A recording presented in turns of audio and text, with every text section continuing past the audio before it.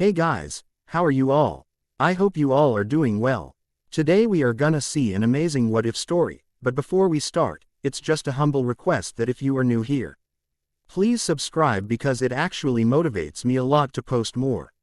Also, the stories on my channel are fully written by me, so if you have any suggestions for what if stories, please let me know below the comment section.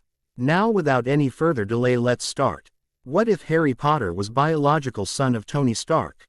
Lily Potter, née Evans, stared at the Muggle pregnancy test in her hand. It was positive, but that wasn't possible. James was infertile. But, yet again, James hadn't been the only one. Of course, she had never planned on cheating on James. One drink too many on both her part and her friend's part. Next thing they know, they're waking up together, in the same bed, naked. It had all been one big mistake that neither of them had intended. When Lily had come home, she had immediately confessed to James what she had done. He had been a bit angry, but had quickly gotten over it, and forgiven her. He too knew that she had never meant to do it. And then, they had gotten married as planned. But now, here she was, a month following her mistake, and 3 weeks after her wedding, holding the pregnancy test in her hand that showed positive. Her hands shook. She knew that the baby wasn't James's. They were looking to adopt a child, and then blood adopt later. So the father could only be one person. Lily left the bathroom, and went and found her husband. He was currently reading through Aura reports. James, she asked shakily. James looked up at her. What's wrong, Lils? He asked, standing up and coming over to her. James, I'm pregnant. You're what? He asked. It must have happened when I was in America.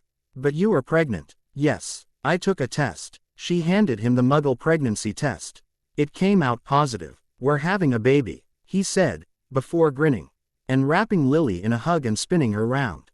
You aren't mad? She asked. Of course not. The child may not be mine biologically, but I can still love it like it's my own. And I swear to Merlin that I'm going to. Lily smiled, her eyes brimming with tears. We're having a baby, she practically squealed. Jade Lily Potter was born on the 31st of July the next year. As the Potters had decided on keeping her true heritage a secret from all but two, they had inevitably brought a prophecy down on her. The two who knew were her godfather, Sirius Black, and Albus Dumbledore. Neither the Potters, or Sirius Black knew that Albus Dumbledore had his own plans for Jade, and that included removing those who cared for her from the equation. So, on that fateful Halloween night after Jade's first birthday, Dumbledore ordered Hagrid to fetch Jade from the ruins of her home, and bring her to Privet Drive. He left her on the doorstep of her aunt and uncle's house, knowing the treatment she was likely to receive, but it was all for the greater good. Just as sealing the Potters' wills were also for the greater good. It had to be done. Jade Lily Potter sat quietly in her seat on the airplane, glad to be away from her relatives. At least, for a little while. Her uncle Vernon had come home and told them that he'd been assigned to the job of gaining a profitable deal with Stark Industries and had to fly out to America. Her Aunt Petunia and cousin Dudley were, obviously, going. Jade had fully expected to be left with a neighbor. But none of them could take her. Never in her 5 short years of life had Jade ever believed that she'd go to America, but here she was, in second class while her family were in business.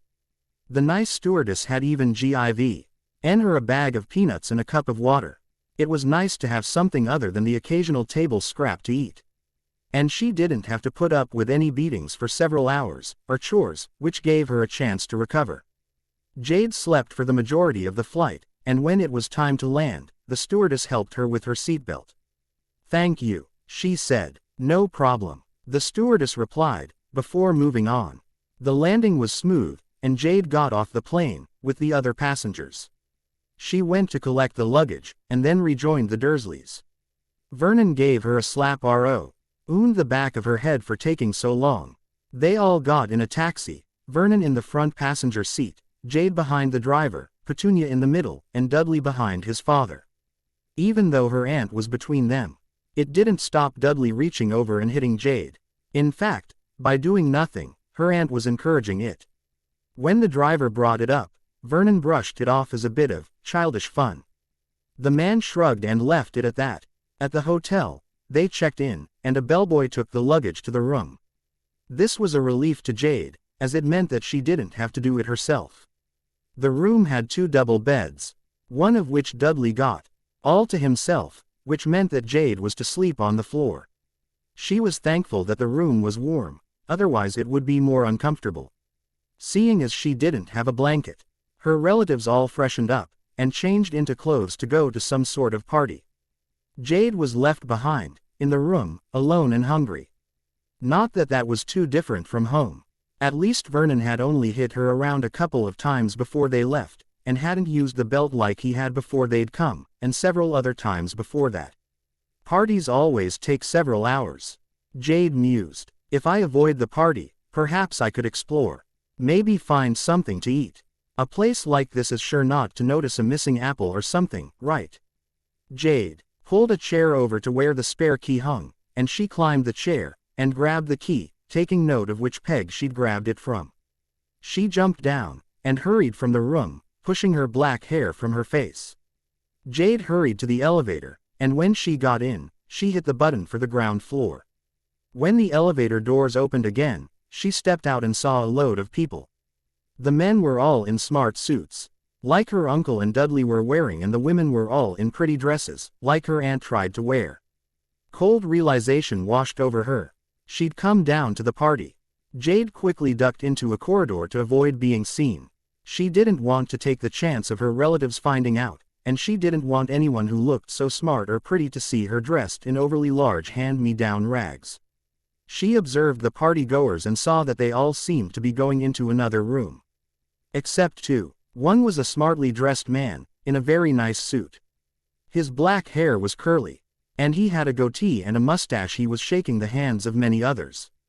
The woman had strawberry blonde hair and was wearing a black silk dress. She was standing to the side of the man, a little behind him. The woman saw Jade, and smiled at her. Startled, Jade walked backwards, and right into something. "What are you doing out of the room, girl?" Vernon Dursley's gruff voice asked, before a thick, meaty hand clamped down on her neck, and shook her roughly.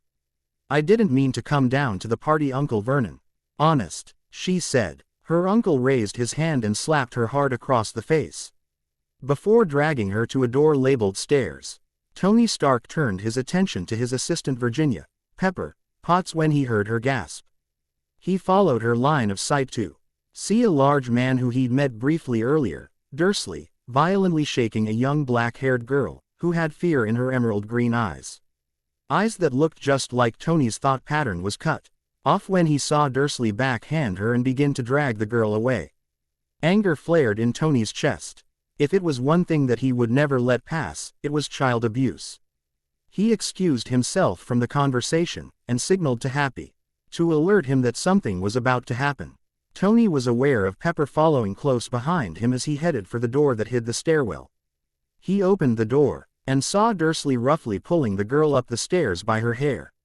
"Hey," he said. Dursley stopped and looked down the stairs at him. His snarl turned into a strained smile. "Mr. Stark, I was just taking my niece back to the room. She's a very troubled child, needs a firm hand to keep her in line." "And a firm hand includes manhandling her and hitting her, does it?" Tony asked darkly, ending the stairs so that he was on the same level as the wail of a man. "Let her go before you make this any harder on yourself." Dursley's eyes narrowed slightly, his face turning purple. His eyes narrowed, and he let go of the small girl before pushing her down the stairs, causing Pepper to scream as the girl tumbled down the stairs. Tony tried to grab her, but was cut off by a hard punch to the stomach by Dursley. He regained his balance, and lashed out with a well-aimed punch. He struck Dursley in the nose, and had the satisfaction of hearing a crunch. Blood spurted from his nose, and then the 2 men were locked in a fist fight. Pepper crouched down beside the whimpering girl. "Can you be a brave girl for me while I move you out of the way?" she asked, stroking her hair soothingly. She needed to get her out of the way. Tony and Dursley were on the edge of the step. One, if not both, was bound to fall down. If they did, the child would be hurt again. The girl nodded. Pepper moved her as gently as possible, surprised that Happy wasn't here yet. Then, just as she had the young girl out of the way, the door opened, and Dursley toppled down the stairs. "Happy," Tony said, "have that man taken into custody. I want him charged with child abuse, and neglect and also assault." Happy and a security guard came over, and pulled Dursley to his feet. He was spluttering, and cursing, sending obscenities Tony's way.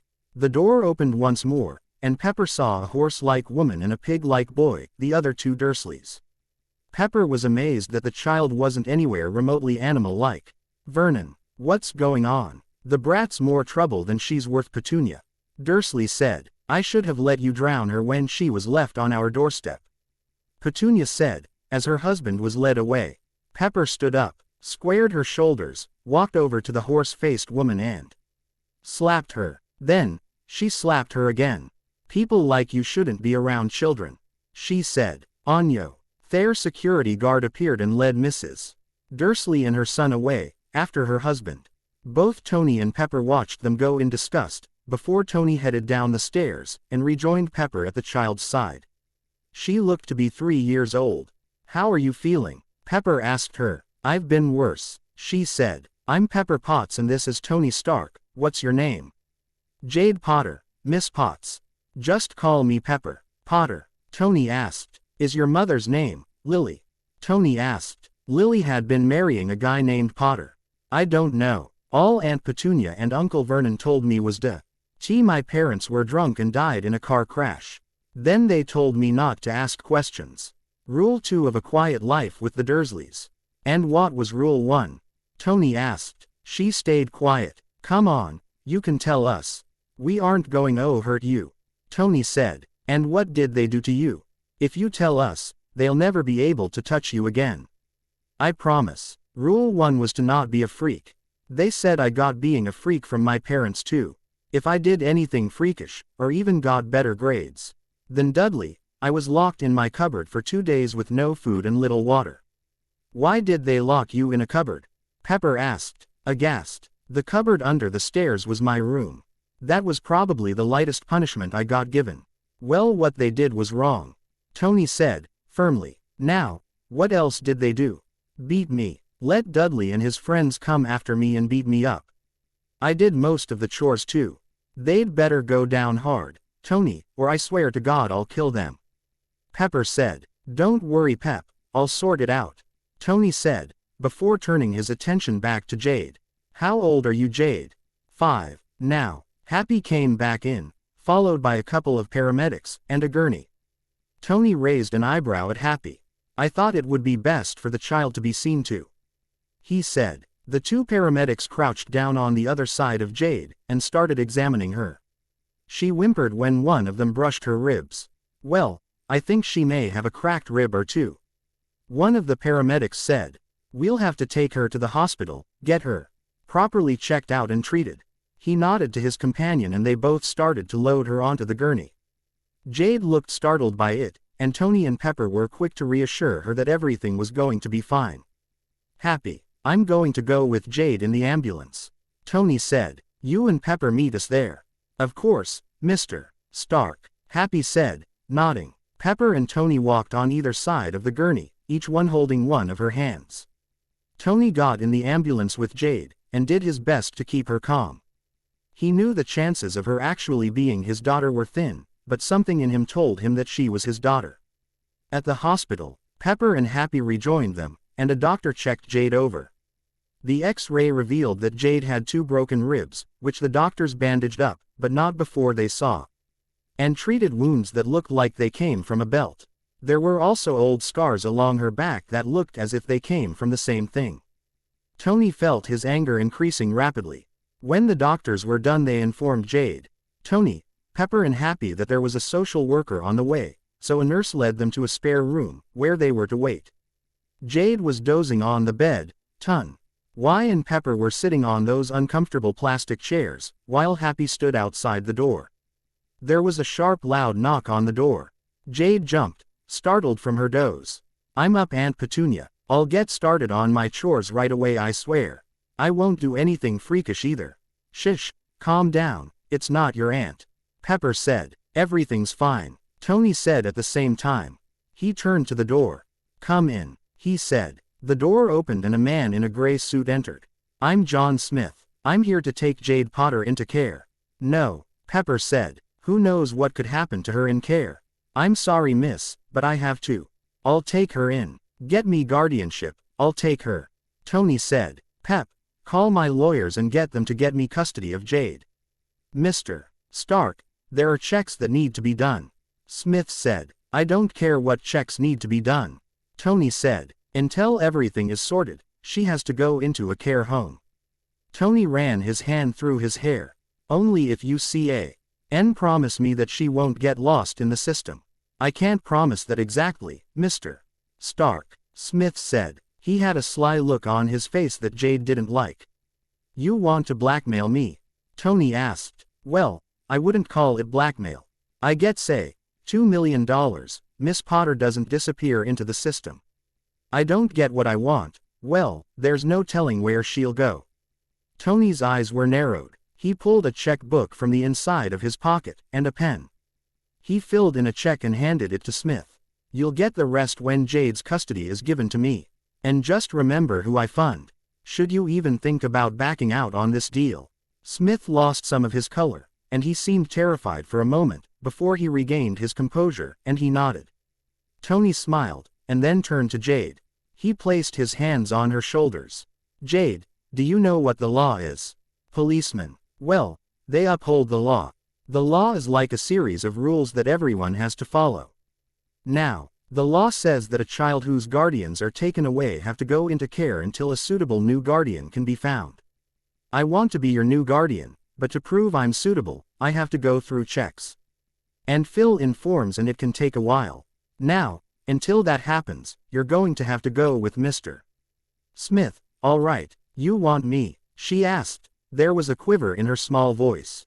"Of course I do," he said. Jade launched herself at him, and hugged him. Tony hugged her back, and heard her start to sob. "Hey, what's wrong?" he asked. "No one has ever wanted me before," she said. "Now, I'm sure your parents did. But I doubt you can remember them, can you?" Tony asked. He noticed that Pepper also had tears in her eyes that were threatening to spill over. How could those bastards have ever laid a hand on Jade? When Jade had stopped crying, Tony pulled back, and ruffled her hair. "Take care, kiddo. I'll see you soon." Pepper reached over, and hugged Jade as well. "See you soon, Jade." "Bye Tony, bye Pepper," she said, smiling. Tony helped Jade off the bed, and Jade followed Smith out of the room. She waved to Happy, and he waved back, before she was led away. Pepper looked at Tony. "I'm surprised at you, Tony." "Why's that then, Pep?" he asked. "I didn't think you'd take her in or cave to that man. Around 6 years ago, I met a woman. Her name was Lily Evans.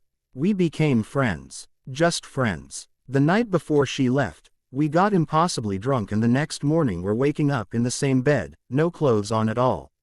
Well, we both decided it was a mistake, and Eily went home to England to marry her fiancé James Potter, and I never heard from her again. The main thing I remembered about her was her eyes. Emerald green. Well, I say 6 years. More like 5 years, and 10 months. So you think that Jade is?" "Yes I do. Even if she isn't, I'll still take her in. I'll even adopt her. From what I've seen of her, she's a good kid. And about caving to that man, I didn't." Tony pulled out a small voice recorder, which he put back in his pocket. Pepper laughed. "You recorded the entire conversation?" "Yes I did. When Jade is in my custody, John Smith will suddenly find himself in front of a jury. Let's go, Pep. Things to do, and custody to gain." Jade had been in the care home for close to 2 weeks now. She hadn't seen Tony or Pepper, and she was beginning to wonder if Tony had been telling the truth. Mr. Smith had brought her to the care home, filled in some paperwork, said she wasn't to be moved, and then left. Jade had been given several sets of threadbare clothes, and then led to her room. She was sharing it with 2 other girls, Julia and Christina, but she didn't care. She actually had a bed. And the clothes, while threadbare, were more comfortable than her old ones. Julia and Christina were both 2 years older than her, and they mostly ignored her. Jade preferred it when they ignored her. If they weren't ignoring her, they were telling her that she'd be here for years. and that Tony didn't want to be her guardian. She tried to shake their comments off, but they were slowly getting to her. But still, life here was far better than at the Dursleys'. Jade was currently sitting on her bed, looking out her window. She saw a streak of fire shoot across the sky. The Human Torch. Whenever she saw one of the superheroes of New York, he always wondered what it would be like to have people like you. She wondered if they were like her. She'd always done weird things, like being able to change her hair color at will for one. And she'd somehow found herself on the roof that one time. Was that how all superheroes began? With small freakish happenings? Would she one day be helping the Avengers, and the Fantastic Four, and others like them? The bedroom door opened, and Ms. White came in. "Get your things, Jade. You're leaving." "What?" she asked, startled from her thoughts. "Mr. Stark is here to pick you up. So quickly now, get your things. You don't want to keep a busy man like Mr. Stark waiting. Here, I've brought you this." Ms. White handed Jade a small, battered suitcase. Jade quickly gathered her things and packed them into the case. Jade then followed Ms. White from the room, and downstairs. Tony and Pepper were both waiting for her. "Tony, Pepper," she said, smiling. She hurried over to them. Both adults smiled at her. Tony crouched down, and hugged her, and then so did Pepper. Tony picked up her suitcase, and Pepper took her hand. "Thanks for looking after her," Tony said curtly to the care worker. "Though you probably could have done better," he added in his thoughts. "Come on, Jade. We have a few things to do before we go home." Tony took Jade's other hand, and the three walked out of the building. Happy was leaning beside the car, and he took the small case from Tony and placed it in the boot of the car, as Pepper got into the car. Jade got in after her, and then Tony followed. When Happy got back in and started driving, Jade started to feel curious. She wanted to know where they were going, but she didn't ask. Questions were bad. "You're awfully quiet, Jade. Are you all right?"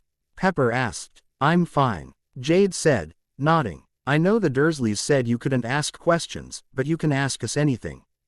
"Can't she, Tony?" "Of course you can. Questions are good. How are you supposed to learn if you don't ask questions?" "Where are we going?" Jade asked, after a moment of consideration. "Shopping," Tony said. "From what we were told, you don't have many things of your own. Today, we're going to correct that. You don't have to go out of your way for me." "We aren't," Tony said. "What your relatives, if people can even call them that, did to you was wrong. You should have had proper clothes, a proper room, and toys and books. You should have been allowed to learn, with help and unhampered. We are correcting what the Dursleys did wrong. I don't need much. I have a few more clothes in my case than I did before and hey fit. Quote, we'll get you better clothes that fit.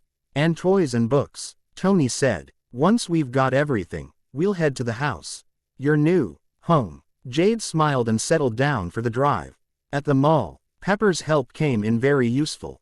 Tony would have had no idea what to buy for Jade, and Jade wasn't that much help, especially at the start, claiming that she was fine and didn't need all that much anyway. Tony and Pepper constantly exchanged worried glances. It was going to take a lot of work to convince Jade that the Dursleys were wrong, and she wasn't a waste of space. Like they had beat into her. By the time they had gotten to the bookstore, Jade had become a bit more confident. She had plucked up the courage to go and look at the books on her own, and she even chose two herself. Of course they bought more, but Pepper and Tony were ecstatic that she'd asked for two herself, without them being pointed out. It took several hours, but they were soon done and heading back to the car. Jade was awed at the sight of the house. It was large, rather rounded, the grounds were extensive, and the house looked like it would have a good view of the sea. Jade had never seen the sea before, and it was beautiful to her. The three got out of the car, and Happy went to park it up. Their purchases were being delivered later on that day. The front door opened, and a man stepped out, with a worried look on his face. "Ah, Jarvis," Tony said, smiling. "This is Jade. Jade, this is Jarvis. I told you about him earlier." "Hello, Mr. Jarvis," she said, politely, smiling at him. Jarvis smiled at her. "Hello, Jade, it's nice to finally meet you," he said, before looking back at Tony, frowning again. "Someone's here to see you," they literally just appeared in the front room. Best see to them immediately then. Jade, Jarvis is going to show you to your room, while I deal with this, alright? Okay, Tony, she said, nodding. They all entered the house, and separated. Tony and Pepper to the living room, and Jade and Jarvis to Jade's new room. When Tony and Pepper got to the living room, they stopped dead. One man had dark brown hair that was graying. He was wearing blue robes. But the most shocking thing was his companion. It was short, had wrinkled leathery skin, sharp claws and pointed teeth. Can I help you? Tony asked. Ah, Mr. Stark. The creature started. I am the goblin Nargle. This is my associate Adam Crooks. We both work for the Salem branch of Gringotts Bank. We are here to talk to you about matters concerning Jade Potter, or should I say, Stark. Well, I don't think I've ever heard of Gringotts, Tony said. And how do you know of Jade? Gringotts is a bank in the magical world. Crooks explained. Magical world? Tony asked. As in wizards, witches and obviously goblins. Yes, and others. Nargle said. What does any of this have to do with Jade? Tony asked, sitting down, and motioning for the others to join him. Her mother, the late Lady Potter, and her stepfather, the late Lord Potter, were a witch and wizard. Jade has inherited her mother's abilities. Magic is in her blood. Nargle stated. She'll need to be here for the next part. I'll go get Jade and Jarvis.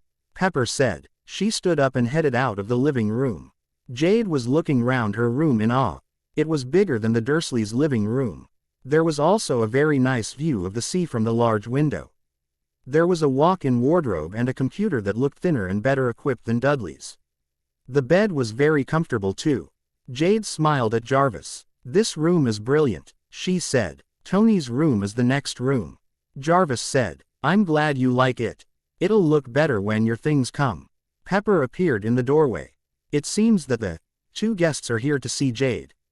Are they here to take me away? Jade asked, fear and panic in her voice. No, they aren't. Even if they tried, we wouldn't let that happen. Pepper said. She came into the room and knelt down in front of Jade. You're a part of this family now. We won't let anything happen to you. I promise. Jade hugged Pepper, and Pepper hugged her back, before standing. So that she was carrying Jade. She was a bit worried about her weight. She should have been heavier. She weighed a lot less than a 5-year-old should. Pepper carried Jade out of the room, and explained to her and Jarvis what had happened. Stepfather? Jade asked. My mammy's husband wasn't my daddy. Who is? And why did he leave me at the Dursleys? Jade asked. Lily never told him she was pregnant. I don't know why. He didn't know you existed. Pepper said. Oh, Jade said, nodding. When in the living room, Pepper set Jade down on the sofa next to Tony, and then sat down on her other side. Jade stared at Nargle for a moment, before realizing what she was doing and looking away. Nargle grinned. Well, Jade's here now. What's the reason you are here? Tony asked. The Goblins at the London branch of Gringotts recently discovered the will of the late Lord and Lady Potter had been illegally sealed, and your guardianship illegally placed. Nargle began. We have an idea who sealed the will, but no proof can be gathered to bring him to trial. What does the will say? Tony asked. First, we need to do a test that will determine if Jade really is the daughter of Lily Potter. How are you going to do that? Pepper asked. Nargle pulled out a bowl, a quill, and finally, a silver dagger. Oh no, you are not bringing that knife anywhere near Jade, Tony said, realizing what the goblin wanted to do. I am sorry, Mr. Stark, but think of it this way, a blood test. That doesn't leave a large gash in someone's skin. Tony erupted. Jade stiffened. Shouting was bad. Tony, calm down, you're scaring Jade, Pepper said, keeping her voice soft. Tony looked down and saw that Jade was indeed scared. I'm sorry Jade, I didn't mean to yell, he said. It's okay, Tony, she said meekly. I can assure you, Mr. Stark, that this blade will not leave a single mark. It will cut her, yes, but it will be painless, and the wound will heal over almost immediately, Crooks assured. The enchantments ensure it. I'll only believe that if I can test it first, Tony said. If it doesn't work on me, then I am definitely not letting it near Jade. If it does, then it's her choice. Very well, Nargle said. And he handed Tony the knife. Tony dragged the knife across his palm, cutting into it. He felt no pain, as blood welled. Then, the wound healed before his very eyes, and he accepted a handkerchief from Crooks and wiped the blood away. "You're right, it doesn't hurt," Tony said. "Well," Nargle asked expectantly, "Jade, you don't have to do the test if you don't have to." Tony said, "If it doesn't hurt, and the cut heals, then it's all right, yeah?" Jade asked. "Yeah," Tony said, but he couldn't help but worry. Nargle picked up the quill and held it above the bowl. If you would let a couple of drops land on the quill." Jade nodded, and went to take the knife from Tony. He reluctantly handed it over. She held her left hand over the quill, and cut her palm with the knife. Several drops of blood hit the quill before the cut healed over. Tony took the blade back off Jade, and set it down on the coffee table. Nargle let go of the quill and it hovered in mid-air. It began writing in the air. In red lettering, Jade's name appeared and then a line, which split into two. On one side was the name Lily Potter née Evans, and another line that linked Lily to James. And then on the other side was the name Anthony Edward Stark. Jade looked up at Tony, confused. Tony wrapped an arm round her shoulder, and pulled her into his side. "I had a feeling you might be my daughter, kiddo. I guess I was right," he said, smiling softly. "You're my daddy?" she asked, cautiously. "Yes, I am." He smiled at her. Jade wrapped her arms round his waist, and hugged him tightly. "I didn't think I had a daddy. If I knew about you, I would have come for you sooner. Lily never told me she was pregnant. And when I first saw you, I didn't know who you were, but something about you told me you were my daughter." "Not to interrupt, but we need to read the will," Nargle said. "Right, yes, of course," Tony said, nodding. Crooks handed Nargle a parchment envelope, which the goblin accepted and opened. He opened up a large piece of parchment. "I'll skip to the relevant parts," Nargle said. "Being of sound mind, magic and body, we, Lord James and Lady Lily Potter, declare this our last will and testament. We leave the custody of our daughter, either in blood or adoption, to Anthony Edward Stark, her biological father. If he is unable to take her, then Jade is to go to her godfather, Sirius Orion Black. Jade is not to go to Lily's sister, Petunia Dursley, and her husband Vernon. To Anthony Edward Stark, we leave several books on the wizarding world, and basic magical principles. You're going to need them. You're raising a witch, after all. We leave the rest of our fortune, titles and properties to our daughter Jade. The other bequests didn't even scratch the surface. We love you very much, sweetheart. Have a good life, make good friends, and forge your own destiny." Nargle clicked his fingers and a set of books appeared, and on top of the books were two keys. The SMA Lest key is to the main Potter family vault. The largest is to your trust vault. Until you turn 17, you will only be able to access your trust vault, Miss Stark. Nargle said. "Oh, by the way, beware of a man named Albus Dumbledore. We believe he's the one who sealed the will. He also claims to be your magical guardian, but your godfather was given that title. Dumbledore has no claim to it. He will try to get round this. Now, we must get going." Nargle stood, and so did Crooks. There were two audible cracks, and they were gone. Jade sat on her bed, reading through one of her books. Apparently two of her daddy's friends were coming to visit tonight, and he was going to introduce her to them. She was nervous. She never did well around strangers. Hopefully they'd be nice. Jade looked round her room. There were plenty of things in there now. They had all been brought earlier on today. Jade opened her book, and looked down at the page. She had mostly taught herself, with some help from her teachers. She began to read, hoping to pass the time. Rhodey and Reed watched Tony with curiosity as he sat down. He'd been extremely secretive these past 2 weeks, and had promised them an explanation tonight. "What's going on, Tony?" Rhodey asked. "What have you been so secretive about lately? It's been annoying Fury especially, you know," Reed said, stretching his arm to grab his drink instead of leaning over to grab it. "Yeah, well, Fury can wait." "Rhodey, you remember Lily, right? The redhead?" Rhodey asked. "The one you slept with before she went back to England and dropped of the grid so well she may as well have never even existed." "That's the one," Tony agreed. "What about her?" When she went home, she was pregnant. Tony said. Reed spat out his drink. Oh Tony, you aren't. He begged. I am. Tony nodded. You are a father? Rhodey asked, clarifying what he'd heard. That's right Rhodey, I'm a dad, and that's not all. But first, I think I should introduce you to Jade. Whatever you do, do not, and I repeat, do not raise your voices, and don't make any sudden moves that make you look like you're going to lash out. She is extremely skittish. Why? Rhodey asked. Lily died when Jade was 1. Jade was placed with Lily's sister and brother-in-law. Let's just say that their treatment of hers wasn't the nicest. Both Reed and Rhodey's faces grew dark. They couldn't stand any sort of abuse. But an innocent child, unforgivable. Tony left the room, and found Jade in her room, reading. Enjoying the book? He asked, sitting down next to her. She looked up and nodded. It's great. I never had my own books before. You can have however many you want now. Just ask, and I'll get them for you. Thank you Daddy, she said. Tony smiled at her. He'd never get bored of hearing her call him Daddy. Rhodey and Reed are here to meet you, Jade. Already? She asked, chewing on her lip. Yeah, already. Come on. They won't bite, I promise, Tony said. Come on then. Tony stood up, and held out his hand. Jade put her book back on the shelf, and walked back to Tony and took his hand.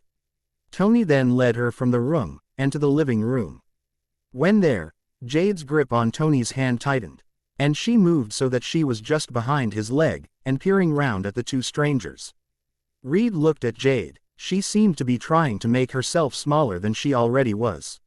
She looked to be 3 years old, and severely malnourished. The abuse she'd suffered was clearly evident in her terrified demeanor. Reed smiled at her, and stretched his wrist out, for her to shake.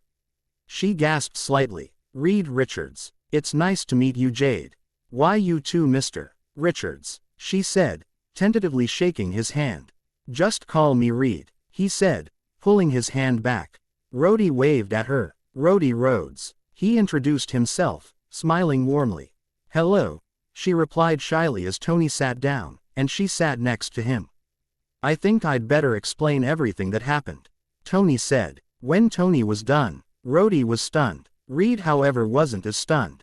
I wonder if how Agatha's and Jade's powers will differ. Reed mused. Who? Rhodey asked. Franklin's nanny, Agatha Harkness. She's a witch, and someone you don't want to get on the wrong side of.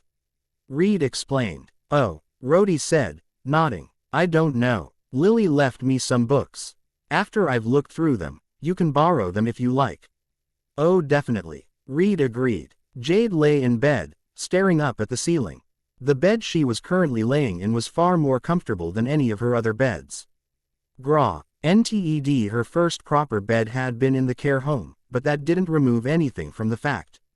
But no matter how comfortable the bed was, Jade just couldn't sleep. She sighed and sat up, and got out of bed. Perhaps a glass of water would help. Jade was almost to the kitchen when she heard a noise coming from downstairs where Daddy had said his lab was. Curiosity overcame her, and she headed downstairs. There was glass paneling, allowing her to see inside the lab, and she saw robotic arms removing the armor from Iron Man. Jade's jaw dropped as the mask was removed, to reveal her daddy. She knew Iron Man worked for him, but she didn't think he was Iron Man. He noticed her, and when all the armor was removed, he came out of the room, and knelt down in front of her. She hoped he wasn't angry. I didn't mean to see you as Iron Man Daddy. I couldn't sleep and I went to get a glass of water and heard a noise and, she said quickly. Tony cut her off. Hey, it's all right. I was going to have to tell you at some point. This actually makes it easier. Now, how about that water? Or even a hot chocolate? Really? Jade asked. She'd never had hot chocolate before. Yeah. Tony picked her up, and carried her back upstairs. Over the next year, Jade started to come out of her shell, and became more confident in her surroundings and sure of herself. She still didn't like loud noises, especially the sounds of shouting. She began to pursue more interests.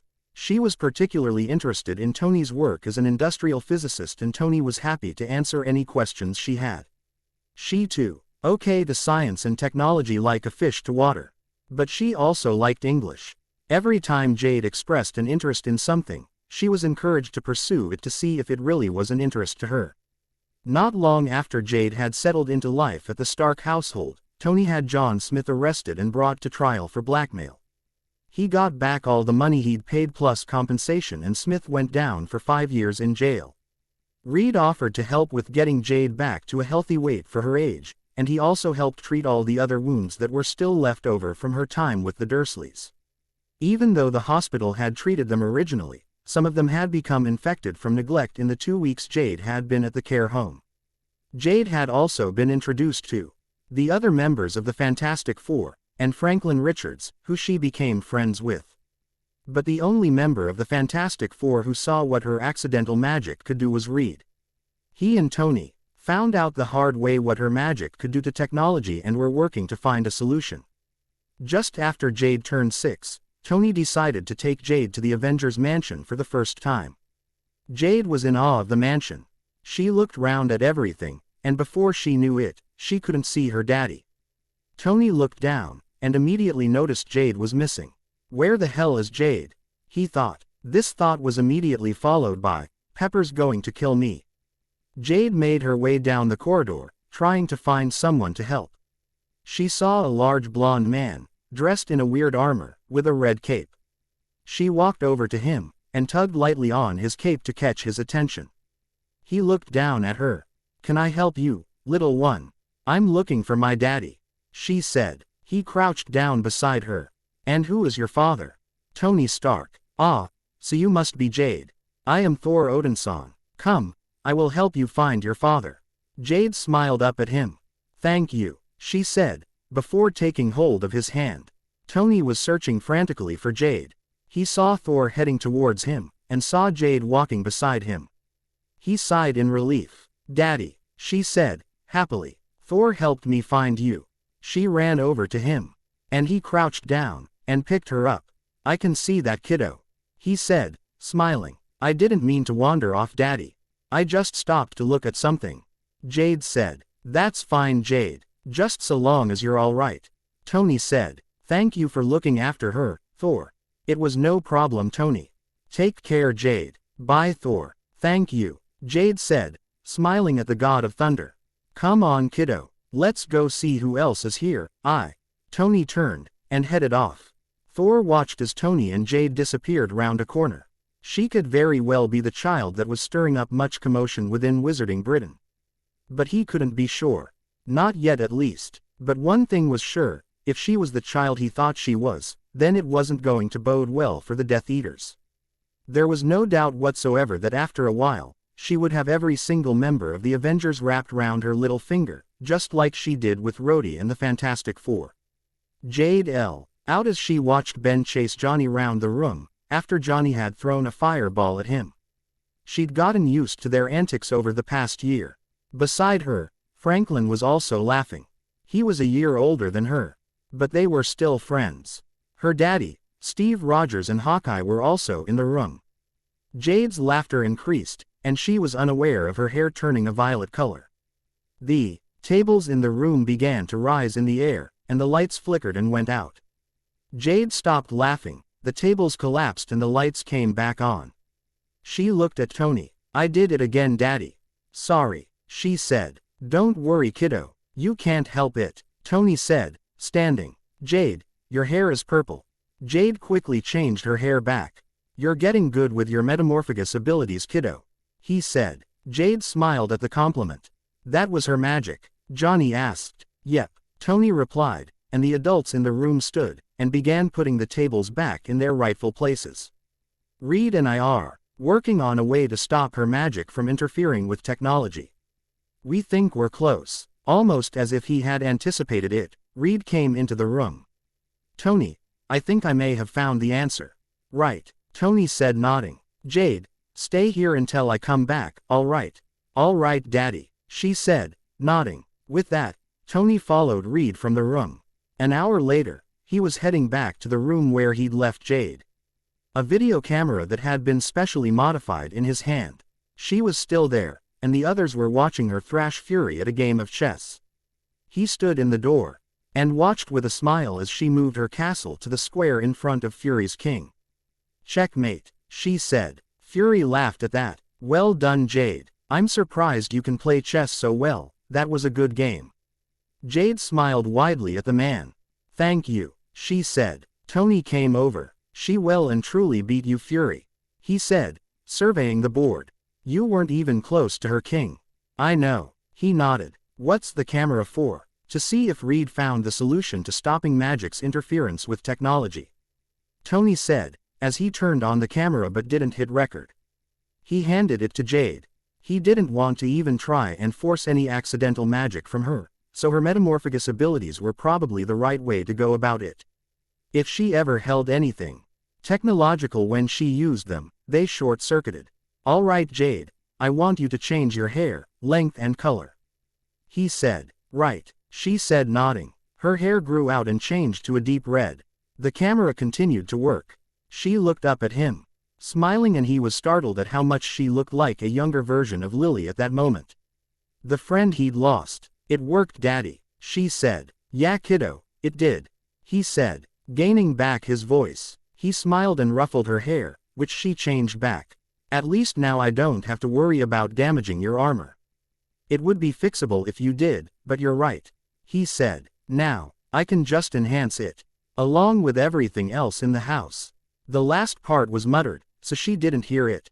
So, there'll be no more episodes where the lights go out? Johnny asked. Tony nodded. Good, 'cause that could get weird.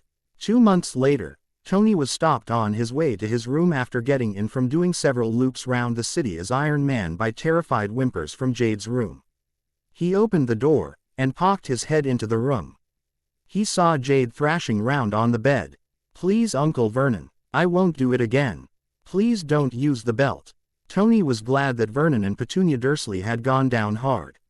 He slipped into the room, and only then noticed the zing of energy thrumming through the air. For a moment, he thought it was Jade's magic. But then he noticed that this was different. Far more dangerous. Like Franklin's mutation. Was it possible that Jade was a mutant? He walked over to the bed, and shook Jade's shoulder lightly. Jade, kiddo, wake up. Suddenly, the power was concentrated, and it hit him, sending him across the room, and into a wall. Tony was stunned as pain raced through his body. He groaned. Daddy, a small, timid voice asked. Are you all right? Fine, Jade, he said. He coughed a couple of times, and then sucked in air. What happened? I came in to check on you. You were having a nightmare. I think it triggered the mutant gene in you, he said. Did I throw you across the room? She asked, panicked. Your power did. He stood up, and walked over to her.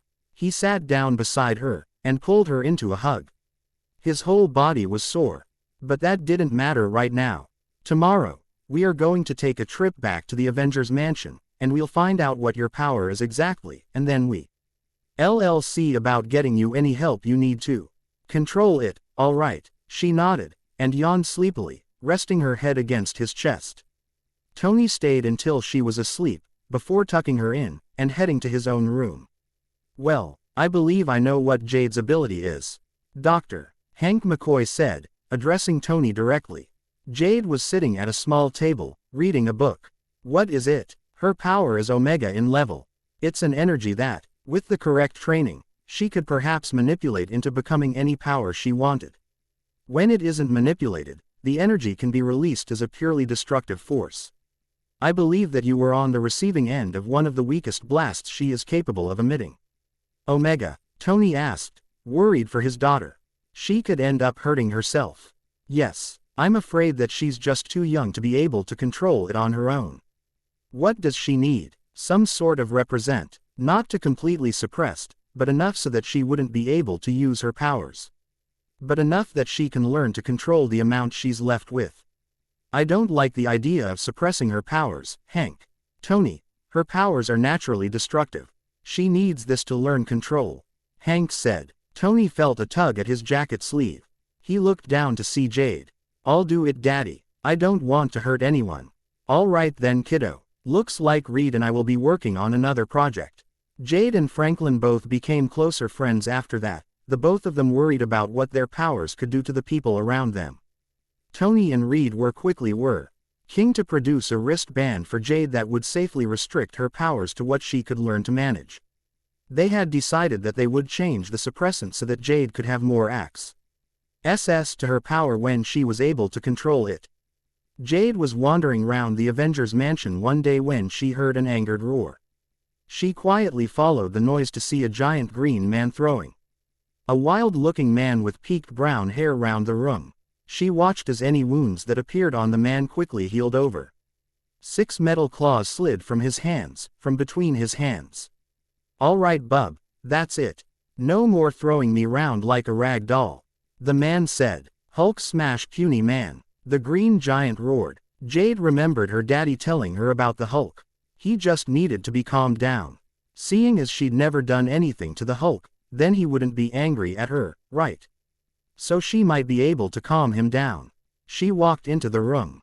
"Stay back, kid," the man with the claws warned. "I can calm him," she said, hopefully. She added in her thoughts. The Hulk turned his attention to Jade, before turning back to the other man.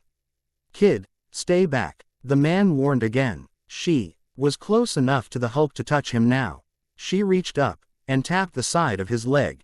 He looked down, growling. She smiled up at him. "Hi, I'm Jade. You must be the Hulk, right? Friends?" she asked. The Hulk carefully took her hand in one of his massive hands. "Jade, Hulk's friend," he said. Then, the Hulk started to change, and shrink. Jade knew that she had managed to calm him. Soon, a brown-haired, tired-looking man was standing before her. What just happened?" he asked. "The kid managed to calm you down," the other man said. The man who had once been the Hulk looked down at Jade. He knelt down in front of her. "That was extremely dangerous for you to do," he said. "My daddy told me that the Hulk only needs to be calmed down. So, I thought I could do it, because I had never done anything to make him angry." "Well, had you not been able to do that, then you could have gotten hurt." "What did the Hulk say to you?" "That I'm his friend," she said. "I asked him if he wanted to be friends, and he said yes." "Well, I doubt that he'd harm you now then," he said. He looked across the room to the other man. "You should have stopped her, Logan." "He did try," Jade said. "What the kid said banner. But I wasn't exactly expecting a kid of 4 to come in and calm the Hulk after he'd been throwing me round the room." "I'm 6 actually," Jade said. "You look 4. The first man," Logan said. "Jade." She heard Steve call. "Here, Steve," she said. Steve jogged into the room, and took in the sight of Logan and Banner, the later of which had obviously just been the Hulk. He looked at Jade. "Are you all right, Jade?" "Fine, Steve. I'm friends with the Hulk." Steve looked gobsmacked. What?" "She calmed the Hulk with 10 words," Logan said, shaking his head, "and got him to agree to be friends." "Is she related to Mystique?" "Her hair was black when she came in." "Not that I'm aware of." "Her mother was English. Her dad's Tony," Steve said, in a state of shock. "As far as we're aware. The ability is a part of her magic that she gets from her mother." "You calmed the Hulk?" "Yep. It wasn't hard. I just tried to be friendly."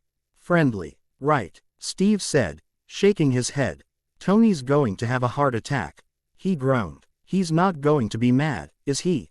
Jade said, nervously nibbling her lip. Steve's eyes widened. "No, of course he isn't. He came over, and picked her up. In fact, he's in quite a good mood. He and Reed just finished the bracelets." "Come on." He carried Jade from the room, and Jade looked over his shoulder, and waved to the 2 who remained in the room. When Steve and Jade were out of the room, Bruce turned to stare at Logan. "Well, that was unexpected." "Definitely," Logan agreed. "I heard that Stark had a kid, but I also heard she was terrified at any noise above ordinary speaking levels. The Hulk's not exactly quiet, is he?" Bruce mused. Perhaps it was because the Hulk wasn't like anything she could link to her past. Except the noise. Whatever it was, she was a lot braver than I thought she would be, Logan said, pulling a cigar from his pocket, and sticking it in his mouth and lighting it. "Just promise me you won't try anything reckless like that again, Jade." Steve begged the small child as he walked. "All right, Cap, I just thought that it might be good to help. Your heart was in the right place, but that was dangerous. You could have been hurt. And that is the last thing anyone wants." "Right," Jade said, nodding. When they got to the lab that Tony and Reed were working in, Steve placed Jade to sit down on one of the counters. "Oh, you found her, great," Tony said, smiling at his daughter. "You have fun wandering round Jade." Jade nodded, smiling. "She made friends with the Hulk," Steve said. Tony dropped what was in his hand. And Reed spat out his drink. "What?" Tony asked, eyes wide. He immediately began checking Jade over for injuries. "Are you all right?" "Fine, Daddy. The Hulk's my friend." Apparently, she calmed him with 10 words. Steve said, "When I got there, Bruce was Bruce. I didn't see any of it." "But you aren't hurt?" Tony asked Jade. "No," Jade said, smiling. Tony nodded, relieved. "All right then. That's good to know. Now, the bracelets are finished." He grabbed what he'd been holding previously, and brought them over to where Jade was. There was 2, one for each wrist. Each one was plain metal, of medium width and thickness. He placed one on each of Jade's wrists. "How does that feel?" Jade didn't take long to respond. "There's not as much power available to me. Like it's receded, but I can still use it." "That's what you're meant to feel. Each time you gain control over the power that you can access, and are used to it, we'll make you a new set, which will allow you access to more of your powers," Reed said, smiling at her. Jade nodded. She was glad that her power was suppressed, letting her control it. She knew that she couldn't control it all. The only reason she hadn't hurt anyone was because she was able to keep calm. But that wasn't always going to be the case. Now she'd be less likely to hurt anyone. "Come on, kiddo. Let's go home. Otherwise Pepper'll have my hide for keeping you out too late," Tony said, picking up his daughter. Jade sighed as she collapsed onto her bed, utterly exhausted. Logan and Steve had both offered to teach her to defend herself, and she, being a fool, accepted. Right now, they were only working on getting her fitness and stamina up before they got to any real defense. Besides, she was just 6 years old after all. There wasn't an real need for her to be able to defend herself yet. But it would be good for her to learn as soon as possible. Jade closed her eyes and drifted off to sleep without remembering to change, and being completely unaware of anything around her. Deep in an Albanian forest, a disembodied spirit lay, biding its time. In 5 years' time, the stars would have come into alignment to allow him the ability to return to his body. Providing the correct ritual was used. There were 2 types of ritual that could be used, but it would be worth waiting to use that one. Not only would it return him to power, but it would wipe out the biggest threat to him at the same time. Yes, he could wait. A year later, Jade sat at home, reading The Lion, the Witch and the Wardrobe. It was one of her favorites, and she always liked delving into the magical world of Narnia when her daddy was on a mission. She knew he could get hurt, and she liked being able to take her mind away from reality, and into the fantasy world that always amazed her. Sometimes she wondered if the wizarding world was at all like that, if it was different. If so, how different? But, as always, her thoughts turned back to her daddy and the other Avengers. She didn't know who else was a part of the mission, just that her daddy was one of them. She wished she could help. But she couldn't. She was lacking a costume and a name for one thing. And the other was that she was far too young. As she'd been told by many people. Especially her daddy and Pepper. Thinking of Pepper then got her to thinking of how much longer it would take for her daddy to pluck up the courage and propose.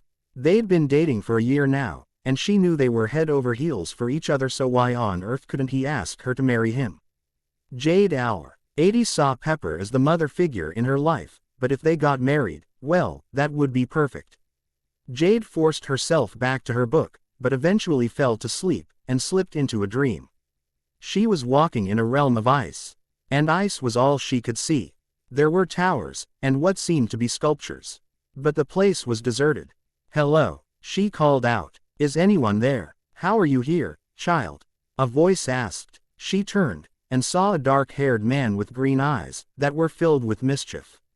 "Where is here?" she asked. "The realm of the frost giants, Jotunheim." "Now, how did you get here?" "I just fell asleep at home. Waiting for Daddy." "Do you know how I got here?" "It's possible that, yes, I think that you've traveled here in a dream. Your body is most probably still at your home, asleep. You will return when you wake up." "Oh, well, that's good. At least then no one will worry." The man just nodded, scrutinizing her. It is strange, for a mere mortal to be able to travel from their body. He said, but I'm not a normal mortal. Oh, and what makes you different? I'm a witch and a mutant. She said, a witch? Well, that still doesn't explain it. But it might, he mused. If this is where the frost giants live, then where are they? Oh, they're around, the man said. He crouched down in front of her. Tell me, what is your name? Jade Stark, she replied. I am Loki, the god of mischief, she asked. That's right, he said, smiling. Jade laughed. Over the past year, she had discovered that she, along with Franklin, were natural pranksters. Perhaps he'd have some good ideas. Loki on the other hand was thinking quickly. This mortal witch was able to leave her body in sleep and travel to other realms. It was intriguing. He would have to find out more on this. It was certainly something to be occupied with for a while. The child began to fade. You seem to be waking up, child. I didn't get to ask you about pranks though, she said, frowning slightly. Loki laughed. I'm sure you will have more chances, young one. Bye, Loki, she said, smiling, as she got even less defined. Goodbye, Jade. With that, she faded away. Jade opened her eyes, and looked up to see Tony, picking her up gently. Daddy, what time is it? Late. You should have been in bed long ago, kiddo, he said, smiling. Go back to sleep, Jade. All right, Daddy, she said. Jade was asleep again, before Tun placed her on her bed, and covered her with her blanket. Jade sighed to herself. She was nearly 9, and her dad had still not proposed to Pepper. Was she going to have to lock them in a room together with a ring or something? That was sounding like a good idea to the nearly 9-year-old. Jade heard the sound of her dad and Pepper coming into the house laughing.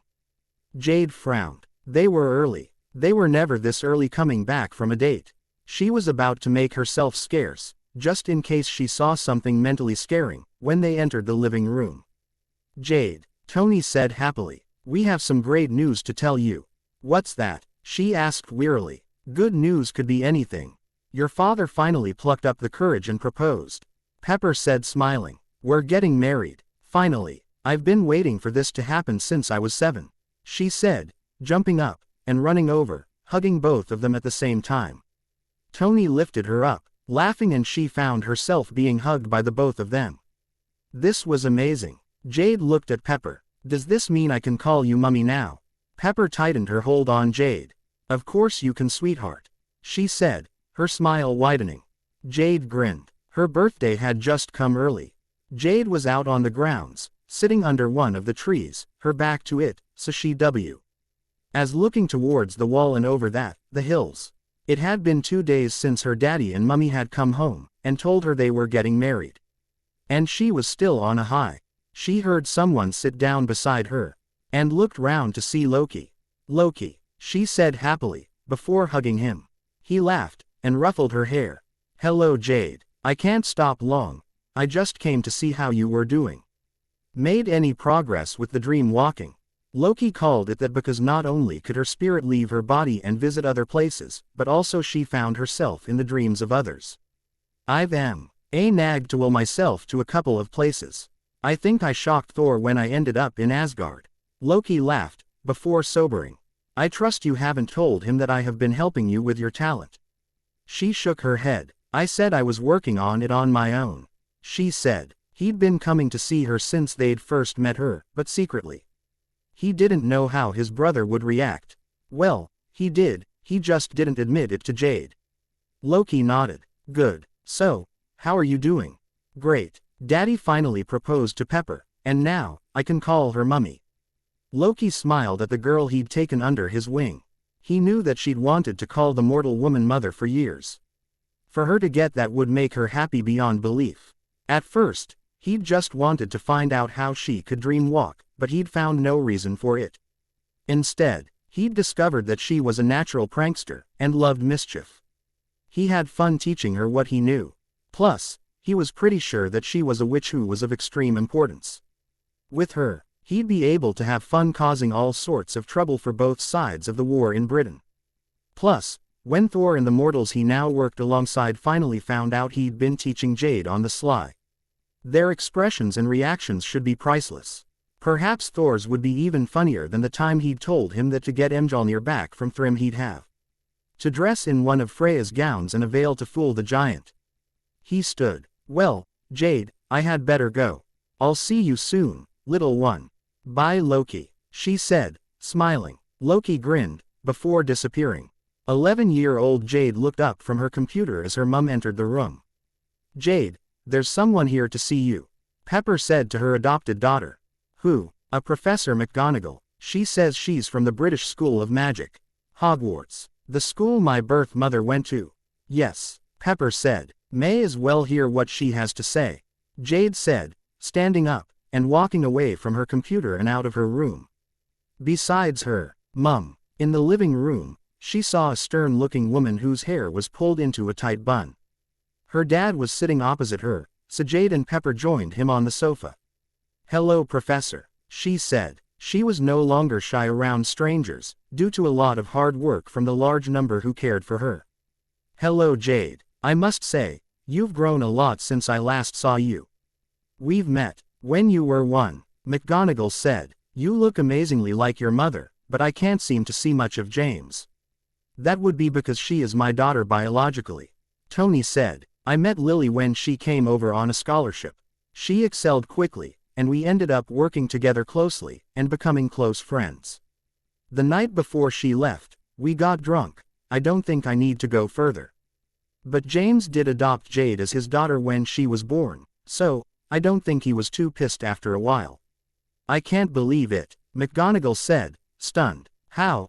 Oh, and you were left with those terrible muggles when Lily and James were killed. She seemed to be fuming, but then she calmed. Well, that doesn't matter now. I had better get back to why I am here. Yes, why are you here? Tony asked. To offer Jade a place at Hogwarts, of course, McGonagall said. Jade looked around the platform, her eyes wide. It was packed with people in bright clothing. And the train was a bright scarlet steam engine. People were jostling each other, calling to friends and their children, and other students to their friends. And the sound of animals added to the cacophony of noise. I didn't expect it to be so packed, Tony said. Neither did I, Pepper agreed with him. It's nearly time to go, Jade said, her hands tightly gripping her trolley which held her trunk and the cat carrier, which in turn held the black kitten that Madame Harkness had given her. She would have had an owl, but she got a cat instead as her mobile was able to work anywhere, thanks to the improvements her dad had made on it. She chewed on her lip nervously. She'd agreed to a test year at Hogwarts, and then, if she liked it, she would continue. If not, then she'd pull out and go to Salem. All right, Tony said. Now, you remember what we agreed. You check in every 2 days. If one of us doesn't hear from you in that time limit, the entire team will probably come looking for me in a panic. Yes, I know, she said. I'll make sure to call. I don't think the teachers would be too happy if Thor and the Hulk ended up razing the school to the ground looking for me just because I forgot to check in with you. And the scary part was, they would do it too. And her dad would turn up in full armor as well, ready to blast anyone out of the way to find out if she was alright. And then she'd end up being pulled out of Hogwarts because Tony would reason that if she couldn't check in when there could be danger, then it was better for her to be closer to home. Good, Tony said. Then, he pulled his daughter into a hug. Take care of yourself, kiddo. And don't take off your bracelets. And remember, you have that communicator for emergencies only. But keep it on you at all times. He didn't tell her about the tracker he'd placed in the communicator and her bracelets though. I won't, Dad, Jade said. She was only on the second set, and was struggling to be able to control the amount of power she held within her that was within her grasp. At any time, her precarious grasp on it could slip, and goodness knows what would end up destroyed. Last time, it had been a few walls in the Avengers mansion. Luckily, no one had been hurt, but Jade had been unconscious for 2 days. And I'll remember, when Tony released her, Jade found herself in a hug from Pepper. Be careful and have fun. Don't forget to keep up your work. I won't, Jade said, smiling. And I'll try not to get into too much trouble. Pepper frowned, but Tony just laughed. They both knew she was referring to her pranks. The least entertaining of which had been Thor going round with neon pink hair for 3 days, and yes, that did include his beard. Just try not to drive everyone from the school, Tony said, grinning. I won't. Just a few. She grinned back at him. The whistle blew, and she got 2 more hugs from her parents, and then Tony helped her put her things on the train. As the train pulled from the station, Jade waved, and then, when they were out of sight, Jade picked up her wicker basket and her trunk and went in search of a compartment. She found an empty one, and put the trunk on an reed rack and let Bonnie out of her basket before she sat down. The small kitten jumped onto her lap and curled up. Jade absent-mindedly started stroking her thick soft fur. Soon, there was a knock on the compartment door. It's open, Jade said. The door opened to reveal a bushy-haired girl, and a chubby-looking boy, who was holding a toad in his hand. Is it all right if we sit here? The girl asked. Sure, Jade said, smiling at them. I'm Hermione Granger. This is Neville Longbottom, the girl said. Jade Stark. Jade said. Really? I thought you looked familiar. Hermione said. Yeah, I guess I would. So, you know each other? Neville asked, a bit confused. No, Hermione said. Jade's the daughter of a very rich celebrity genius. I heard you followed in your father's footsteps when it came to knowledge. Yeah, I did, but my mother certainly wasn't dumb. And of course, my adoptive mum, Pepper, is smart too. I guess I have a lot of influences. Your adoptive mum? Neville asked. My birth mother, Lily, died when I was 1. Jade admitted. But, I can't remember her. I know she cared for me, and everything, but, to me, Pepper is my mum, you know. Yeah, Neville said, nodding his head. That's so sad, Hermione said. I don't know what I'd do if I lost my mum, but I guess being as young as you were, it's different. Jade nodded. So, what houses do you think you'll be in? Well, I've heard Gryffindor is by far the best. Apparently, it was Dumbledore's own house. But, I wouldn't mind being in Ravenclaw. I bet I'm in Hufflepuff. Neville said. Both my parents were Gryffindor. But I don't think I'm going to be able to get in. Hufflepuff. What's wrong with Hufflepuff? Jade asked. It's the leftover house, Neville muttered dejectedly. Jade snorted. From what I've read, it's the house for those who are loyal and hardworking. She pointed out. What's so bad about that? Plus, you can have the attributes of other houses too, without having to worry about the house rivalries. And it will allow making friends with those in other houses a bit easier to do. Now you've put it that way, I see the point, Hermione said. And, I wouldn't go in a house, just because it was Dumbledore's. When he was in school. She sneered when she said the name Dumbledore. The other 2 occupants of the compartment frowned. Do you have a problem with the headmaster? Hermione asked. From what I understand, he's manipulative, and used to getting his own way. I mean, he even has the minister at his every beck and call. But, he's a hero. Neville said. No man, no matter who they are, should be able to control as much power as he does. There's a Muggle saying, power corrupts. Absolute power corrupts absolutely. The question is, how much power does he really have and how much has it corrupted him? Well, we'll just have to gather evidence, and see what it tells us. Hermione said. Good idea. Never take things at face value. That's what I've always been taught by my various tutors. How do you explain you tended to spend a lot of time with the Avengers and learnt from experience due to who exactly was on the team? For example, if you looked at Bruce Banner, you wouldn't think there was anything special about him. But then he went Hulk. You have a lot of tutors? Hermione asked. Yeah, I tried school, but I was a bit too far advanced. That's lucky now, I guess. I'll find it easy to keep up with the non-magic curriculum while at Hogwarts. That was actually one of the cons of going. Hogwarts doesn't teach anything non-magic. There's Muggle studies, Neville pointed out. Will that teach math, English, chemistry, biology, physics? Will it teach about technology? I assume it teaches about technology. Neville said. I had a look in one of Th. E-books when I was at Flourish and Blots during the summer.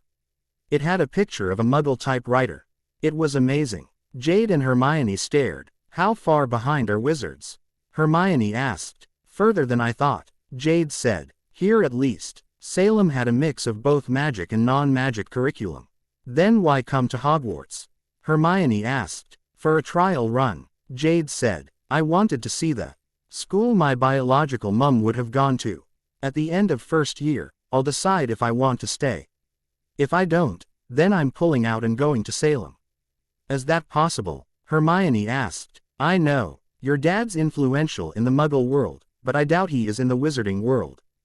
Dad has a few tricks up his sleeve, Jade said, grinning. In other words, the entire team of Avengers, and then there was Loki. The wizarding world would be begging for her to leave if Loki decided to get involved if they tried to keep her in Britain. Not to mention the others. Plus, Professor McGonagall already said it would be alright. I'm an American citizen. I'm only in Britain for schooling, so the British ministry has no say over where I'm tutored. If I want to go to Salem, they can't stop me. The saint of the journey was spent in friendly conversation. Jade found that Neville was rather shy and he had created a sort of mental shell that he could retreat into if he thought things were getting a bit much. Jade resigned to try and bring him out of that. Hermione was eager for any new knowledge that she could get her hands on. Jade could hold a reasonable conversation with her about science. Nothing like she could with Franklin. But Franklin's dad was a genius and had passed that to his son, like Jade had inherited her dad's brain, metaphorically speaking. When they reached the station, the exited the train and placed their things in the designated area. Furs years to me. A giant loomed on the platform, a lamp in his hand. He had wild black hair and a beard, but under it, a kind face. They walked over to him and he led them and the other first years to some boats. No more than 4 to a boat, Hagrid said. Jade, Hermione and Neville ended up sharing a boat with an Irish boy called Seamus Finnegan. Jade almost laughed when the other 3 gasped at their first sight of the castle. It was beautiful, she'd admit, but, after seeing Asgard, nothing really compared. Even if she'd only been dream walking at the time. But Hogwarts, while beautiful, paled compared to the home of the gods. Still got Trevor, Neville? Jade asked. The Toad had almost escaped a few times on the train. But through the 3's combined efforts, he'd never made it out of the compartment. Yes, thankfully, I don't think I'd ever see him again if I lost him here. And Gran would kill me. When the boats docked, they all got off and the giant led them upstairs and into the castle. Jade smiled as she looked around, memorizing everything she could. Which passage led where would come in handy later on. At the top of the stairs, they were met by McGonagall. The Furs, years, Professor McGonagall. The giant said. Thank you, Hagrid, she said, assessing the group. The giant, Hagrid, left. And then McGonagall turned her full attention to the group. Welcome to Hogwarts. In a few moments you will be led into the Great Hall where you will be sorted into one of 4 houses. They are Gryffindor, Ravenclaw, Hufflepuff, and Slytherin. While you are here, your houses will be like your family. Good work will be rewarded by gaining house points. Rule breaking will lose you points. Now, I will go and see if they are ready for you. You may want to take the time to sort yourselves out. Her eyes fixed on a red-haired boy who had dirt on his nose and Neville, whose cloak was fastened under his ear. Then, she walked through the double doors. Neville, sort your cloak out, Jade said softly to him. Neville quickly did as he was told. Thanks. No problem. How do you think they'll sort us? Hermione asked. I don't know, but it can't be some sort of magic test. We haven't even started to learn. Jade said. My brother Fred said something about fighting a troll. The red-haired boy said. I don't think the teachers would put us in that sort of danger. Don't be stupid, Hermione said. Well, what would you know about it? There's a little thing called common sense, Jade said, rolling her eyes. Which you are obviously lacking, Hermione added, glaring at the redhead. The boy's face started to heat up, the tips of his ears went the same color as his hair. Before he could respond, McGonagall was back. They are ready for you now, she said. They were all led into the hall. The ceiling reflected the dark night sky. It's not really the night sky, Hermione said. It's an enchantment. I read about it in Hogwarts, a history. Yeah, me too, Jade said. I have a lot of questions about that book. As they reached the end of the hall, Jade saw that there was a ragged hat on a stool. A tear opened at the base of the hat, and it began to sing. When the hat had finished, McGonagall began calling out names. First years would go up, put the hat on, and then the hat would shout out a house. And they would go to their house table. Granger, Hermione, McGonagall called. The hat took a while, but eventually it called out, Hufflepuff. Smiling, she took off the hat and headed for the table. Soon after, Neville was called.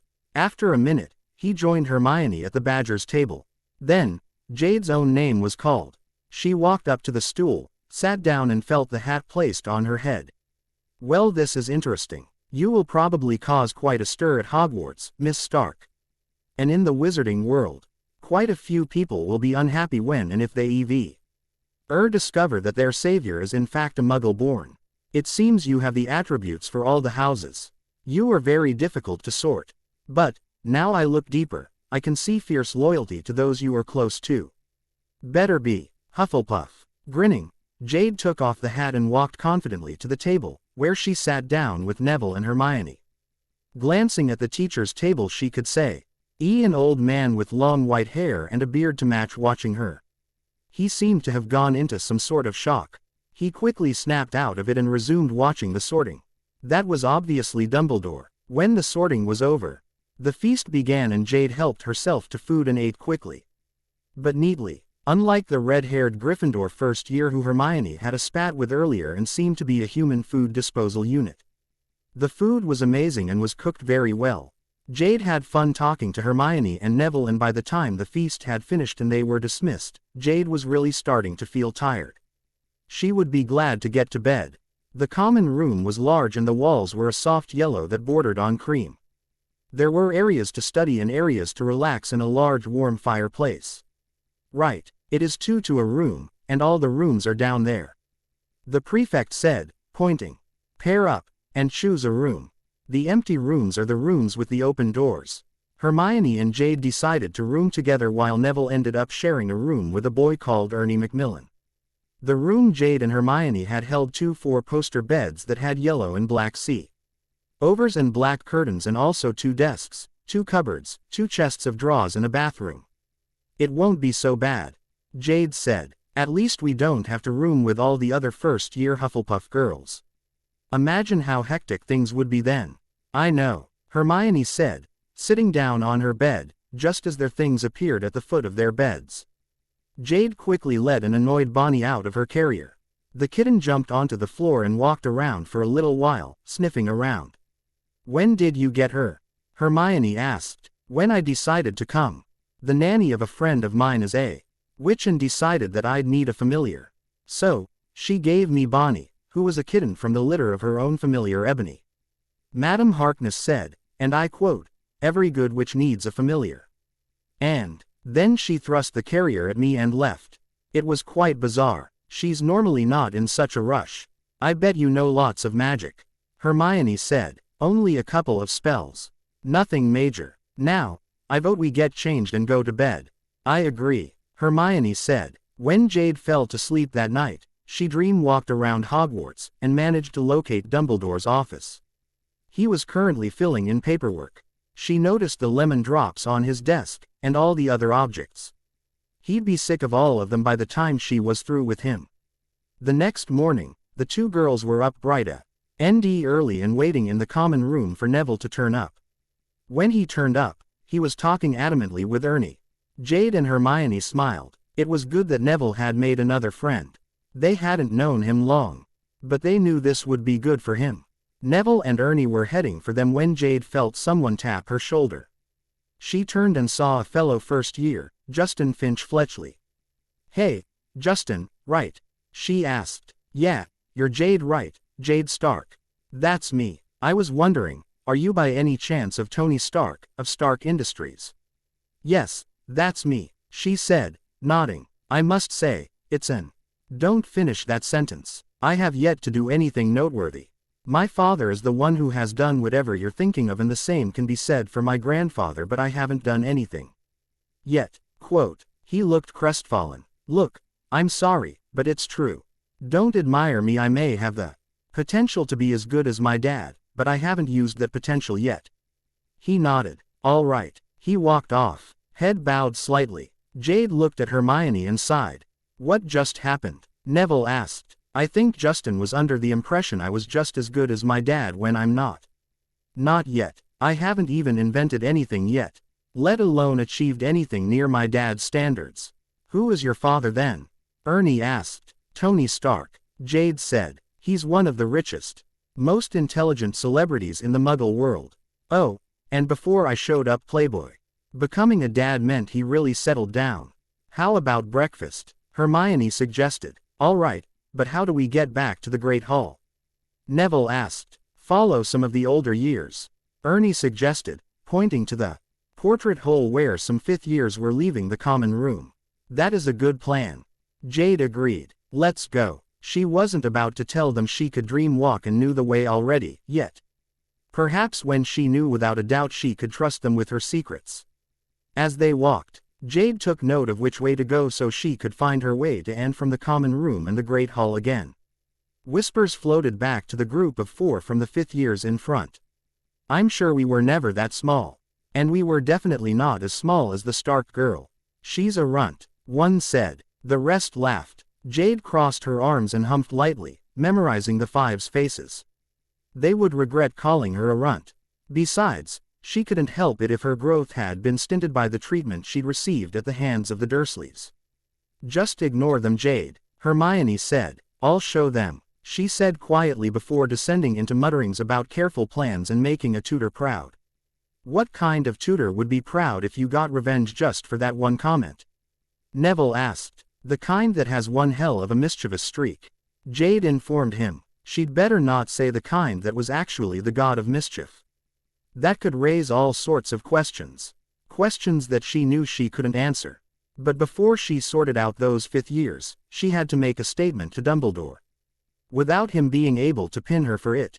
At breakfast, Jade continued her mutterings. These ones were, however, in a different language. Every so often she would send a glance at Dumbledore. Before long, he began spluttering. His spoonful of cereal that he'd just started eating was spat out. And lemon drops went flying. That was just the start. What do you mean, pull her out? Tony asked Thor. I mean, she is in danger at Hogwarts. I don't know exactly what kind, all I know is that in Hogwarts. She is an open target. Thor said. How do you know that, Thor? I don't normally tell people when someone has asked me to protect them, or someone else. Before she died, Lily Potter began doing anything in her power to protect her daughter. It was only a month before she died that she started performing rituals and praying to gods.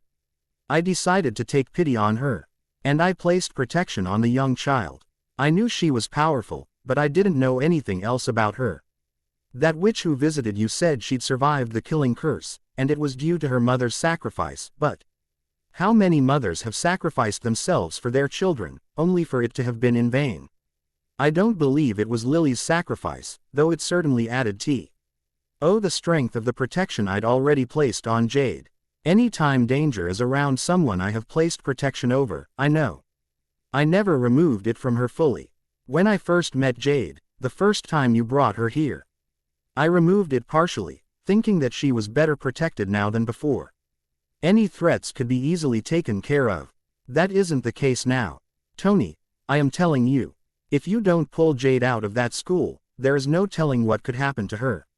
The protection that remains is not enough to stop a curse as dark as the killing curse. Tony rubbed his temples. She should call after class. I'll tell her then. But, if she doesn't want to leave, then I'll wait till Christmas and convince her then, all right? Thor nodded. If she does not wish to leave yet, tell her to be very careful not to be alone for too long at any one time. Tony nodded. I will. But either way, she is not staying there longer than the first half of the year. Albus Dumbledore was having a bad day. First, anything he ate turned to lemon drops, meaning his favorite sweet was rapidly becoming his least liked sweet, especially after his second discovery. He'd opened the door to his office and been toppled over by a mass of lemon drops, most of which would stick to him, especially his hair and beard, so the hairs pulled painfully at the skin.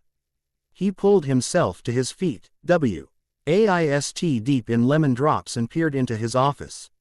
It was filled with lemon drops, and all his devices were replicated again and again, adding to the mess. On the wall across from him, in green letters, were the words, "Stop messing in people's lives, Night Strider." Night Strider. Who in Merlin's name was Night Strider? Jade was having a particularly good day. Having decided to use the nickname that Franklin had given her, she'd left Dumbledore a message using a very easy spell that Loki had taught to her. Her timetable didn't seem too bad either. Double care of magical creatures, class with the Ravenclaws, followed by break. Then double transfiguration, once again with the claws, then lunch and then herbology with the Gryffindors. Over the week, she'd once again share potions and defense with the Ravenclaws and then astronomy and charms with the Slytherins and history of magic with the Gryffindors. Care was an interesting class, and seeing as Jade loved animals, magical animals were no problem for her. She loved the Mooncalf, which had been tricked into thinking it was the night through the use of a spell darkening its enclosure. Others may have thought it looked odd, but she thought it was cute with its large eyes. She even managed to take a picture of it on her phone when the teacher wasn't looking. "How does it work?" "The phone, I mean," Hermione asked quietly. Citronics aren't supposed to work around magic. My dad's a genius, Hermione. His entire company is based on tech. When I was younger, I used to short-circuit everything. That wasn't a good thing. So, now we have tech that can not only work around magic, but be powered by it. That means I don't have to worry about it losing charge. I have excess magic that it feeds from. All of us do, basically, without even realizing it. We're walking batteries. You're right, your dad is a genius, Hermione said. I'd probably be able to get you one, if you wanted. That way, you could phone home. Jade, that would mean so much to me, Hermione said, hugging her friend. Thank you. Don't thank me yet, I have to convince my dad first, Jade said laughing. Hey, Neville, do you need a phone? A what? Neville asked. Never mind, I'll take that as a no, Jade said, before she explained to Neville and Ernie what a phone was. Ernie had taken to frequently joining them, so it meant that they could always pair up. After break, in Transfiguration, Hermione was the first to transfigure her match into a needle, followed by Jade. That gained them 5 points each from Professor McGonagall. They then moved to help Neville and Ernie. Jade was helping Neville, who was really struggling. It's no use, he said. I'm no better than a squib. Neville, if you were a squib, then you wouldn't be here.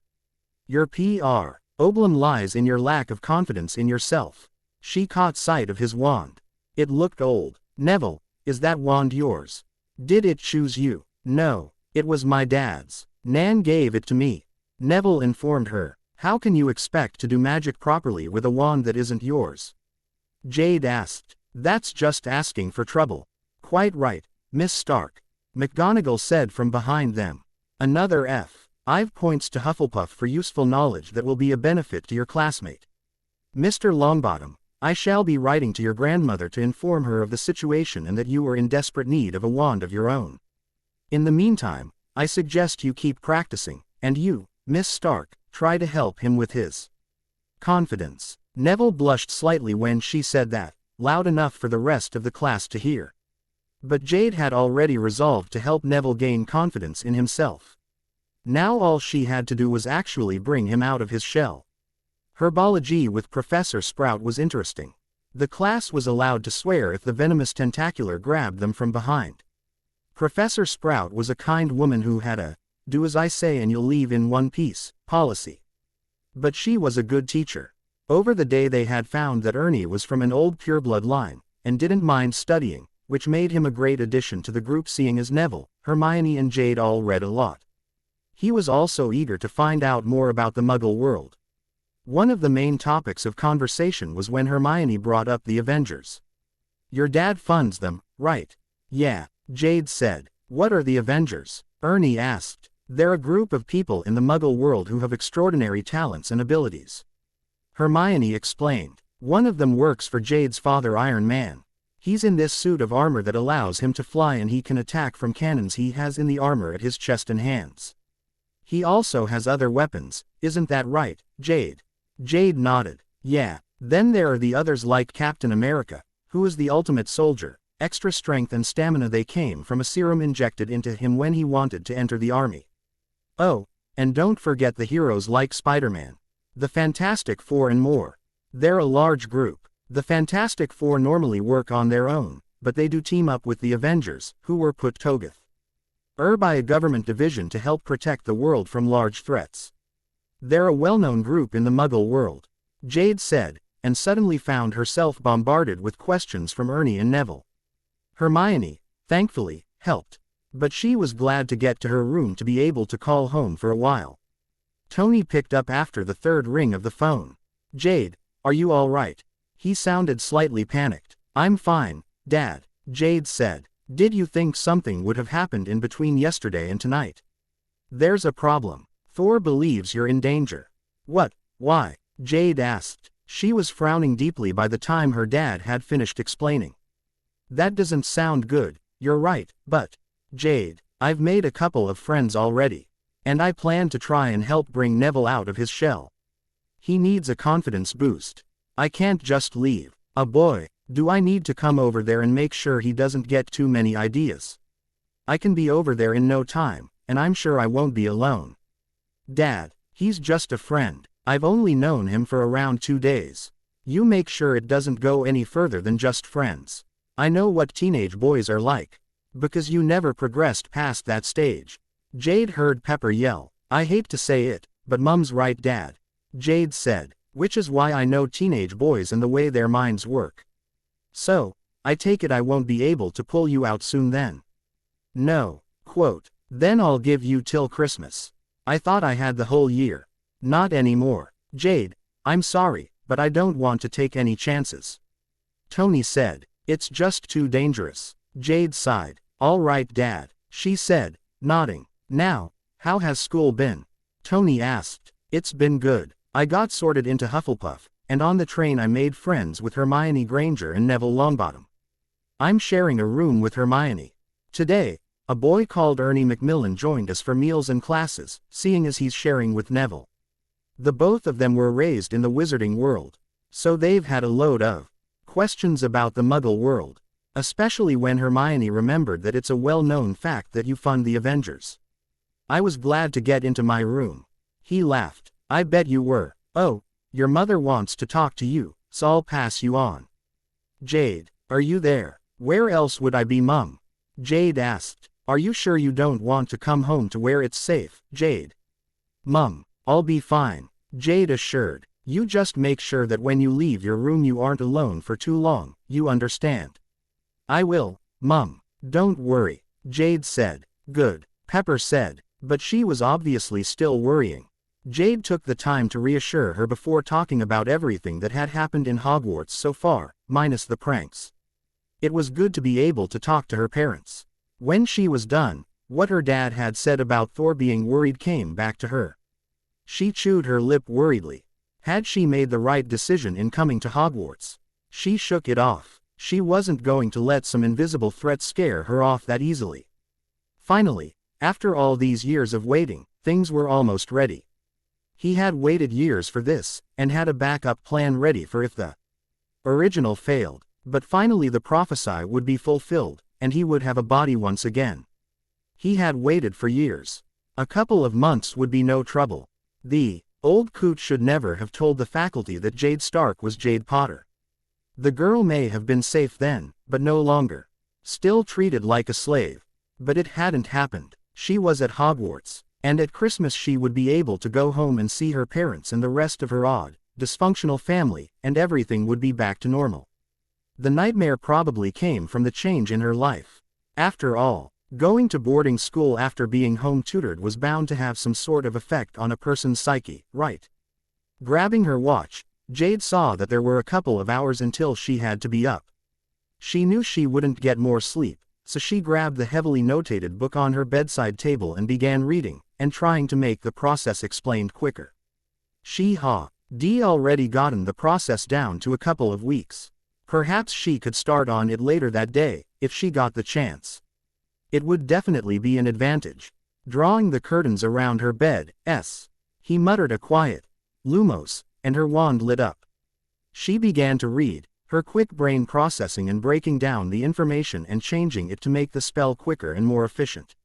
By the time Hermione started to stir, Jade was sure she was ready to start the process. She loved the idea and was willing to use the original, tedious and long process if her new one failed. If not, then she had made quite a breakthrough, and this would make the spell more readily available to people. She shut the book and placed it in her drawer, before heading into the bathroom for a quick shower. Before drying off and getting dressed, Hermione was up by then, and blearily walking round, gathering everything together. Looks like I may have to get a coffee machine too. I forgot to ask Dad about the phone last night, Hermione. I'll call again this evening and ask then, along with the coffee machine. I think you could use it in the mornings. I'd appreciate it, she said, yawning. A bit of caffeine would do me good.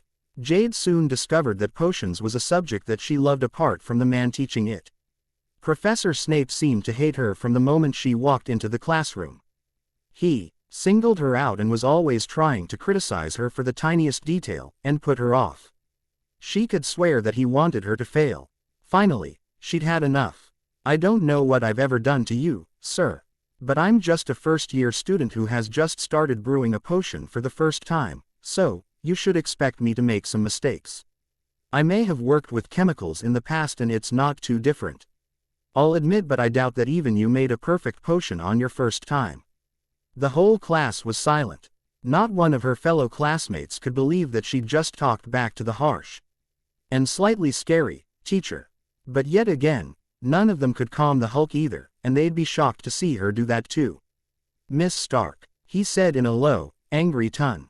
Stay behind after class. He moved on then, but didn't return to inspect her cauldron for the rest of the lesson. When the bell went, Jade packed away and waited behind her desk. You will serve attention with me this Friday evening after dinner, Miss Stark. I can see you are just as arrogant as your father. I didn't know you knew my father, sir. Jade said. He never mentions anyone called Snape. Your birth father, Potter. Oh, you mean my adoptive father. Didn't Professor McGonagall tell you? I'm a Stark by birth, and a Potter by adoption, she said. Snape took a step back, as if shocked. Let this be a lesson. Judge someone on who they are, not who you believe their parents to be. Do I still have that detention, sir?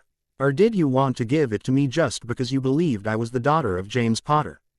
The detention is still on, Miss Stark. You still talked back to me, showing a lack of respect for your betters.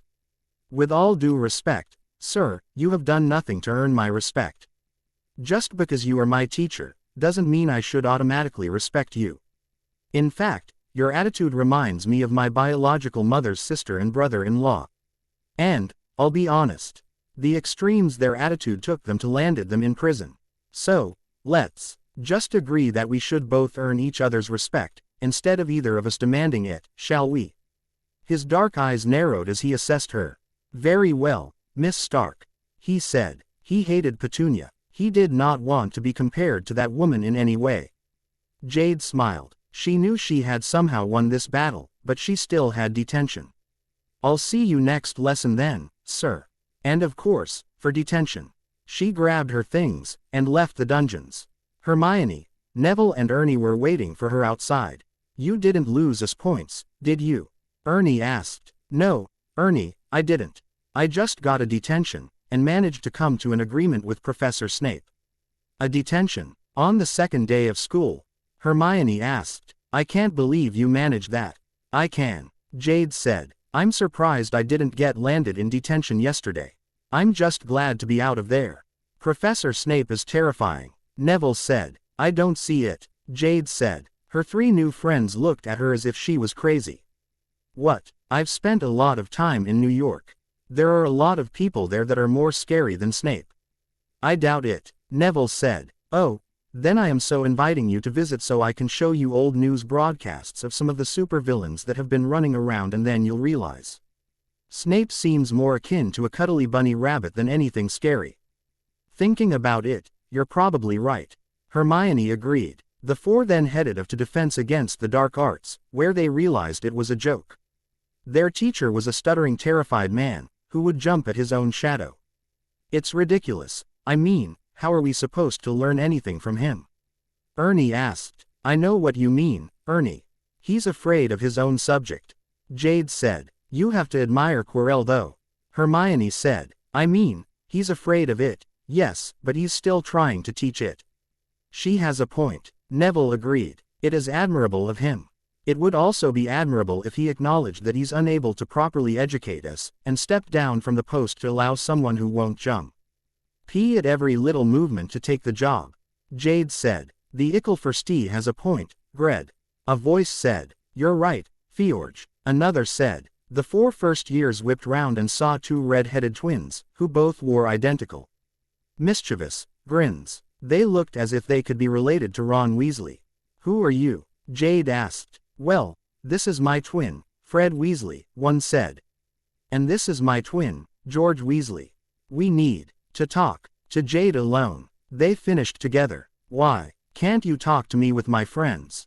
Jade asked. Can they keep a secret? Fred asked. Who do you think we are? Gossips. Hermione asked, affronted. The twins held their hands up in surrender. Well, do you trust them? George asked Jade. I don't see why I can't.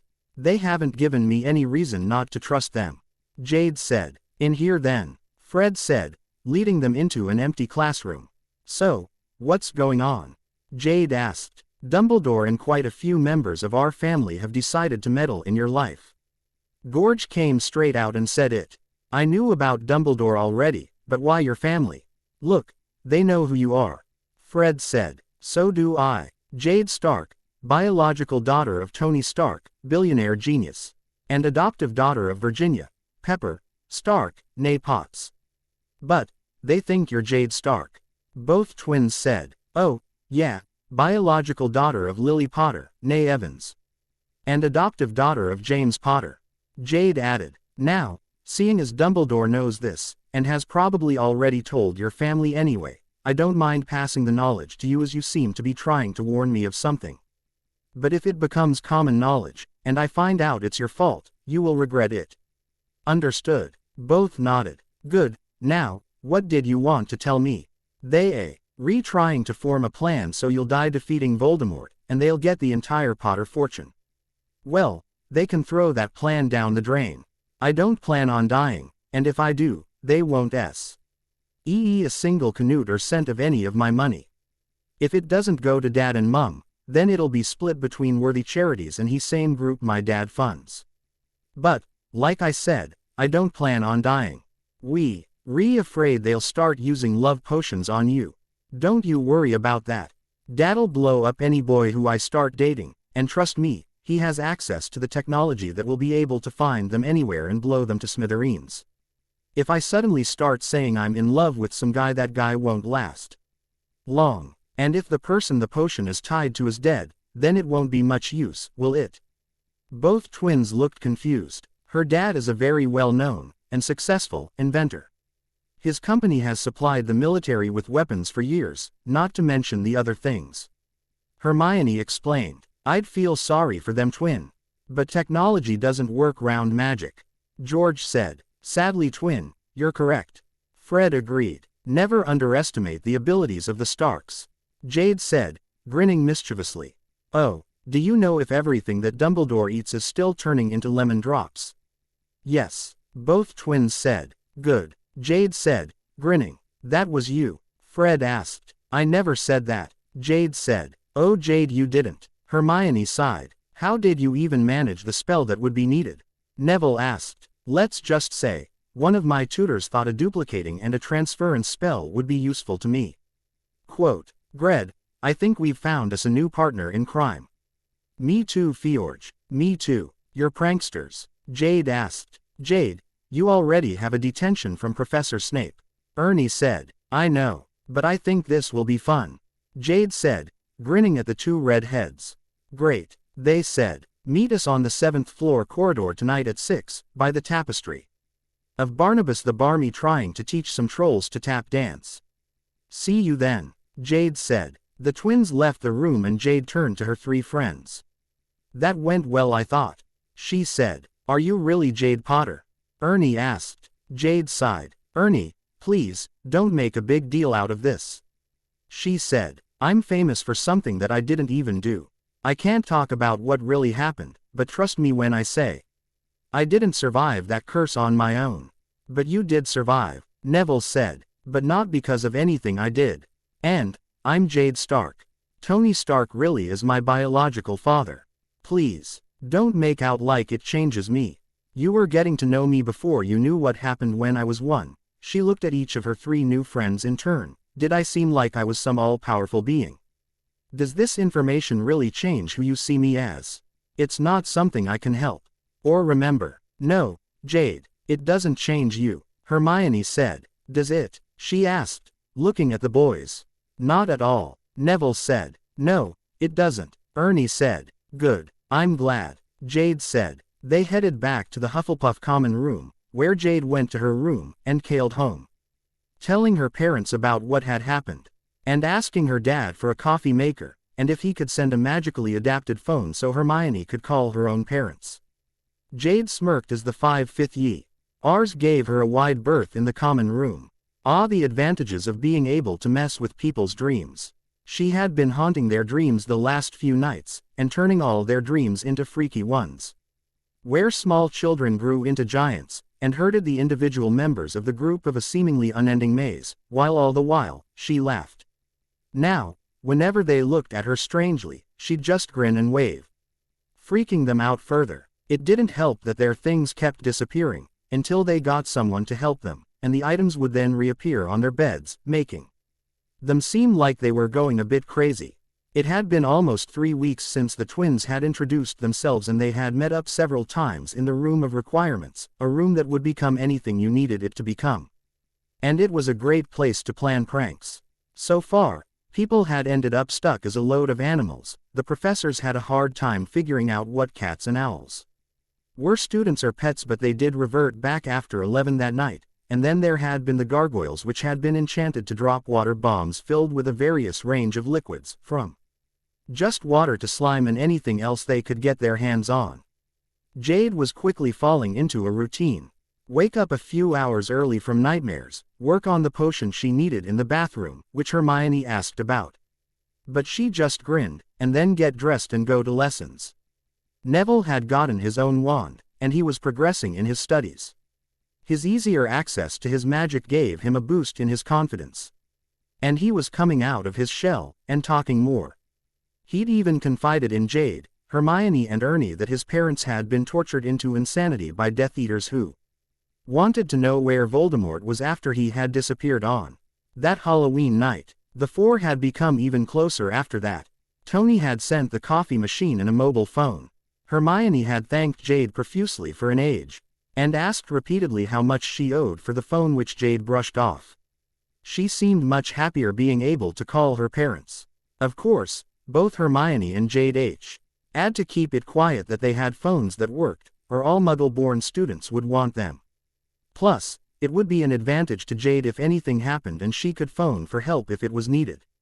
Hermione and Jade took time out of every day to teach Ernie and Neville about the non-magical world, and the 2 boys in turn taught them about the magical world, and the politics it ran on, at least, British politics. It was becoming harder for Jade, knowing she was leaving at Christmas. She was making a couple of really good friends, and she'd have to leave them. You will call though, right? Hermione asked. Of course I will, Jade said, and you can call me, and put the 2 guys on when we do call. And of course, I'm sure you'll be able to visit. You can stay at my home. There's more than enough room. It won't be as bad. We just won't be able to see each other as regularly.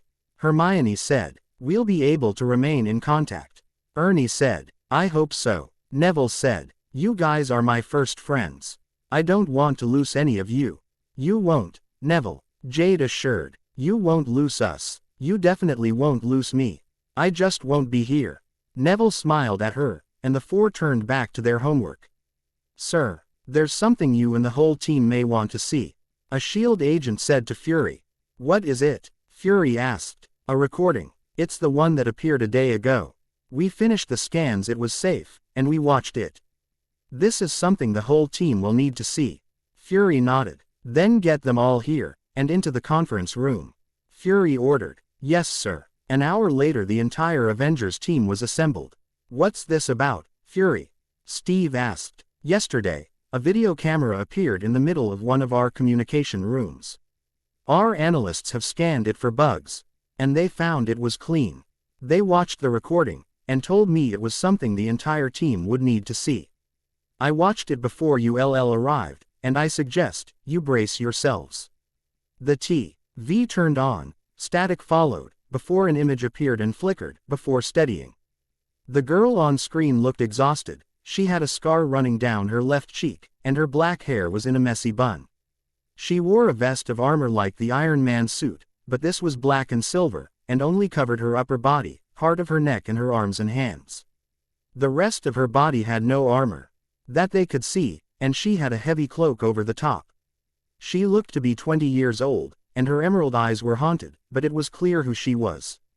It was Jade. I don't have much time. They'll be here soon. There aren't many of us left now. The Dark Lord returned. I won't say his name, there's a taboo on it now. Say it, and any magical defense goes down. And his Death Eaters have you surrounded in seconds. Things went wrong. Badly wrong. S.H.I.E.L.D. was disbanded, and so was the Avengers. That was the beginning of the end. Then he allied himself with the Frost Giants. Thor's dead. So is Steve, Bruce, Hawkeye, Logan, Fury, Dad, Mum, Reed, Sue, Johnny, Ben, Franklin. They are winning. This is the light's last hope. Dumbledore's Order of the Phoenix was crushed. There's only a handful of resistance left, and we're all here, in this building, all of them standing between the enemy and me, giving me time to record this, and send it back. Don't let Dumbledore get involved with politics in the mundane world, or it will mean our deaths. She stopped and looked round. Loki, what are you doing here? She asked. The whole team gave a start, as he came onto the screen. Did you really think I'd leave? I was trying to lead the giants away. It didn't work. Jade threw a book at him. Type the codes on page 30 into that console over there. She pointed. He nodded, and walked off camera, which she turned back to as she started typing onto a console. This is our only chance. Or we're all dead. This machine was the last thing Dad made. We made it together. Suddenly, there was a rumble, and the camera shook. They're here, she said. Her face turned grave. There's not enough power. Loki, are you done? Yes, but if there's not enough power, it can take mine. We have to get this video out there. Jade, don't you? It's the only thing that can save us now, Loki. If we get this out, then we can save so many of the others. We can save Thor. A pained look crossed his face. His eyes closed. All right, I'll guard the door. Goodbye. He left the camera shot again, and Jade placed her hands on the console in front of her. She started to glow, and soon, blood was leaching from her nose, and into her mouth, her face paling. She cried out in pain, and they heard an angry yell, before light engulfed the camera, and then a S.H.I.E.L.D. agent appeared in front of it. The room was quiet. Then the yells began. Silence. Fury roared, finally managing to get quiet. Now, this is shocking. I know how Loki was on our side in that, I don't know. And I don't know how this wizard managed to meddle enough to get us disbanded, but I do know that Jade has given us time to stop that, and she sent something else. He held up a cylinder container. This was next to the camera when it appeared. The contents were several sheets of paper containing information on how Voldemort survived that Halloween night. He created something called Horcruxes. He wants immortality. Thor asked. I'll be more than happy to deny him that. So, you know what they are already? Fury asked. Good. But Jade sent information detailing that Horcruxes are soul containers. For those of us who don't know, a witch or wizard can split their soul and place a piece into a container, and it will anchor them to this world. The only way to split a person's soul, though, is to commit murder. Voldemort made 7 of them. He has yet to make the 7th, which he will make when he returns. If we allow him to return, the 6th one was unintentional, and is the reason that we need to get Loki on side. And soon. Why? What is the 6th Horcrux? Steve asked. The night Voldemort attacked the Potter home, his soul was very unstable from the 5 other times he split his soul apart. So, when the curse rebounded, a part of it tore off, and latched onto the only living thing in the house. You mean to tell me that a shard of that dark jerk's soul latched onto my daughter? Tony asked. Fury nodded. Yes. More specifically, it's located in her scar, where the curse hit her. But, the notes say Loki was able to remove it. Well, I don't know about you, but I'm all for going to look for him and inviting him to dinner. Tony said. We'll have to approach this in a slightly different manner, Tony. Thor said. He won't just accept this. He waved a hand to the now blank screen. We'll have to form a plan to get him on side. And a good one at that. I don't think dinner will quite work. What I meant is I'm willing to do anything to get that soul piece out of my daughter. Tony said. Now, do you have a plan? Not yet, Thor said. Subtlety is not my speciality. This is going to take time. Time which Jade has given us. Fury said. But Stark, first chance you get. You pull your daughter from Hogwarts. Start looking at private tuition if you can find someone available for that. Tony nodded. Of course, I think it would be best if I start to intensify her training in other areas too. I don't want Jade dependent on her magic. I'll be more than happy to help with that, Tony. Steve said. Voldemort won't know what hit him by the time I'm finished with her training. Tony nodded to him. Another matter to consult how to deal with Dumbledore. The state of the future seems to be mostly his fault. Fury said. Get him over here, and get something on him that will be enough to land him in prison. Permanently. Bruce said. I was thinking something along the lines of putting him 6 feet under. Tony said. He's old. Who's to say that he won't have a heart attack from the stress of learning he may once again need to lead a war? Jade sighed as she looked at the phone. What did your parents have to say? Hermione asked. They really want me to come home.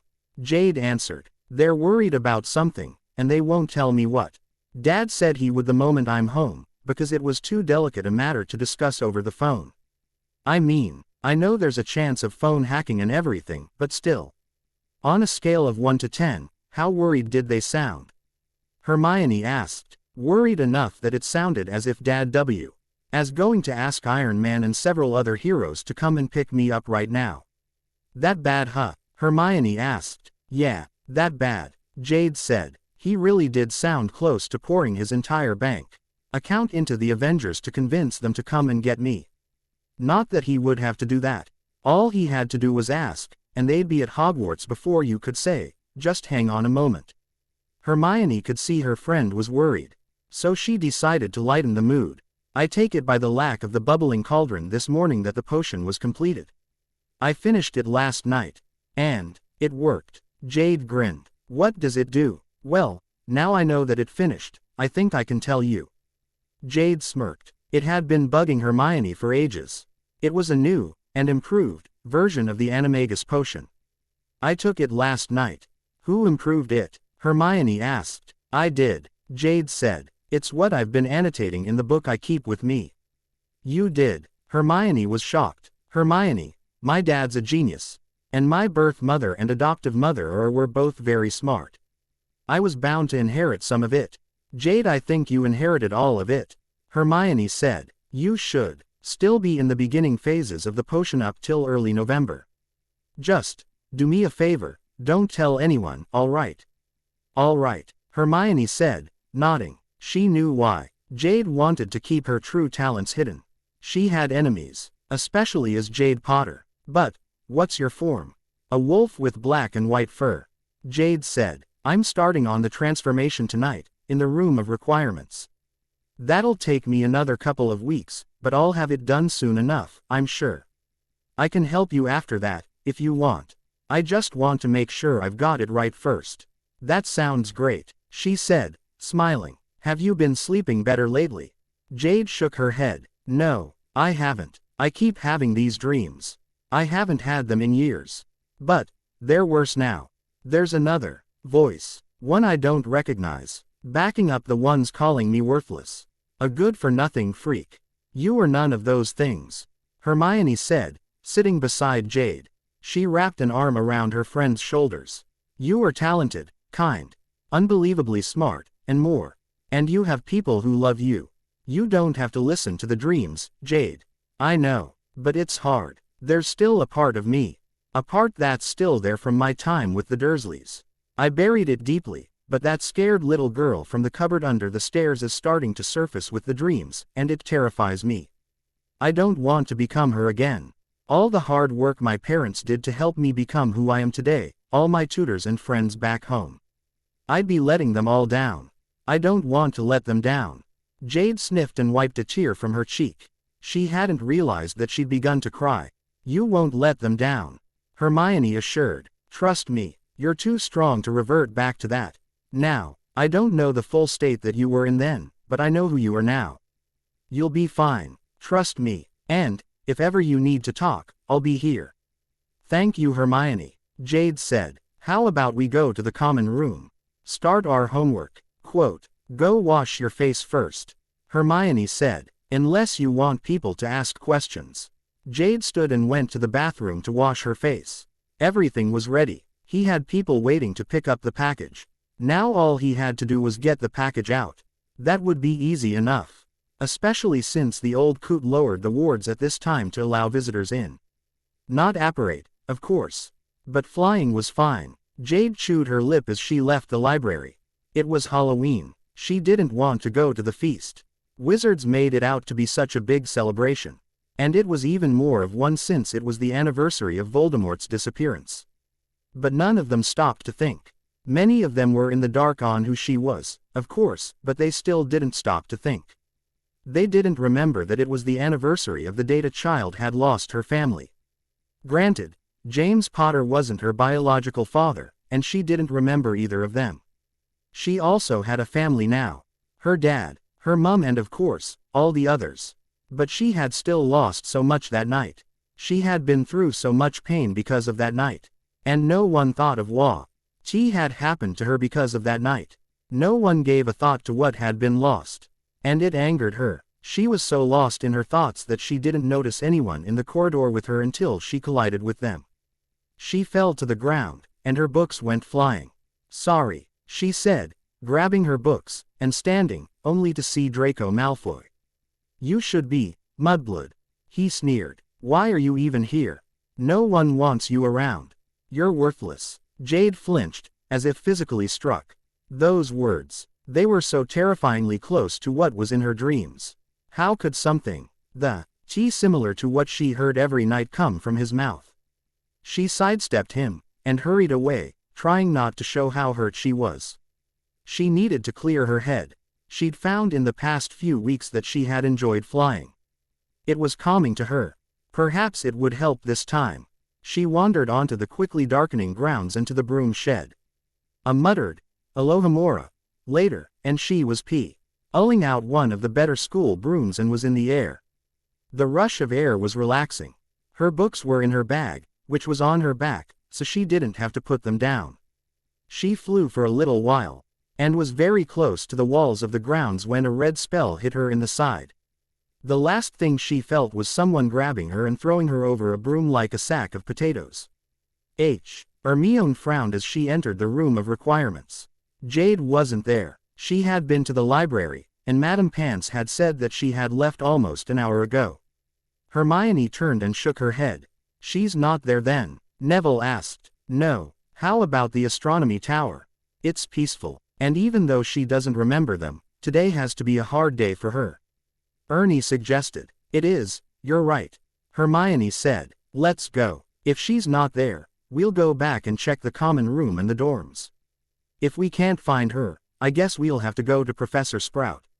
They almost ran to the astronomy tower, and found no one. Worry was beginning to set in for the 3 first years.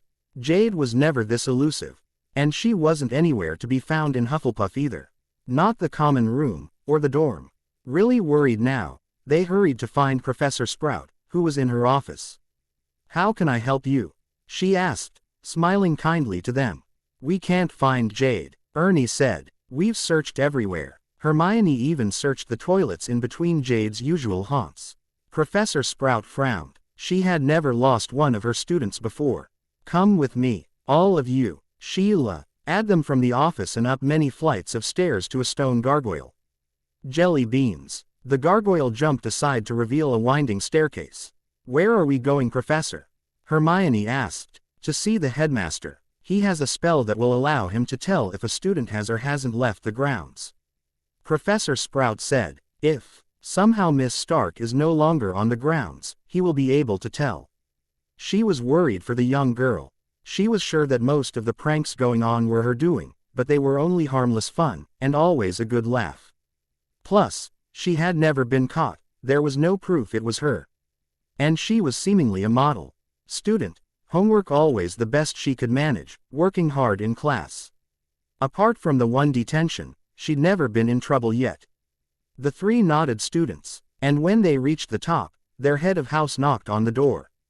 Come in, came the headmaster's voice. The four entered. Ah, Professor Sprout, what can I do to help you today? Dumbledore asked. I have a missing student, Headmaster. Jade Stark. I'm sure she has just gotten lost. Dumbledore said, his eyes sparkling.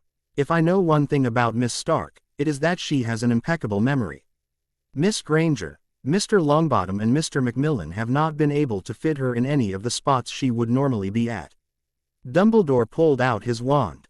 Then let me put your worries to rest. That she is still on the grounds, somewhere, and will be found, or come back herself. Inventor Discipulo Jade Stark in ration. His wand tip lit up red. His face looked grave. It seems she is no longer on the grounds. This is indeed worrying. I will have to set up a search party. Professor Sprout, if you would take your students back to their common room. I will get started right away. As they left, the three students seeming terrified for their friend, Dumbledore frowned. He wouldn't put it past her father to have pulled her out and not informed him, but there was also the option of Voldemort. Perhaps, in case of the first scenario, he should have a better plan in place. A guardian for young Jade. Someone who would keep her at Hogwarts. Hermione dragged Neville and Ernie into the room she shared with Jade. Hermione, what are we doing? Ernie asked. Making an important phone call. Hermione said. She opened Jade's trunk and pulled out her mobile. She searched through contacts, and when she found the name, Dad, she hit call. No one picked up. The same when she hit Mum. How could they both be busy? So, she went to the next promising phone number. Uncle Steve. Hey Jade. He answered. I'm not Jade. I'm her friend Hermione. I can't get hold of her parents. What's up? What's happening? Steve asked. She's missing. She's nowhere on school grounds. When was the last time you saw her? Just after last lesson. She didn't want to attend the Halloween feast. It's a big thing here. She said she'd be in the library. But, when we went looking for her, she wasn't there. Or anywhere else she normally went to think. And you're sure she isn't on the school grounds? Positive. All right, thank you for telling me about this. I'll make sure Tony knows. He said. Before hanging up, he said he'd let her dad know. I think that's all we can do. Hermione said. Then let's just hope that she can be found. Neville said. And that she does. And end up sharing an anniversary with the Potters. Ernie said grimly. Hermione let out a gasp and swatted him over the back of his head. Don't talk like that, she said, tearing up. I'm sorry, Ernie said, rubbing the back of his head. As Neville comforted Hermione. But you've heard the way she talks sometimes. She doesn't think he who must not be named is gone. What if it was him? Hermione just began crying harder. Steve marched to Fury's office, and threw the door open. The man looked up from some paperwork, startled. What can I do for you, Cap? I just got a call from a friend of Jade's, using Jade's mobile. She's missing. And Tony and Pepper are both busy, they aren't answering their phones. Get the team together. Now, I'll go get Stark. Oh, and have someone activate her tracker that Stark placed in her bracelets. Quote, Jade woke up shivering. She was on a cold stone floor, and the air was cold too. She sat up, and looked round, and saw she was in what looked to be a stone cell. There was a wooden door, with bars at the top. The only light was coming from the torches outside the door, and the pale sunlight that filtered through a small grate on the wall opposite the door. She felt something around her ankle and looked down at her foot. She saw a heavy manacle there, attached to a short chain. The sound of footfalls reached Jade's ears and her eyes fastened on the door. Through the door, she saw a masked and cloaked figure. She heard locks sliding, alerting her to bolts, and not just a key, and the door swung open. The cloaked figure threw a tray down in front of her and she saw the food on it. Then, he drew a knife, and her eyes went wide. She tried to move away, but he drew his wand and hit her with a wordless spell. She was immobilized. He drew a glass vial and cut her arm. It was painful, but Jade had felt worse. He gathered some blood into the vial, sealed it, and pocketed it. He conjured a bandage and wrapped it round Jade's arm. "Can't have you dying on us quite yet," he said. He released the spell, and stepped back, and went to leave the cell. "What do you want from me?" Jade asked. He turned to face her. "You're going to bring back the Dark Lord. You have less than 20 hours left before we begin the ritual to bring him back. Once the ritual begins, it will drain your life and magic into him, resurrecting him, at the expense of your life. The blood is merely a contingency plan. Eat. You don't have to be at full strength, but it is preferable." With that, he left. Jade began searching her pockets when she could no longer hear footsteps. Her wand was gone, but she had her communicator. She turned it on, and placed the earpiece in her ear. They must have thought it was some sort of muggle toy and of no use. Thank the gods they didn't know the truth. "I've got an incoming call," a SHIELD agent in the communications room said. "It's from Jade Stark. Put her on speakerphone," Steve ordered. The message had been sent out, so far the others were gathering. Thor was in the communications room with him as well. The others were waiting in the debriefing room, except Tony, who wasn't there yet, due to not having been told yet. On speakerphone, the agent said, "Jade, can you hear me?" Steve asked. "Uncle Steve," Jade said, a hint of relief in her voice. "Uncle Steve, I think I'm in big trouble. Your friend Hermione called ahead, saying you were missing. Fury's gone to tell your parents. What do you know about your situation? Who is it that's taken you?" "Death Eaters. They plan on bringing Voldemort back." "How, Jade?" Thor asked. "Some sort of ritual," Jade said. "The Death Eater who brought me food said it would kill me and use my magic and life force to bring him back. He also took some of my blood, citing a contingency plan." "Jade, stay as calm as you can for me, all right?" Steve urged. "One of your bracelets have a tracker in it. We have people trying to lock onto it now. There's just some interference. Did you get a time frame?" "Less than 20 hours. We'll be there, Jade. I promise," Steve assured. "We won't let them kill you. Keep the line open, please," Jade asked. "We will," Steve said. Fury walked into the office and saw Pepper on the phone to someone. She held up a hand. "He didn't have time for this. Jade is missing. I just got a call from one of my people." She used her communicator.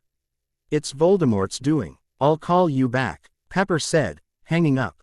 She stood and headed for Tony's office and opened the door. Tony was at his computer.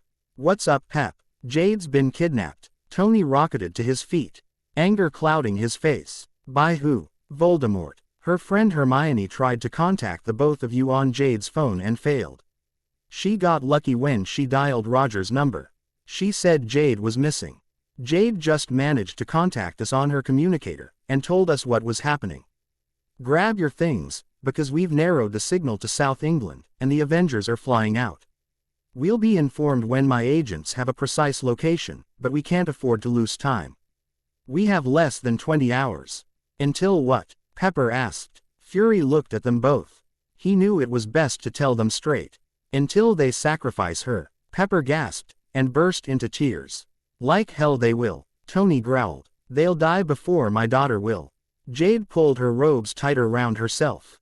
It was freezing. She could even see her breath. She sneezed. Great. Just what she needed. She was getting a cold on top of everything else. At least it meant she was still alive. She was curled into a ball, and examining the lock on the manacle. She wished she had something to pick it with. But she had nothing. Not even cutlery. Or a hairpin, which would have been desirable. Remind me to always wear a hairpin from now on so I can pick locks if I ever end up chained to a wall again. "We will, Jade," her dad said. She knew they were all on the Quinjet now. She had first heard her dad over the comm, when he'd stormed into the room, yelling angrily about how the agents had better have a good idea of where she was by now. He was disappointed. They were still working through interference. It was most likely a heavily warded area that the Death Eaters were keeping Jade in. A few hours had passed and the Avengers were now flying towards Britain. Apparently, Bruce was on sedatives right now, so he wouldn't hulk out too soon and go on a rampage of no use or destroy the Quinjet. The rescue team consisted of Tony, Rhodey, Steve, Thor, Bruce, Clint, Natasha, Logan, Hank, Reed, Susan, Johnny, Ben, Fury and several S.H.I.E.L.D. agents and even Stephen Strange, who Fury had called in. She just hoped they'd get there in time. Not that she voiced her doubt. We're just flying over England now. We're almost at the airstrip, and the signal's being located quicker now, Tony said. Jade let out a sigh of relief. It sounded like she would be fine. She was told when the jet touched down, and regularly informed on progress. But she was aware of the decreasing time limit. She knew her mum was on the jet too. But she wouldn't be coming further. Pepper had had a mild panic attack earlier when Fury had instructed Jade not to eat anything, just in case, and then she'd had to be sedated, because she'd lunged for the director. Jade kicked the FOD tray further away from her, so it slid out of her reach, and she couldn't be tempted. Several more hours ticked by, without much happening, until, "We have your location, Jade, hold on, we're coming," Tony said. "Hurry Dad, I don't think I have much time left." "We'll be there Jade," he replied. It felt like an age or just seconds had passed at the same time, when Jade once again heard footsteps. "Someone's coming," she said. The cell door opened, and she saw a Death Eater, wand drawn. "Time's up," he said. He banished the chain, and walked in and grabbed her. "That's it. That's the final words I'll hear. Time's up. Can't you come up with something better for when people hear my eulogy?" She was a great kid, but her time was up. "Oh yeah, I can really hear that one going down well," Jade remarked sarcastically, before she elbowed him in the nuts and took off running when his grip loosened on her. "Okay, we're dealing with idiots," she muttered. He fell for that innocent but snarky attitude. Tony asked over the comm. "Yeah," Jade said. Suddenly there was an explosion and the ground shook. "What the hell? We're here," Tony said. "Oh good," Jade said. Suddenly pain ripped through her, and she crumpled to the ground, writhing in agony and screaming. She could hear multiple voices over the communicator, but they were drowned out in the pain. When the pain lifted, she was pulled up roughly by her arms and shaken. "Little jerk," the Death Eater she'd elbowed growled. "I'll enjoy watching you die. The moment you're in the circle with the Dark Lord, you're as good as dead. Only an act of God would be able to stop that ritual."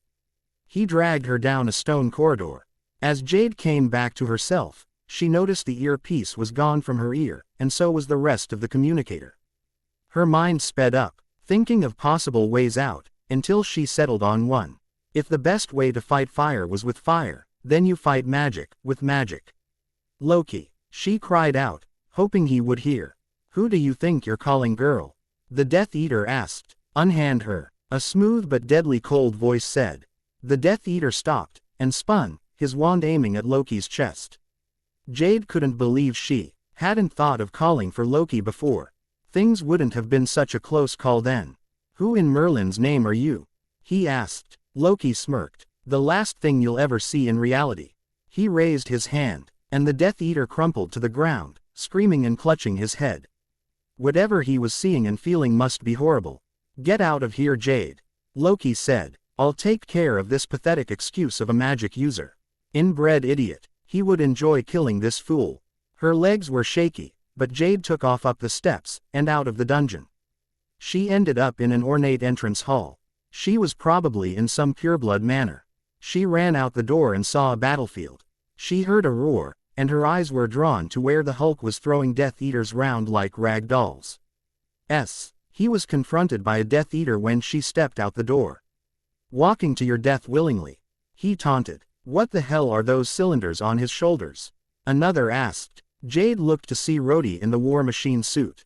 "Probably just some muggle toy," the Death Eater in front of her said, reaching for her. He never touched her, but collapsed to the floor, body riddled with bullet holes from the War Machine's guns. His friend had received the same treatment. "Run Jade," Rhodey called, turning to face more Death Eaters. How many of these guys were there? The team had fanned out. Were thoroughly thrashing the Death Eaters, who weren't expecting such a violent and strong attack. Tony was blasting chunks out of them from the air while Doctor Strange and Rhodey did the same for the ground. Wolverine was simply cutting through them, their spells having no effect on them. Fires were all over, thanks to Johnny, and Ben had joined the Hulk in throwing the Death Eaters round. Sue and Reed were working together, watching each other's backs as they disabled the Death Eaters. Many Death Eaters had become either living or dead quivers for Hawkeye's arrows. It was quite a sight. But there were still more. Where the hell did they get them from? Jade ran, and soon hit the tree line. Her one thought was to get away. The forest was surprising, but Jade knew she could use it to her advantage. She knew how to hide in a forest. One of the things drilled into her was camouflage for different areas. That way, if she couldn't fight, she could hide. Jade saw Steve fighting with his back towards her, and saw the large crevice between them. She'd never make the jump as a human. She hadn't completed the animagus transformation, but she reasoned that now was the best time to complete it. She was glad that it was wandless magic. She concentrated on her form, and felt the shift, before landing on all fours, and continuing her run as a wolf. She picked up her speed, and when she hit the edge, she jumped. And flew over the crevice. Her front paws touched down, but her back paws fell short. She scrambled for purchase, and felt herself slipping. She barked, and Cap turned, saw her and frowned, shaking his head. Before looking back round, for more targets. He thought she was a normal wolf. Panicking, Jade shifted back. Uncle Steve. He whirled round again, and did a double take when he saw her, before running for her. Just as she lost her grip, he lunged, and caught her wrist, and pulled her up. He pulled her away from the edge, holding her close to him. "Told you we'd be here," he said. He raised a hand to his communicator. "I have her. What were you doing all the way out here?" "Thor and I went looking for the ritual circle. He said it had to be around here somewhere. That way, if they slipped you past the others, we were between them and the circle." Jade nodded. There was a snap and they turned, Steve bringing his shield round to protect Jade. "I can't locate it," Thor said as he stepped into view. Steve relaxed slightly. "It doesn't matter," he said. "I have Jade. Let's get back to the meeting point then," Thor said, his grip on his hammer tight, ready to throw it. They were about to head off when someone unexpected stepped from the tree line. "Professor Quirrell," Jade asked. Miss S. Stark. "How positively wonderful to see you alive," he stuttered. "We were all versus very worried when you disappeared." He seemed positively terrified. "Who are you?" Thor asked. "He's the defense against the dark arts teacher at Hogwarts," Jade said. NDA as such it is my duty to accompany any search parties for missing students." "So there are others here then?" Steve asked. "Oh why yes. The headmaster led the search party," Quirrell said, nodding. "We'd be better leave. Q quickly now." He headed off and they exchanged glances, before cautiously following. He was heading in the right direction anyway. Jade's scar started to throb, and she raised her hand to rub it. A cold and a headache on top of Psycho's trying to sacrifice her. Oh great. Suddenly, she could no longer feel Steve right behind her. She spun round to see Steve. And Thor hitting some invisible force field. She whipped back round to see Quirrell. He still had his back to her. He raised his hands and unwrapped his turban. She swallowed as he revealed a second face attached to the back of his head. Red eyes pierced hers. "You are indeed powerful, but soon, that power will be my own. And there is nothing you or anyone else can do." "Oh yeah, I doubt you've factored in Omega-level mutants," Jade said. She snapped her bracelets off, just as she felt energy start to leach from her. She felt her power rush up, welling inside her, and ripping from her body. It only seemed to get caught in a funnel, and directed towards Quirrell. Her eyes widened. Thor raised Mjolnir and he hit the force field, just as a burst of green hit it, and the shield seemed to shatter. And the power heading for Quirrell rebounded, and hit Jade, knocking her to the floor. Steve didn't waste time grabbing her and pulling her away, before grabbing her bracelets and then placing them back on her wrists. "Fools, I will kill you for your insolence," Voldemort said. "No mortal, it is you who will die," Loki said. His expression was murderous as he approached. "Master," Quirrell asked, "how did they manage to interrupt the ritual?" Mortal magic is nothing compared to the power of gods. Thor said, a grin forming, once more raising his hammer. You have harmed Jade for the last time, Voldemort. He nodded to Loki and the both of them attacked, Loki sending an almost invisible spell at Voldemort, while Thor threw Mjolnir. On impact, Quirrell disintegrated to dust and a spirit flew from his body. Obviously Voldemort. Steve stood, a nearly unconscious Jade in his arms. How is she? Loki asked. Not well. She's got a temperature, and she's very weak. Steve said. We have to get her back, now. She needs medical attention. Loki, how are you here? Thor asked. I will explain later. As the captain has stated, I suggest we get Jade away from here into safety. Loki said. I have already encountered many mortal wizards who have attempted to stop me. They are all, otherwise occupied. He smiled, mischief glinting in his eyes. They were of course, trapped inside their own minds, living through terrors that were deadly. The moment something killed them there, their hearts would give out. And they would feel any pain inflicted on them in their mind. I won't ask, Steve said, before he set off at a run towards the meeting point. Loki and Thor kept pace with him, taking care of any threats they met. The zombies were a bit of a surprise, but the moment Johnny flew over they turned and shuffled in the opposite direction. Can't stand the light, Loki muttered. They were almost to the meeting point when Tony joined them. It's a massacre back there. The Hulk and I may have lost it. What's he doing here? He asked looking at Loki. He helped get Jade out of the ritual circle. Thor said. He's on our side. Well, that's good, Tony said, walking over to Steve. Jade's eyes were barely open. His mask slid up and he placed his hand on Jade's cheek. Her eyes opened slightly. Daddy, she muttered. It's going to be just fine, kiddo. Rest now. His mask slid back into place.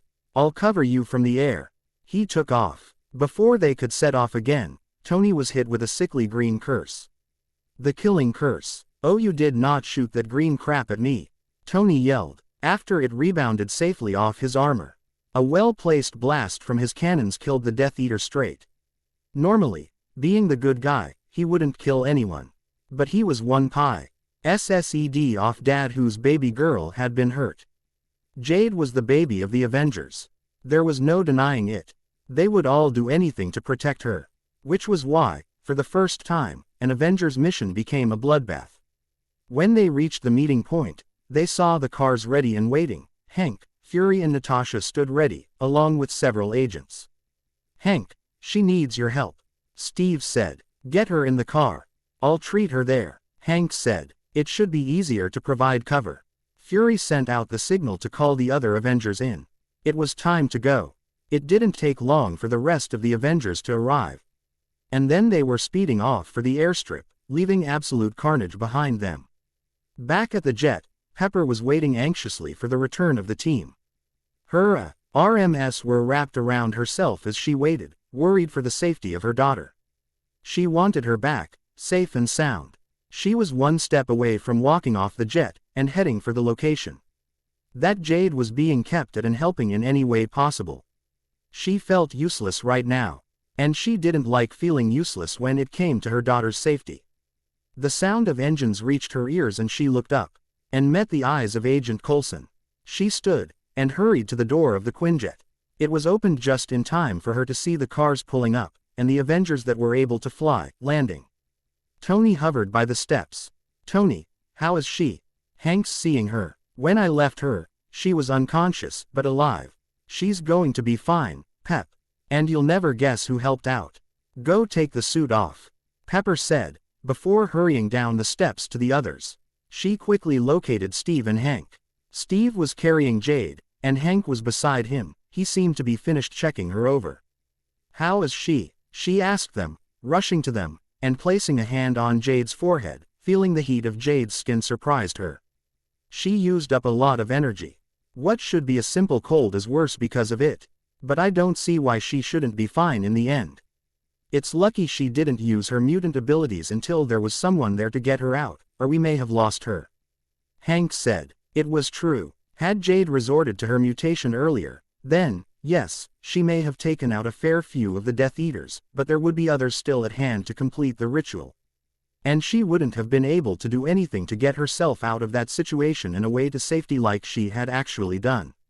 Pepper held her arms out, and Steve handed Jade to her. She was surprised that she was still able to carry Jade. But yet again, she'd never fully recovered from the Dursleys and hence, was still quite small. The addition of another person to the group, however, surprised her. When did Loki show up? In the battle, Steve said. More like in the slaughter, Hawkeye said, joining them. Of the group that were there, most are now dead or severely incapacitated. He helped with getting Jade out of there, Steve said. Pepper started up the steps, just as Tony reappeared at the top, once more in a suit shirt and trousers. He met her halfway, and took Jade from her. Hank, Steve and Clint followed them onto the jet, while the others remained, trying to get the Hulk to calm down. He looked like he wanted to go back and make sure the Death Eaters were all pounded into the ground. Hulk, we need you to calm down, Susan called. We have to get Jade home. We can't do that if you don't calm down. It took several similar attempts to calm him, as well as several times Hulk almost hit several of them, flying in anger. Jade is safe now. She's fine. She just needs rest, Fury called. Please just calm down. Slowly, the Hulk started to shrink, until eventually, he was Bruce, once again. When Bruce was back to normal, Fury turned towards Loki. Now what I want to know, is why you decided to help out for once. And how you knew what was happening. Yo, you really didn't think that Jade managed to get such good control over her dream walking abilities, without a tutor, did you? Loki asked, a smirk tugging at his lips. You taught her? Thor asked his brother, surprised. I did, and over the years, I grew rather fond of her. I wasn't about to ignore when she called out for help. She called you. When? Fury asked. I believe just after she'd been tortured. Loki said. I dealt with the Death Eater appropriately. The way he said it left them confident that the Death Eater had died a slow and painful death, but none of them wanted to ask exactly what had happened to him. In reality, it was similar to what Loki had done to the others, except he'd placed a spell on the mortal to keep him alive longer.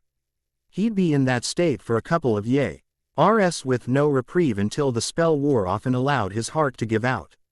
And no one else could kill him and put him out of his misery either. Loki was allowed on the jet with the others, but until the jet was coasting, no one asked him any further questions. He'd sat himself opposite Pepper and Tony, the latter of which was still holding an unconscious Jade. Thor was beside him. So, how long have you been in contact with my daughter? Tony finally asked. Since she was 7. I was very surprised when I saw a mortal child in the middle of Jotunheim. I believe it was the first place she'd ever dream walked to. So, you've been teaching her? Loki nodded. I have. Not just about her dream walking, but some magic as well. Tony and Pepper exchanged a glance. Thor, I think I know how she changed your hair and beard pink. Tony said, laughing. Loki grinned. Pink. That must have suited you, Thor. Thor muttered something about bad influences and looked like he was one word away from punching Loki, but he refrained. What I want to know is how she ended up in that situation in the first place. Loki said. She was taken from her school when she went flying. She was near the perimeter of the school, but hadn't flown over the boundaries. We believe someone lowered the wards for some reason or another. She went to Hogwarts then. Loki frowned. That in itself was a bad idea. People claim it is the safest place to be, but it is in fact, one of the most dangerous. Especially with who's in charge. You knew it was dangerous for her? Tony asked, eyes narrowing. Jade never told me where she was going to school. I assumed it was to Salem, or perhaps homeschooling. Loki said, do not let her return. We aren't planning on it. Pepper said, you said you've been teaching her magic, what sort? Tony asked. I managed to convince her it was the wandless version of what she'd learn at Hogwarts. What it really is was some Asgardian mysticism, which is more subtle. I believe that is what she is always doing. She seems to be able to perform the magic the same way a mortal wizard would, but it is simply her magic responding to her will to be like that, at least, I think it is. Somewhere along the line, probably her mother's side of the family, she probably has a demigod ancestor. I would be surprised if she did not. But if she does, her ancestor would have to be so far back. That no one would be able to sense her connection to the gods. Wouldn't something like that have come up on the test Nargle had her take? Pepper asked Tony. That only showed her parents. No one further along the line. Tony shook his head. You'll have to find out who her ancestor is then. The chances are that the full god or goddess that is her ancestor won't take much of an interest in her, but we may be able to aid her with her powers to a better extent if we know who it was that allowed her this power in the first place. Thor said, looks like we'll be heading for Salem Alley again sometime soon to see the goblins then. Tony said, is it safe to take her back into the wizarding world? Pepper asked, what else do you suggest? Tony asked, I have an idea. Fury said, how about Jade uses her abilities to change her appearance, and then someone else escorts her to the area? All the while, we'll have people stationed around, in case something goes wrong. Tony and Pepper looked at each other, and nodded. Tony met Fury's eye, and his eyes flicked to Loki, and then to the briefing room at the back of the jet. Fury nodded. He looked at Loki. There's something that might interest you. Loki raised an eyebrow. Is that so? Well, considering it holds information on the death of just about everyone on this jet, including you, I'd have thought you would want to see it. Now you've caught my interest. Loki said, standing. Fury led him to the briefing room to show him the recording and Tony looked down at Jade. She is so grounded when she's recovered. None of them knew that the results of the tests would be shocking. Dumbledore surveyed the area regretfully. So many lives lost, and they could have been saved, had the Order simply gotten there first. Something had to be done about this. He had to stop the ones who did this, and get Jade back under his control so the light would not lose this war. It was all for the greater good, after all. Albus, we have him. Dumbledore looked round to see Alistair, Mad-Eye, Moody and Kingsley Shacklebolt approaching him, a weak-looking Sirius Black between them. Ah, Sirius, it's good to see you. Such a shame what happened. Dumbledore said, I am terribly sorry about this miscarriage of justice. An old man's folly, you understand. Dumbledore. Sirius replied curtly, where's Jade? We aren't entirely sure. She went missing from Hogwarts on Halloween. We tracked her to here, and found this massacre. We are confident though, that whoever has her now has not killed her, yet. More Death Eaters. We believe not. We think that this was the work of Muggles with powers that we had no knowledge they could possess. We do not know why they are interested in Jade, but we will find out. You had better find her soon. Dumbledore. Or I'll search for her. Myself. Sirius said, his eyes narrowed, distrusting. But Dumbledore was confident he could soon earn Sirius' trust once again. Jade groaned as she woke up. Her whole body was hurting as if she'd spent the whole of the previous day training with Steve and Logan. She opened her eyes, and frowned, not recognizing her surroundings for a moment, but then she did. Why was she in the medical area of the Avengers Mansion? Her mind was fuzzy. She was supposed to be in school, wasn't she? So why was she in America, and not Scotland? Jade looked to her side and saw her parents both sitting in chairs, fast asleep, her mum's head on her dad's shoulder. Mum, Dad, she asked. Her voice was hoarse, her throat felt dry. And she felt rather cold as well. Tony stirred, and when he woke up, he saw Jade awake, and looking at him and Pepper, eyes clouded with confusion and tiredness. He shook Pepper awake and stood, before taking the one step needed to be right at Jade's side. Hey there kiddo, how are you feeling? Exhausted and cold. Why am I here and not in school? Don't you remember what happened, sweetie? Pepper asked, standing right beside Tony. She reached out, and brushed a strand of hair out of Jade's face. Jade was about to say no when the memories all rushed back to her. Oh, she said. Her last memory was someone pulling her from the circle. After I was pulled from the circle, what happened?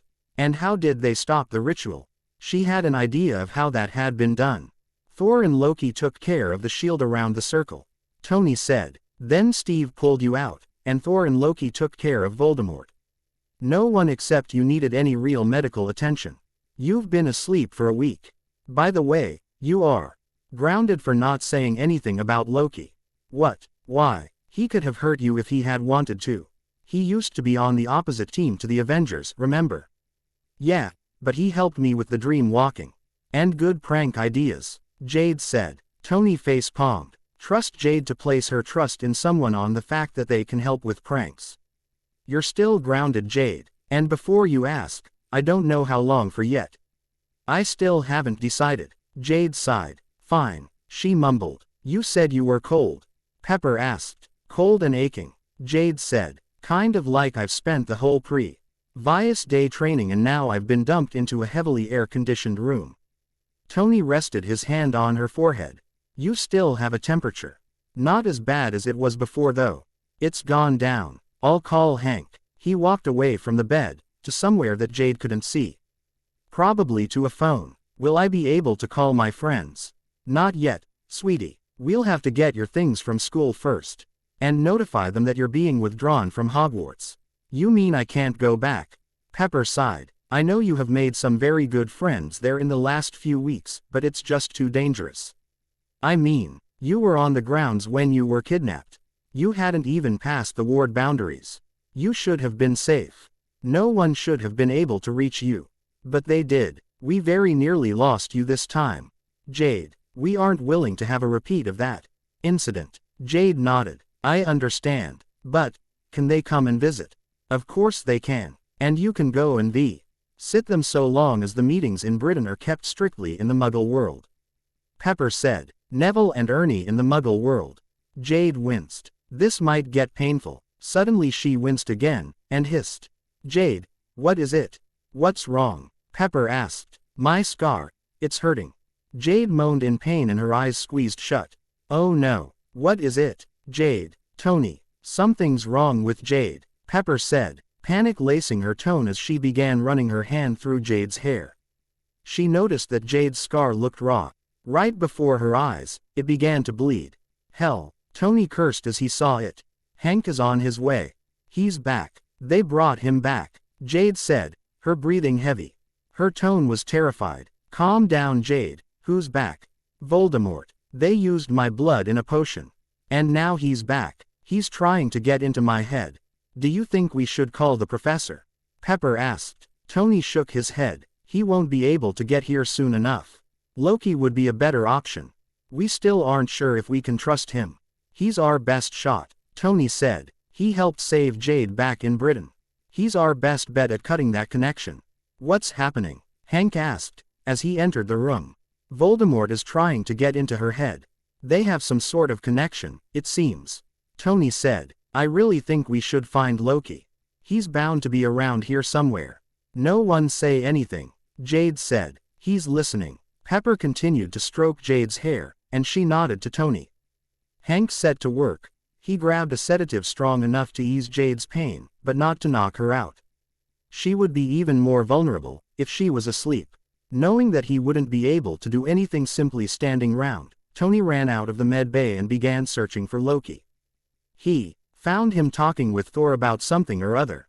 Tony, what is wrong? Thor asked. It's Jade. Voldemort is trying to get into her head. Through a connection, which is probably created by the soul piece. She is awake, though? Loki asked, standing from his seat. Yes, Hank has her sedated, just enough to ease the pain. Then I am confident I can remove it.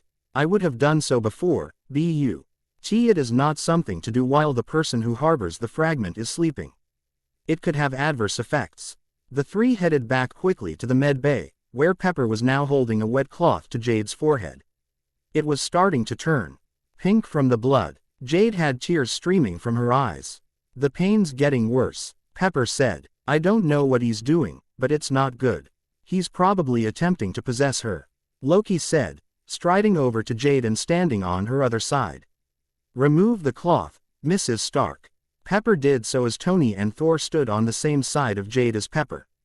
Hank was at the foot of the bed, ready to get anything he needed to treat Jade. Loki placed his hand on top of Jade's scar and closed his eyes. The others watched as Jade seemed to calm for a moment, before her whole body tensed again in pain. Her breathing increased rapidly and the heart rate monitors that Hank had hooked her up to started picking up speed. Jade's back arched, and she screamed, before Loki pulled away. What looked like black smoke coming away from Jade's scar. Jade collapsed onto the bed, breathing heavily. He's gone, she mumbled. I can't feel him. With a flick of his wrist, Loki had the smoke in the shape of a ball, which he easily crushed. I should have anticipated how painful that would have been for her. Painful. She was in agony. Hank said. Jade, kiddo, look at me. Tony said softly, as he picked up Jade's hand. Can you feel Voldemort in your head anymore? No, Jade said. It's like there's more room in my head now. She yawned and her eyes closed. She fell to sleep. Pepper looked up at Loki. Thank you, she said, tears filling her eyes. It had hurt her to see her daughter in so much pain, but that was over with now. Loki had done more good for Jade than harm. She and Tony were both in his debt. Loki nodded, and moved away from the bed. Thor and Hank did the same, and allowed the Starks some privacy, by heading into an office. You've gained their trust, Thor said. I guessed, Loki said. We need to find out why she is at the center of this war. If we don't, then how are we supposed to change what we have seen in that recording? I agree, Hank said, moving over to the filing cabinet, and pulling out a file. But the question is, how?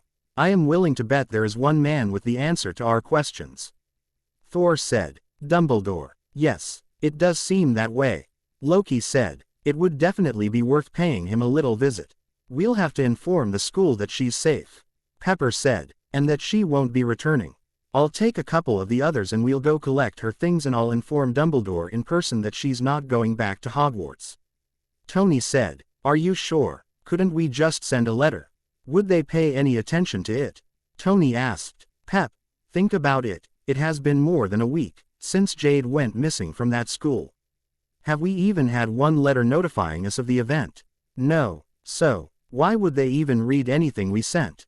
I don't know, Tony. What if it isn't safe? Pep, I'll be fine. Look, I'll even take my armor. All right.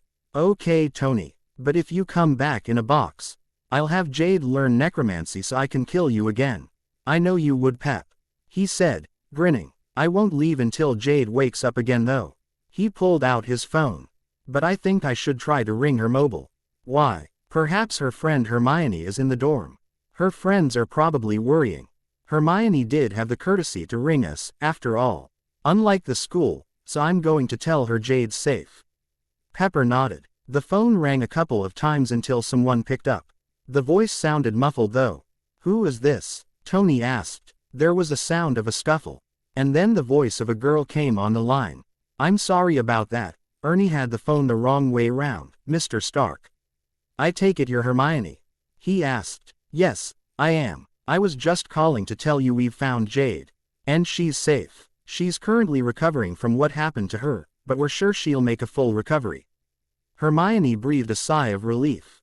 Thank Merlin for that, Ernie. Neville, they found her. She's safe. Hermione, I want to thank you for trying to contact me and Pepper when Jade disappeared, and thank you for continuing until you got an answer from someone. If you hadn't, we may not have been able to find her in time. It was no trouble, Mr. Stark.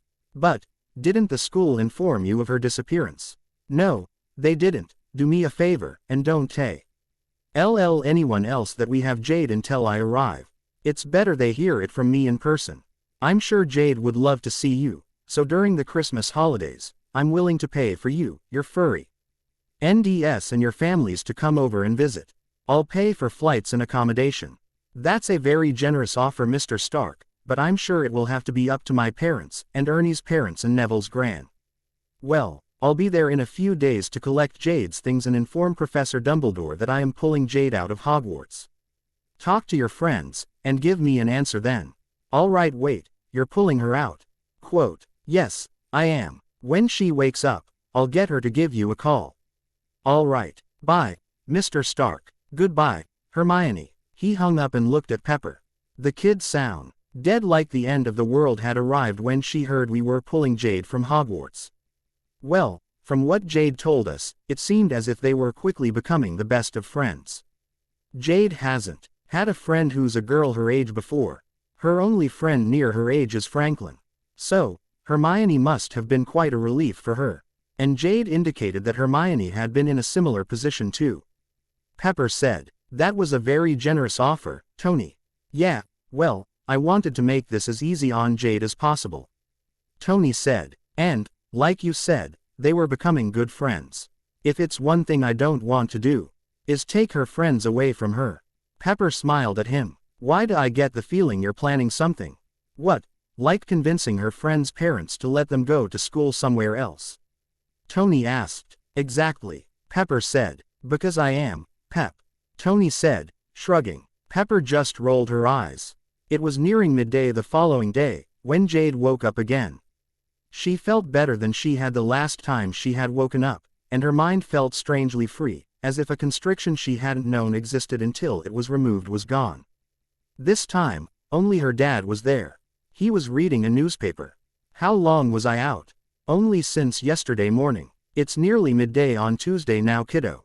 How are you? Better. Thirsty though. Tony grinned and grabbed a bottle of water from the table. Jade carefully pulled herself into a sitting position, aware of her still sore muscles. She accepted the water from her dad, and downed half the bottle very quickly. Hey, slow down, Jade. You don't want to make yourself sick, Tony said, plucking the bottle from her hands. Better now, much, she said, nodding. Where's Mum? She's gone to get some food. Tony rested his hand on Jade's forehead. Your temperature has gone down considerably. It's almost normal now. Well, it seems that I slept through the worst of it then. It seems so. Come here. He pulled her into a tight hug. I was so scared, Daddy, she whispered, tears pricking her eyes. I know you were, he said, a hand running through her hair. And it's fine that you were scared, but you're safe now. And it's not going to happen again. I promise. Is everyone else all right? They're fine. All of them are worried for you, but they were relatively unharmed. Now, about you being grounded. It's not going to happen, she asked, hopefully. No, it's still on. You're grounded until when the Christmas holidays would have begun, kiddo. No phone and limited computer time. So I can't call Hermione. I'll be going to Hogwarts to collect your things soon. I'll tell her why you aren't calling then. I was going to let you call her beforehand, but I changed my mind. Why? You'll find out after you're no longer grounded. He ruffled her hair. It's also for giving us a real scare. It wouldn't have been so long, but we were terrified of how close we came to losing you. I know, Daddy. I am sorry. I didn't mean to get in trouble. She looked up at him with the kicked puppy expression, but for the first time ever, he managed barely to shrug it off. I know you didn't, but that still does. NT change the fact that you're grounded. Darn, she thought. All right, she'd probably be able to get hold of her phone for a couple of minutes every now and again, so she'd be able to talk to Hermie. One for a while at least, and maybe Ernie and Neville too, if she had enough time. Wait, you aren't going to just ask them to mail us my things? Can't trust them, Tony said, shaking his head. I'll be fine. Loki and Steve are coming along. While we are gone, you're to stay in the Avengers Mansion, got it? Got it. Jade nodded. Good. Doctor Strange is staying for a while, just in case, and Thor I's going to be here as well as all the others, so I don't want you wandering off from the safety of this place while I'm gone. I won't, Dad, Jade assured. Did anyone get my wand? No, we were a bit preoccupied. But, we'll talk about that when I get back, all right? All right, Dad. Jade raised a hand to her scar, and felt that it was a lot smoother than before. Do you know how Voldemort and I shared that connection? Jade asked. Yes. It turns out that Voldemort created something called Horcruxes. A Horcrux is created when a dark witch or wizard splits their soul and places it in a container, which anchors them to this world, giving them a type of immortality. By the time he reached Godric's Hollow, Voldemort had split his soul 5 times. When the curse rebounded on him, his soul was so unstable. A part tore off and latched onto you. When Loki removed the connection, it was because he had removed and destroyed the soul piece. Now, we are expecting him to create another Horcrux, but we aren't sure if he will. What do you mean? Jade asked. We received some information from the future. That will be another conversation best saved for when I get back. Just then Pepper re-entered the room. A plate of sandwiches in one hand and 2 bottles of water in the other. You're awake, she said, smiling. She hurried towards the bed and placed the food and drinks on the small table before hugging Jade tightly. How are you feeling? Do you need anything? Mum, I'm fine, Jade said, laughing slightly. Pepper pulled back, surveyed Jade, and then grabbed one of the sandwiches and handed it to Jade. I knew there was a reason I made extra, she said. Jade ate the sandwich quickly, only just realizing how hungry she was. She ate another 2 before leaving the rest. I ate half your lunch. Sorry, she said. That's fine, sweetie. You needed it more than either of us, Pepper said. Tony stood. I'd better get this visit out of the way, he said. And I'm sure Steve and Loki are itching to ask a few questions of their own to a certain headmaster. Don't forget the suit, Pepper said. Tony looked incredulous. Would I really forget the suit when I'm heading into a potentially dangerous situation? Yes, Jade and Pepper chorused. Thank you for that vote of no confidence. He rolled his eyes. I'll be back soon. Perhaps we should subscribe to a magical newspaper, because I can see the next headline: Hogwarts faculty threatened by 2 muggles and a god. He hugged Jade, before kissing Pepper, and leaving the room. Loki had managed to teleport them to the entrance hall of the castle, which had caused quite a stir amongst the many students who were walking between classes. Many had screamed and ran, fearing an attack, and others had drawn wands.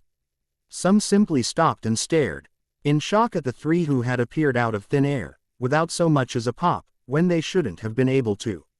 The anti-apparition wards should have been enough to keep them out, right?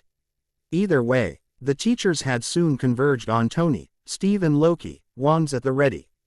Dumbledore, who was directing the search for Jade from the comfort of his office, approached them. Name yourselves. State your business and how you entered without my permission. Oh, so the Death Eaters who kidnapped my daughter right off your grounds had your permission to be here, did they? Tony asked, his eyes narrowed. His grip on the red metal case was tight. The question was double-edged. If Dumbledore answered no, the truthful answer, then he admitted that Hogwarts was not as well protected as he claimed. If he said yes, then that would look even worse. Mr. Stark, Dumbledore said, choosing the ignore the question tactic. I am surprised you are here. Yes, well, I thought I would come to collect Jade's things. You can call your search off. We found her without your telling us she was missing in the first place, might I add. I am withdrawing Jade from this school. My wife and I were assured that she would be safe. Then we find out she's been kidnapped and Death Eaters intend to sacrifice her. We barely got to her in time to save her. If we had left the job to you, she would be dead. You mean you are responsible for the events at Knot Manor? Dumbledore asked. The Death Eaters made a very powerful enemy the day they decided they were going to target Jade. Steve said. He was in his full Captain America outfit, his shield on his arm. He was more than ready to take Dumbledore down a few pegs if he had to. We simply did what we had to get her back safely. It was their own fault for kidnapping her in the first place. And yours for letting it happen. You did not have to resort to such violence. Dumbledore said. Really? What? We were supposed to go hug them all, and ask for Jade back? Tony asked. He shook his head. People like that don't respond to the words please and thank you. They would have simply gone out and murdered innocents if they had been allowed to. I don't know about you, but I prefer them to be 6 feet under than the innocents that they would have tortured and killed. They should have been given the chance to be saved. Dumbledore insisted. Acts of vigilantism is not the answer to the question. I think it is safe to say, they lost that chance the moment they attacked a child that many powerful and skilled people have a strong attachment to, and they have the backing of an organization of their government. Loki said. Perhaps you should simply step aside. You are no match for me when it comes to magic. No one here is. And then there is also what these 2 can do. I am asking you nicely. Tony laughed. Nicely. Normally, Loki, when you ask nicely, you've already killed someone to make others a bit more willing. Loki smirked. I may accidentally kill one of Jade's friends. I'd rather not. The message was clear. He was only playing nice for Jade's sake. Oh, and another thing, I would like to know how Jade was taken in the first place. Tony said. There were guests attending the Halloween feast. I lowered the wards just enough so that they could enter the school through other means, bar apparition and portkey. Such as flying, Tony said. And you didn't think to make some sort of announcement a day before or something, so that the students would know that it would be easier for any enemies to get to them. He had an audience of many. This should break the trust of several of the faculty and students in Dumbledore. And perhaps the parents when news reached them from their children of the scene they were making. Most students do not have enemies. Dumbledore said calmly. Yeah, well, Jade isn't most students, is she? Steve asked. He knew this next part would clue most people in that Jade Stark and Jade Potter were one in the same. But Dumbledore had been the one to let that fact slip to the enemy. The students knowing wouldn't change anything now. Most students don't have a manic dark wizard out to kill them since they were one. If no one else, Jade should have been informed for her safety. You knew Voldemort. Most of those who had gathered around them flinched, wasn't gone. You knew he would once again target Jade. Yet you failed to recognize the danger she would be in when the wards were lowered. That is a mistake that cannot be overlooked. And who are you? Dumbledore asked. This man was obviously a Muggle. And he was rather infuriating. I'm known in the Muggle world as Captain America. But basic protection of a person, or persons, is to make sure they stay within an ray easily guarded while there is an immediate threat. That threat grew when you lowered the wards.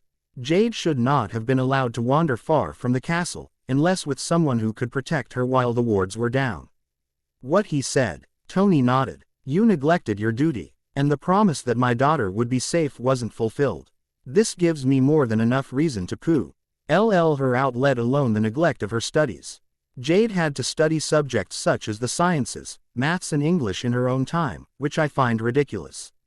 Now, I'm going to need someone to lead me to the Hufflepuff common room. And her dorm room. Mr. Stark, I must insist that Jade remains here for her schooling. Dumbledore said. And why is that? Tony asked. For one, she has some good friends here already. The second reason is that I can teach her many things to help her against Voldemort. She may be a Stark, but Voldemort will not change his mind. You know that. He attacked her as a baby on that Halloween 10 years ago. And now his followers have made another attempt. What things could you teach her that someone else could not? Loki, for example, is very skilled when it comes to magic. I can make sure her knowledge of the more mundane subjects is kept to standard cap, amongst some others, can help Jade keep in physical shape. That way she won't be dependent like some of you are, solely on magic. I'm sure you've seen Loki's handiwork. The Death Eaters trapped inside their own minds, reliving tortures until they die. How many of them are left, now, can I ask? 1. Dumbledore said regretfully. He's not going to die for a while. Loki said, his eyes were full of glee at the thought. He really shouldn't have tortured Jade. I must ask that you reverse your spell. Dumbledore asked. Loki shook his head. I don't feel like it. He replied. And that was simply an example of my talents. A wave of his hand, and some more students screamed as one of the gargoyles transformed into a large snake. He waved his hand again, and the snake disappeared. I am far more powerful than you, and my knowledge of magic more extensive. I doubt that, my boy. You are very young. There is no way that your knowledge and skills could outsurpass my own. What are you talking about? Dumbledore asked, trying to bluff his way out of the situation. The ability to read minds is a rather useful one.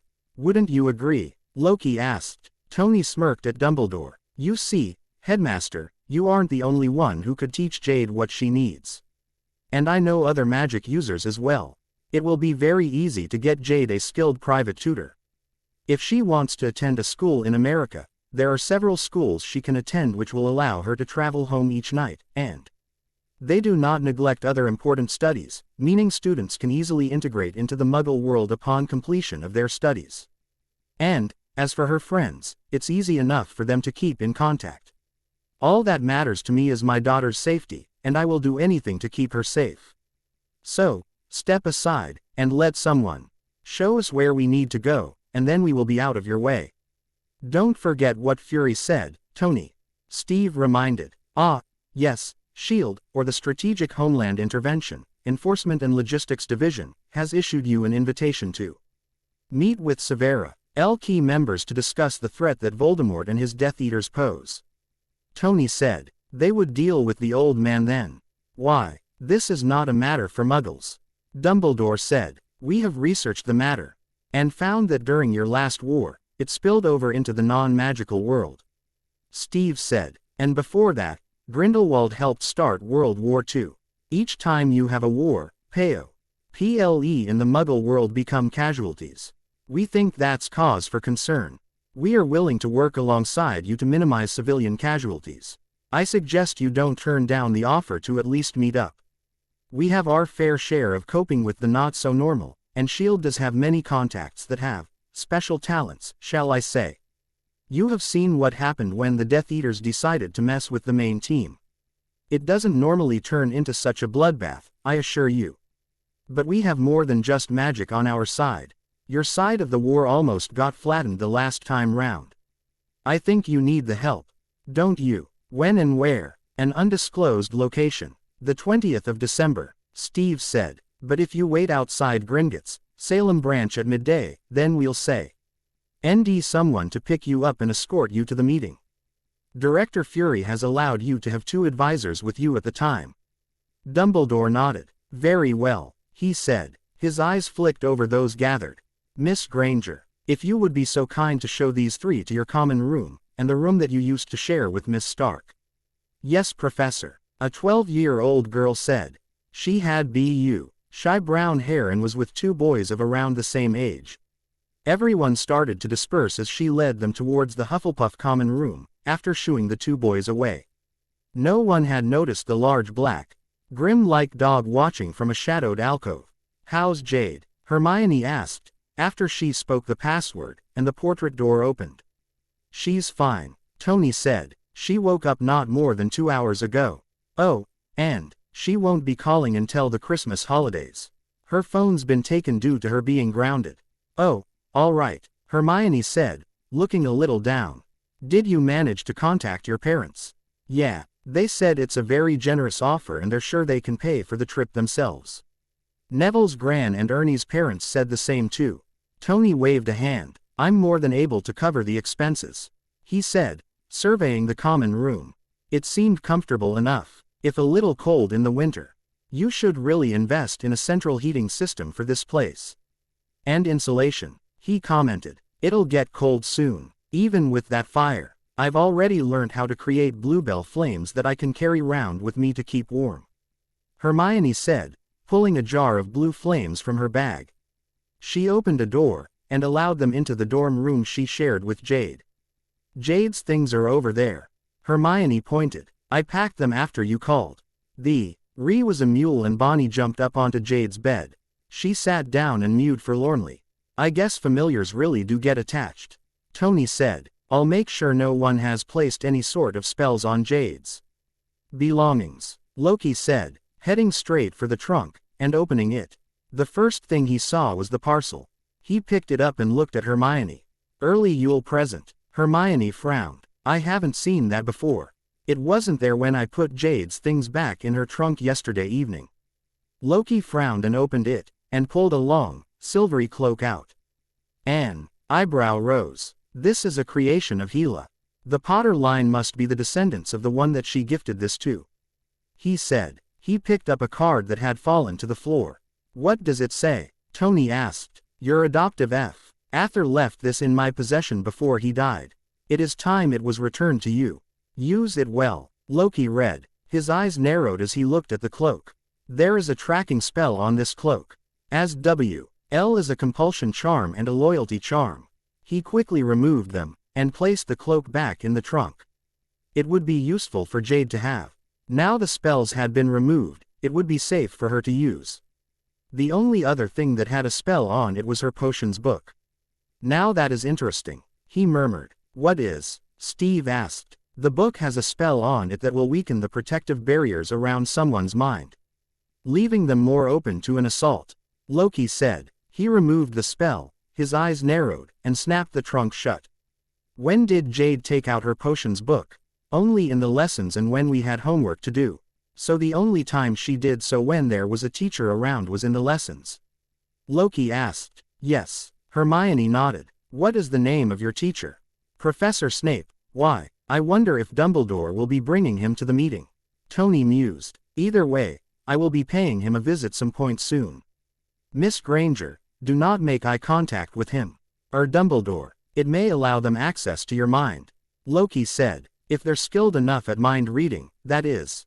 Do not think about what I have said around any of your teachers, for that matter. And it would be best if you kept your friends in the dark, for now. Hermione nodded. She looked at Steve curiously. If you don't mind me asking, are you really Captain America? Or are you just trying to make people think you are? No, I am Captain America, he said, smiling. I'm also the one who answered your call. She had you under Uncle Steve, Hermione said. He nodded. Aim to have become something of an honorary uncle to her, along with most of the team.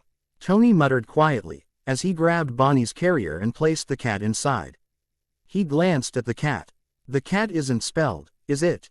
He asked Loki. Loki took the carrier from him. A moment later he shook his head. No, Tony nodded. Good. He grabbed Jade's trunk in his spare hand and Loki handed the cat carrier to Steve. Time to go, I think. I don't think it would be a good idea to be away for too long. You do not trust the other's abilities? Loki asked, smirking. Oh, I do, but when it comes to Jade's safety, I want to be an active part of it, Tony said. He looked at Hermione. Tell your parents to expect the details of the trip in the mail. I don't know where to send the details to your friends. So could your parents forward them on?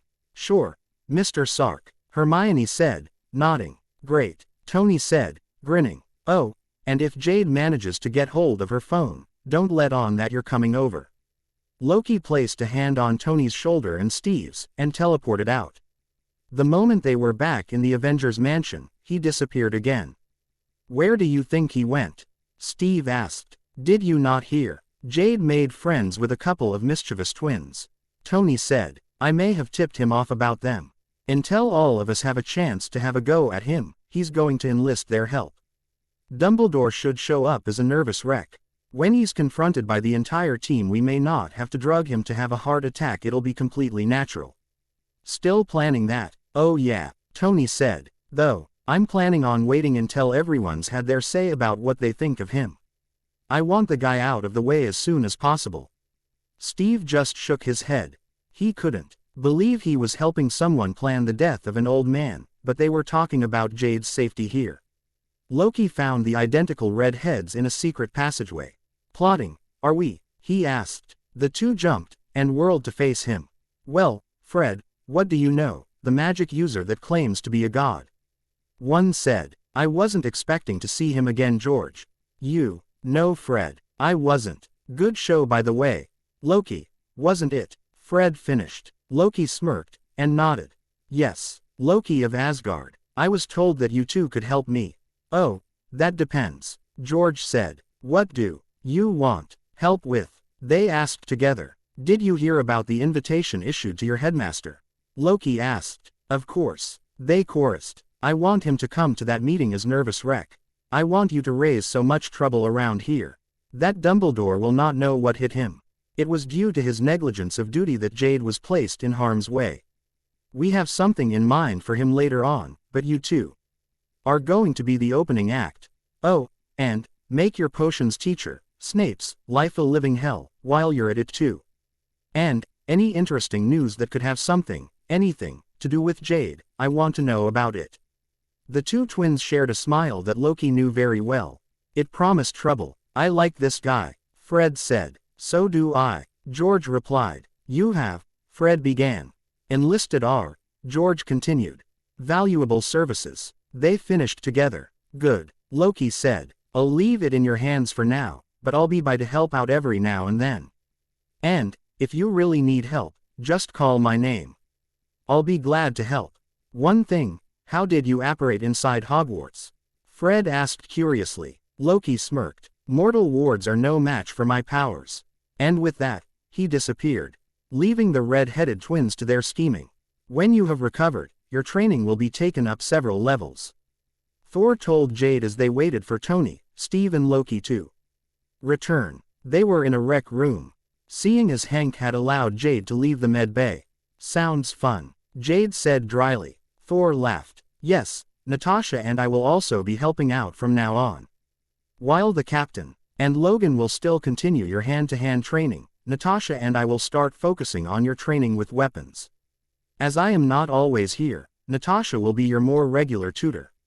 Oh joy, Hale'll be able to kill me because I'll be too exhausted to even run out the front door. You will be fine, Thor replied. As for your training in magic, I believe that is up to you. Your father mentioned schools here in America, but I am sure that Loki is more than willing to tutor you in magic. That may actually give you more time to pursue other hobbies of yours as well. Defense isn't a hobby for me. It's mandatory, Jade said. You will learn what you need to soon enough. And I'm sure it won't be as bad as you thought. You will have time to rest. Yeah, when I'm sleeping. Thor's right, it won't be as bad as you think. Pepper said. If you don't get time off, they'll have me to deal with. Why can't I be a normal kid? Because you are a Stark and you have my luck, Tony asked, as he and Steve entered the room. How did it go? Jade asked. Well, Loki found out a secret that Dumbledore is trying to keep hidden. He hasn't shared that with us yet. Oh, and your potions book, huh? DA spell to weaken your mental barriers on it, and there was something else in your trunk too. Tony pulled out the cloak and handed it to Jade. Apparently, James Potter left it in the position of someone else before he was killed. And now they gave it back. With the charms that were on it, I'd guess Dumbledore had it. What charms? Pepper asked. A tracking charm, a loyalty charm and a compulsion charm. Steve said. Loki got rid of them though. Just like the one on the potion book. Jade examined the silvery cloak that reminded her of water. She frowned and threw it on over her shoulders. Everyone in the room started when they saw Jade's body disappear. Loki could have warned us beforehand, Tony muttered. And missed the look when you saw what the cloak can do? Loki asked, entering the room. That is the one true invisibility cloak in the human realm. Keep it with you at all times, Jade. I will, Jade said, nodding. I want to know how Dumbledore got hold of it. Pepper said, quote, I don't believe that James left it in his position. Not when they had someone like Voldemort after them. It does seem suspicious. Jade agreed. Do you think he wanted them gone? I didn't think of it that way, Tony said. If he did, this just got a whole lot worse. But why Jade? Why did he want the Potters out of the way? Did he agree to the meeting? Thor asked. He did. We can get those answers, and more, from him then. For now, we should just watch as his reputation starts to chip away. Tony said. Oh, and what was the secret behind his sister's death? He was friends with Grindelwald. It was either his spell, or Dumbledore's, that killed her, when they got into a three-way duel with his younger brother Aberforth. If people ever discovered that Dumbledore was friends with Grindelwald, there would be a public outcry. Jade said. She grinned. Please tell me you clued someone into that. I merely brought up his sister's death in front of a crowd of teachers and teenagers with curious minds. Loki said. Someone is bound to discover the truth. Without even really trying, Loki had managed to start people on the path to doubting Dumbledore. Silvertongue indeed. He had darn good timing, and a way with words. Oh, I am so subscribing to a magical newspaper. Tony said. I want to see the outcome of this. Pepper sighed and shook her head.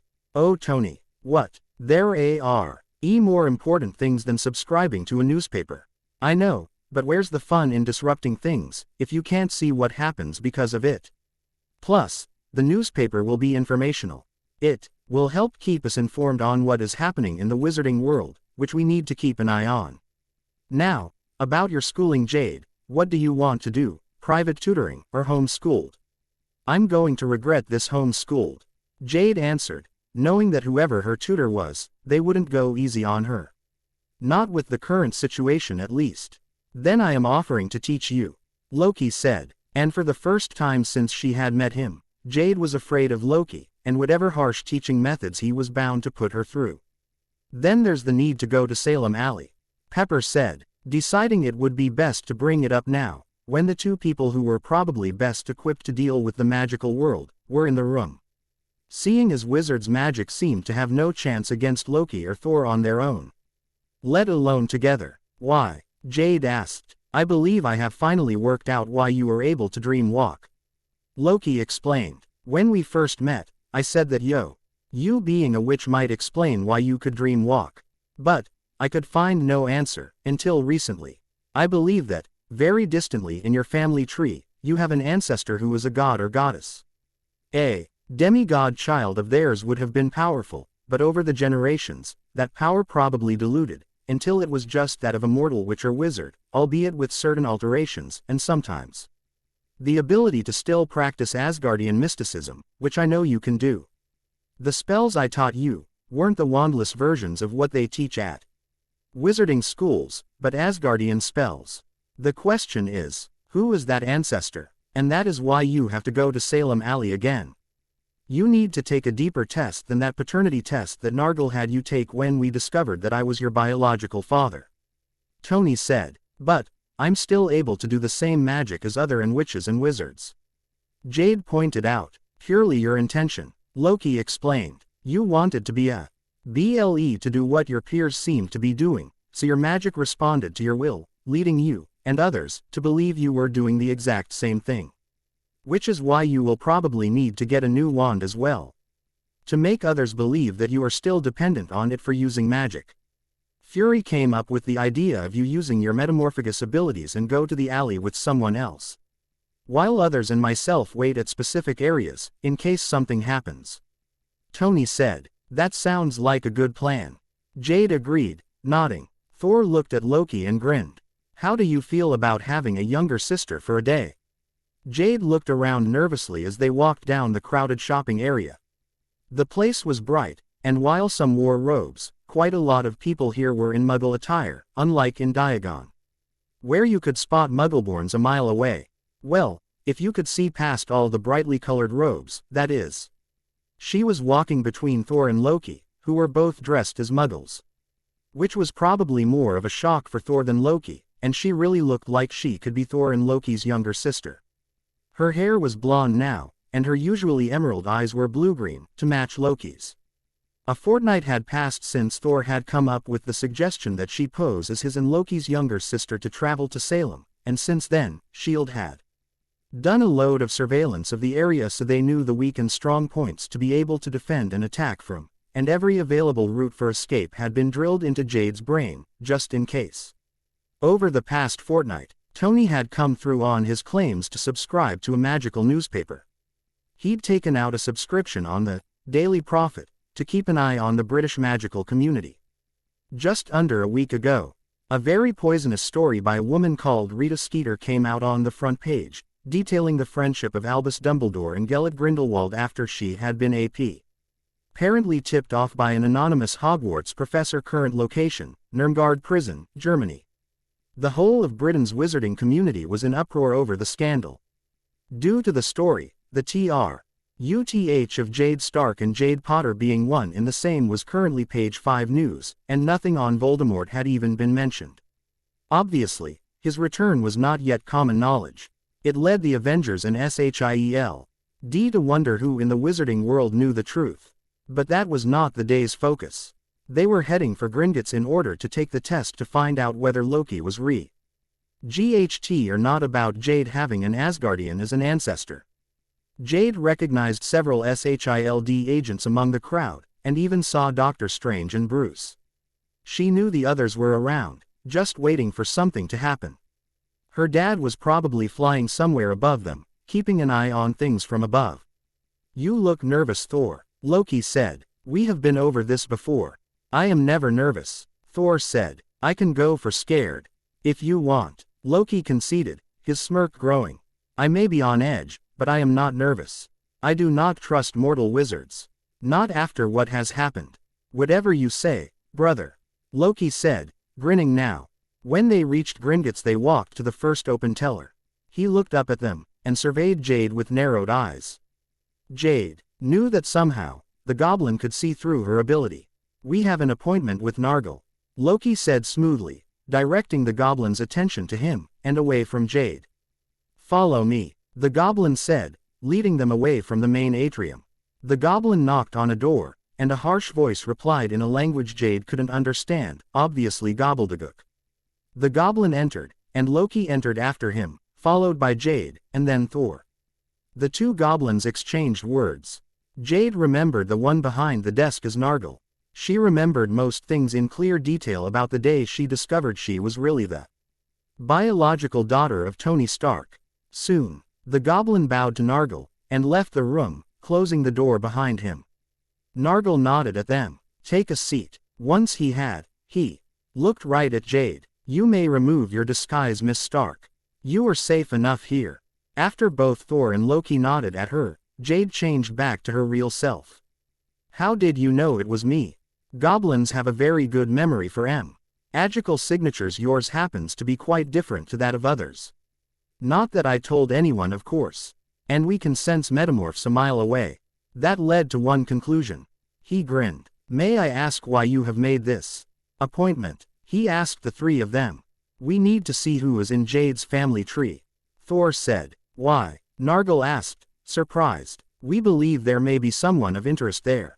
Loki said. Nargle nodded. Very well. He produced a scroll of white parchment, a gold quill, a silver knife, and a bowl. This time, you will need precisely 7 drops. He said, handing Jade the knife. And holding the quill over the bowl. Jade made an incision and let 7 drops of blood fall onto the quill. The quill sprang to life after the blood was absorbed, and they watched as it began scribbling furiously on the parchment. It was, as Loki had thought, on Lily's side that they found where Jade's powers came from. Amora, Thor asked. We do not tell her. She wouldn't care anyway. Loki said. I would still rather her not know. Thor said. Imagine what could happen if Amora did take an interest in Jade. What would she do? Jade asked. I know she's considered one of the bad guys, but that's about it. Probably try to turn you against everyone you care about, and side with her. Thor said. Loki nodded. If she did take an interest in you, that is what she would do. Perhaps I can draw your attention to something a little more recently in Miss Stark's family tree.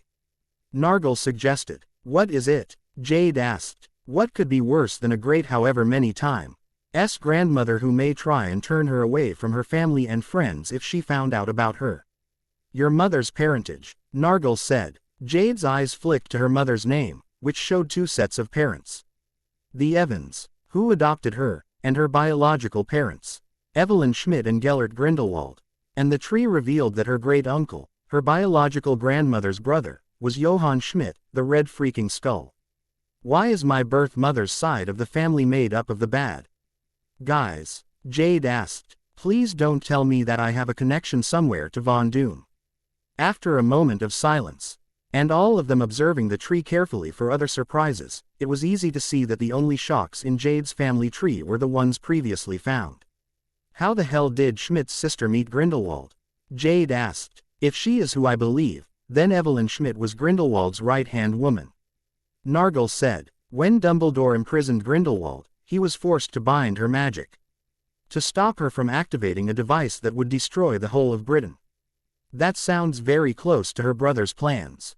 Jade said. Dumbledore imprisoned them together, in the cell at the top of Nirmgard. Nargle said. There were rumors of a child, but they were never proven. Would you like me to destroy the evidence proving those rumors? He asked, indicating to the parchment. Before he could do anything, it went up in flames. No need, Loki said. He pulled a sheet of parchment from his pocket. Now that we have discovered what we needed to on Jade's family tree, we were also wondering about this. He handed it to Nargle. Jade knew what it was.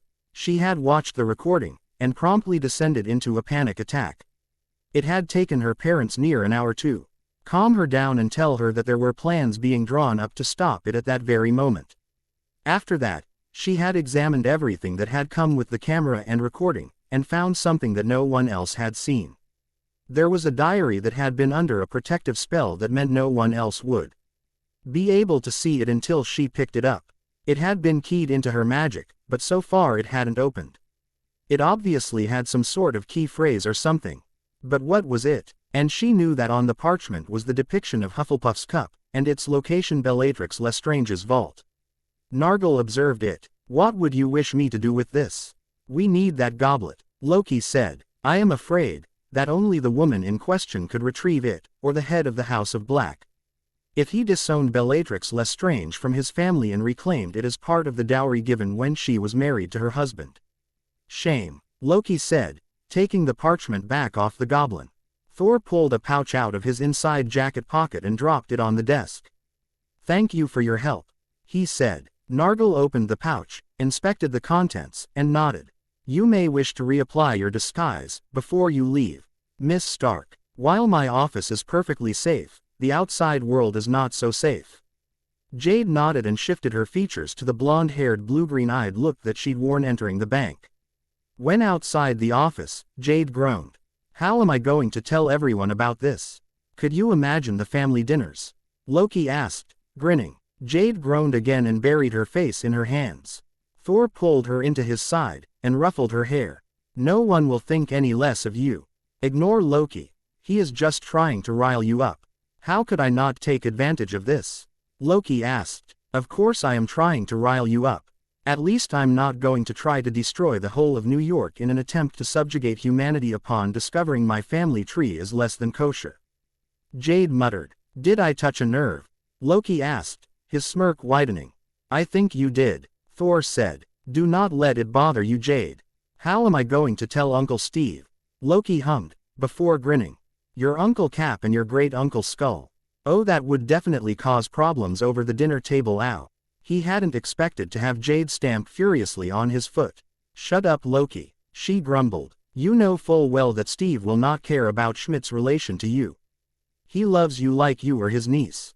That will not change, Thor said, and you are nothing like Schmidt to what I heard of the man. So do not worry. They walked out of the bank and into the alley proper. Now what? Jade asked. The wand shop is our next and last stop, Loki said, and then we'll be heading back. They managed to get to the wand shop without any more taunts from Loki on behalf of her newly found relatives, but that was probably because they couldn't risk it getting out. If people had reacted badly to Dumbledore having a friendship with Grindelwald, what would the reaction be to Jade being related to him and two other war criminals, albeit one Muggle one? The bell rang as the door opened and they entered, but the large shop remained empty. Thor closed the door, and noticed the blacked out windows and door. But the store was rather well lit and open in itself. I must say, Miss Stark, I did not expect you in here again so soon, a voice said. A woman stepped out from behind the curtain and Jade recognized her immediately. Alana, the wand maker. I find it curious that you are here under a disguise, too. I am starting to wonder the point of it if everyone seems to recognize her anyway. Thor said, eyes narrow. I, like the goblins, am able to sense magical signatures. A necessary skill for a wand maker. Alana said, but do not worry. Believe in the utmost confidentiality between my clients and I. Unlike some wand makers, no doubt, had you gone to, say, Ollivanders, you would have found Dumbledore knowing you had been there, how long you had been there, and what wand you had at the end. I, on the other hand, will not even give out the amount of wands a client tries on average. Well, we know one more place to avoid, Loki said. May I ask why you were back so soon? Alana inquired. My wand was taken from me. I need a replacement. It wasn't because you were expelled, I hope. Alana said, her brown, nearly black, eyes narrowing. Jade shook her head. Not at all, she nodded. Perhaps a normal wand will not be best suited to you, now your first one was misplaced. I sense you may need something a bit different. If you would follow me. She ducked back behind the curtain, and the three followed. They found themselves surrounded by boxes in what seemed to be a woodwork shop. It is not often that I get a customer that would be better suited to something custom-made, Alana said, from where she was now standing beside a workbench. She was grinning gleefully. The boxes each contain either a wand core, foci or wood. For a custom wand, or staff, to be perfect, you need to let your magic reach out and guide you to the materials best suited to you. Go ahead, try it. After a moment's hesitation, Jade closed her eyes and let her magic reach out. The first box she grabbed was square and easily held in one hand, but would need both to open. The second and third boxes were long rectangles and the fourth was a very long box.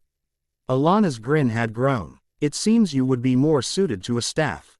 She took the boxes from Jade and placed them on her work table. I'll have it done in a week exactly.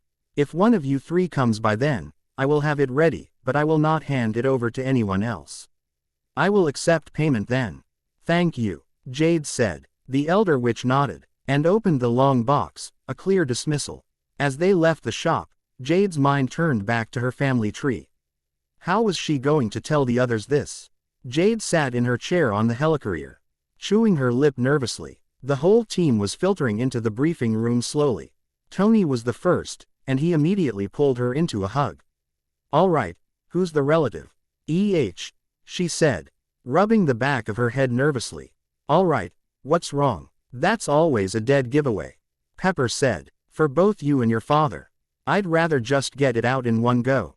That bad? Tony asked. We have tried to tell her it isn't something that truly matters. Well, I have. Loki just tried to rile her up with the information. Loki just shrugged and grinned. It was too big to pass up. Be fair, she did stamp on my foot. After I got fed up. Jade muttered. When the team and Fury were in the room, Fury cut straight to the chase.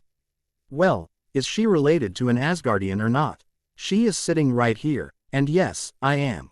Well, who? Jade mumbled something under her breath. Jade, we didn't quite catch that. Tony said, frowning. Come on, it can't be that bad, can it? Amora. Okay, I think I misheard. Did you say Amora? She did, Tony. Thor said. Well, that's all right. I mean, if she's as far back as you suggested she would be Loki, she's not going to take any interest in Jade. Is she? Not unless she thinks she can use Jade for one thing or another. No, Loki said, but it would be better to keep her in the dark, all the same. See Jade, there's nothing to worry about, Tony said, pulling her into a one-armed hug. My birth mother was adopted by the Evans. Jade said, her side of the family has a few more surprises. 3 to be exact, she said. Okay, tell me, who's coming to Christmas dinner from now on? Tony asked. None of them. Never. Not even if 2 of them ever get out. Jade shook her head. They're in prison. Pepper asked. Their own fault. Nothing you should be ashamed of. It's her grandparents and great-uncle. She doesn't like them being on her family tree, and I can understand why. Thor said. Are they anyone we need to be concerned with? Wouldn't they be old by now? Clint asked. I mean, they couldn't be any real threat, right? There, Jade was chewing on her lip, trying to think how to say it. It didn't help that Steve was sitting right across from her. Jade, whoever they are doesn't change you. You're a good kid. They've had no influence on your life. Steve said kindly. Taking a deep breath, Jade spoke again after a moment. My biological grandfather on my mother's side is Gellert Grindelwald and my grandmother is Evelyn Schmidt, the younger sister of Johann Schmidt, and yes, I do mean the Red Skull. The room was completely silent when they heard this. Clint, Bruce's and Tony's jaws dropped. Steve just stared at her, mouthing the name Schmidt over and over again, a bit like a goldfish. Come again? Fury asked. I did try to get her to picture the family dinners but she was having none of it. Must you stamp on my feet? Loki cried. For a small thing you can't have. Put some force behind slamming your foot down. He grumbled. If you bring up family dinners again, it won't be your foot next time. Jade replied. She looked nervously around the room at people, trying to gauge their reaction. You're telling me that Schmidt had a sister we didn't know about? Steve asked, finally breaking out of his stupor. She nodded. Pretty much, she replied. Darn, he muttered angrily. Jade looked down at her hands which were entwined in her lap. Captain, Loki said, motioning with his head towards the girl sat next to him. Steve's eyes widened as he realized how Jade had taken his reaction. It's just, if he finds out about Jade, it's not as if he's going to want to be a part of her life. The guy wouldn't give a crap. What I'm worried about is that he could try and use Jade. She's powerful, even if she is still learning. He would want to turn her into a weapon if he found out about her. Think about it, how's he going to see this? He's going to see a missed opportunity to have the perfect weapon. What if he had been the one to raise her? Schmidt would have been able to mold her into the perfect weapon for him to use. He finds out about this, then he'll be looking for a way to turn the tables in his favor. Rogers is right. This information doesn't leave this room. The last thing we need is to have the Red Skull bothering us as well. We do have a LARGE problem in the wizarding world to deal with. Fury said, if Schmidt discovers the truth, then things will start to get complicated. Things are already complicated, Tony said. Did you see the the press in the magical world tore into Dumbledore just for having a friendship with Grindelwald? What would they do if they found out Jade was his granddaughter? I don't want to find that out. Ever. Jade said. Is there a way to perhaps erase that information from my mind? 'Tis probably best for you to retain the information, young Jade. Thor said. Thor is right. You may need it someday. For what? I don't know, but you might. Loki added. Is there any way to make absolutely sure that this doesn't get out? Bruce asked. Not recording it on the database would help. And none of us talk King about it when there is even the slightest chance of it being overheard by someone else. That will be all we can do. Fury said. If there's anyone else who knows, well, we'd better hope that they keep their silence on the matter. Well then, is that all? Tony asked. I think we should perhaps head back to the tower. Especially after that bombshell. Pep, remind me to become the moody roulat. I've no one likes to visit once I get over this shock. I don't want any of them turning up on the doorstep. All right, Tony, Pepper said, humoring him. All right, kiddo, let's head back.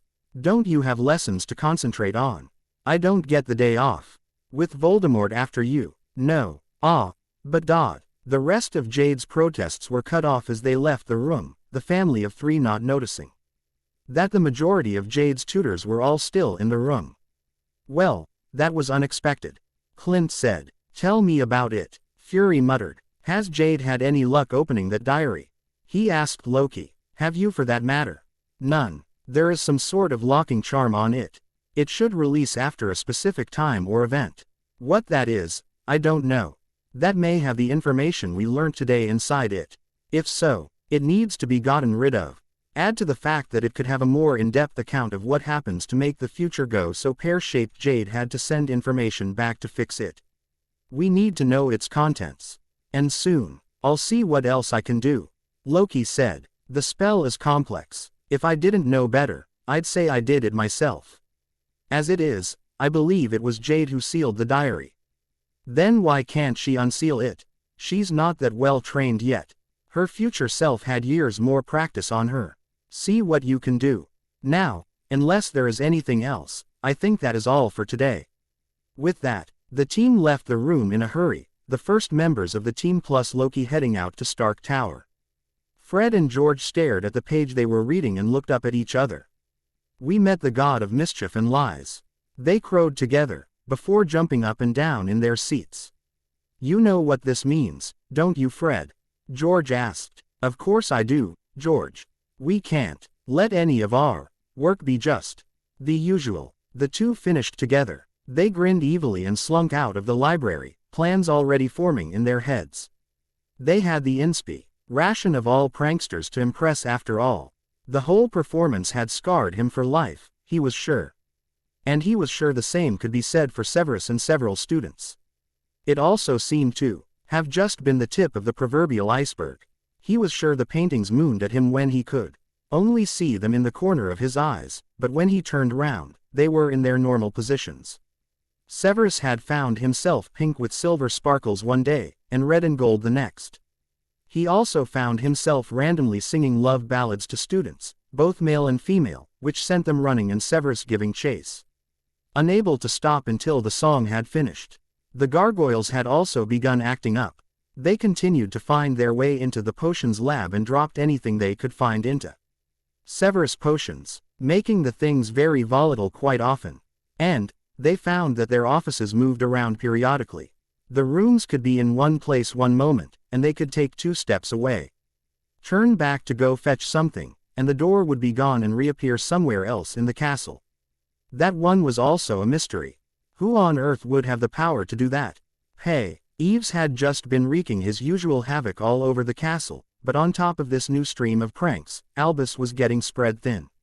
Very thin, especially with his duties as Mugwump and Chief Warlock, both of which were being threatened now thanks to that blasted article.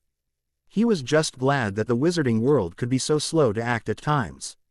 He was currently sat on his office, his right hand massaging his temple. He hoped he could get at least a day's reprieve before the meeting with S.H.I.E.L.D., but it wasn't looking good for him. Suddenly, the floor beneath him shook and he looked up, startled. What the hell now? Wait, was his office moving? He concluded that it most certainly was. The floor was beginning to rotate, and the walls were beginning to move in the opposite direction. He gripped his desk as his chair began moving away, and the speed increased. When he found whoever was behind all this, they were going to find out why Voldemort was afraid of him. An hour later, it was a greenish-gray Albus Dumbledore that staggered into the hospital wing. The spinning had gone on for 15 minutes and he still hadn't recovered.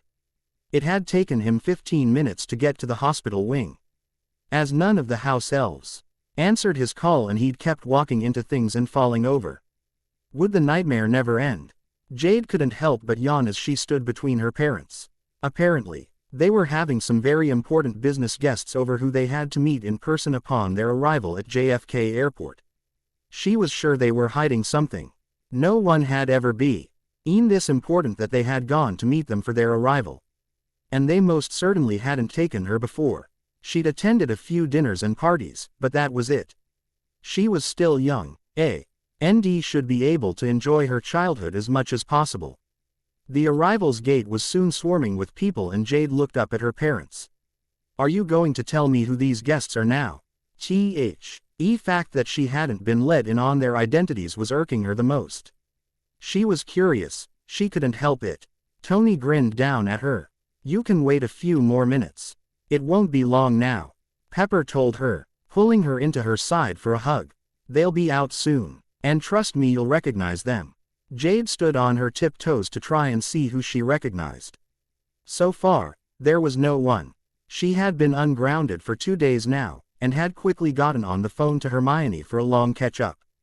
They had had a few minutes now and then, being to pass messages on between themselves and the two boys. Suddenly, she saw a mane of bushy brown hair and she gasped. Hermione, okay, so we lied about the business associate part. Tony said, it's your friends who we came to meet. Go on, sweetheart, Pepper said, smiling as she pushed her daughter in the direction of her friend, who had split from their parents and guardians and were heading for her at a fast pace. Jade ran at them and caught Hermione in a hug, and soon found herself in a group hug with Ernie and Neville too. I missed you guys. We missed you too, Hermione said. I can't believe you aren't coming back to Hogwarts. I can't believe that security was that lax. We were so worried, Ernie said. Hermione had a panic attack. Neville said, so did I, he sheepishly admitted. I'm so glad you guys are here. Are you here for the whole holidays? Jade asked. Yeah, Ernie nodded. Your dad covered everything. It's amazing how muggles get around. How did that plane stay up? What's the point of all those checks? How did our baggage arrive at practically the same time we did? Ernie, slow down. One question at a time. Jade laughed. Technology and science are behind how the plane flies. I'll explain it later. The checks are to help prevent terrorist attacks. And your bags flew in the plane hold, with you, just below. Oh, I see, he said, scratching the back of his neck. I should have said that the plane would have somewhere to put the bags. Are you three going to introduce us? A voice asked. Jade's friends turned, and nodded hurriedly and began speaking to the adults who came up behind them. Whoa, one at a time. One of the two men said. There were 3 women, one of whom was obviously Neville's gran. At that point, Tony and Pepper reached them and the boys motioned to Hermione to go first. But Tony beat her to speaking. Hi, I'm Tony Stark, Jade's father. This is my wife, Pepper, Jade's mum, he said, holding his hand out to the man who spoke. Daniel Granger, the man introduced. Hermione's father. This is my wife, Jean, Hermione's mum. Thank you for paying for this trip, Mr. Stark. We would be happy to cover the costs, however. Tony waved him off. It was nothing. And, you'll be staying in the tower with us anyway. You have a tower? Neville's gran asked, shocked. Designed it myself. Power-wise it's self-efficient. Tony boasted. Well, that is interesting. She replied. Augusta Longbottom, Neville's grandmother. I would like to add my own thanks. The change of scenery and experience of a new culture will do both myself and my grandson some good, I think. Matilda Macmillan. And this is Stefan. We are Ernie's parents. Ernie's mother introduced herself and her husband. The adults all shook hands, before Jade told her parents who was who in. Her friends introduced her properly to their parents. Then, they left. Don't worry about your bags, Tony said. I'll have someone bring them up. With the exception of the Grangers, the newcomers looked confused when they stopped at the lift doors. Oh, we're waiting for an elevator or a lift as they're called. Sometimes, Jade explained. It's a large metal box basically, which can be pulled up and down. It'll save us walking all the way up to the penthouse. Marvelous, Steven said. How does it work? Well, Tony began, before he launched into an in-depth explanation concerning the mechanics and the physics behind it. Jade rolled her eyes when she noticed that her dad had failed to see that he had lost just about everyone with the in-depth explanation, which was branching off into other topics in science and technology now. Jade tugged on his sleeve to shut him up, and simplified it for him. Honestly, Dad, with some people we know, surely you would know that you were just throwing them in at the deep end with your explanation. I explained it though. Yeah, at university level. The doors opened, and they walked into the lift. There is no technology like this in the magical world. I mean, the Muggle studies books that we've seen from older students had people believing that the typewriter was the height of non-magical discovery. Ah, yeah, got a bit carried away. Sorry. Pepper rolled her eyes and shot their guests an apologetic look. He does that a lot. If there's something you aren't sure about, ask someone else. He tends to speak genius. I am a genius. It's no problem, Augusta said. Thank you for the advice. When the lift door opened again, they stepped out into an empty lounge. It's quiet, Tony said. Too quiet. His eyes were narrowed. What are they up to? Maybe they all went out. Pepper suggested. No, there's something up. Bang. Everyone jumped. What was that? Neville asked. Though, the almighty roar afterwards had everyone on edge. Do you keep a dragon as a pet? Matilda asked. Why does that remind me of the footage of the Hulk that's been on the news? Daniel asked. Just then, Clint ran into the room, looking a little singed. I dropped Bruce's experiment, and it exploded in his face. He hulked out. Looks like I'm on, then. Jade sighed, shaking her head, before walking off in the direction Clint had gone in. A moment later, the others snapped out of it, and followed her. Jade saw that the lab was wrecked. The Hulk had just thrown Steve into a wall, and Natasha was busy trying to find something, probably a tranquilizer. What is that? She heard Neville ask, just as Thor hit the Hulk with Mjolnir, distracting him from Steve, and pushing him back a step. The Hulk roared and punched Thor. Hulk, stop, Jade yelled, running up to him. He looked down as Jade grabbed onto his hand with both of hers, her hair turning green. Friend Jade, he rumbled. It's me, Hulk. Clint's really sorry for dropping the experiment and making it blow up in your face.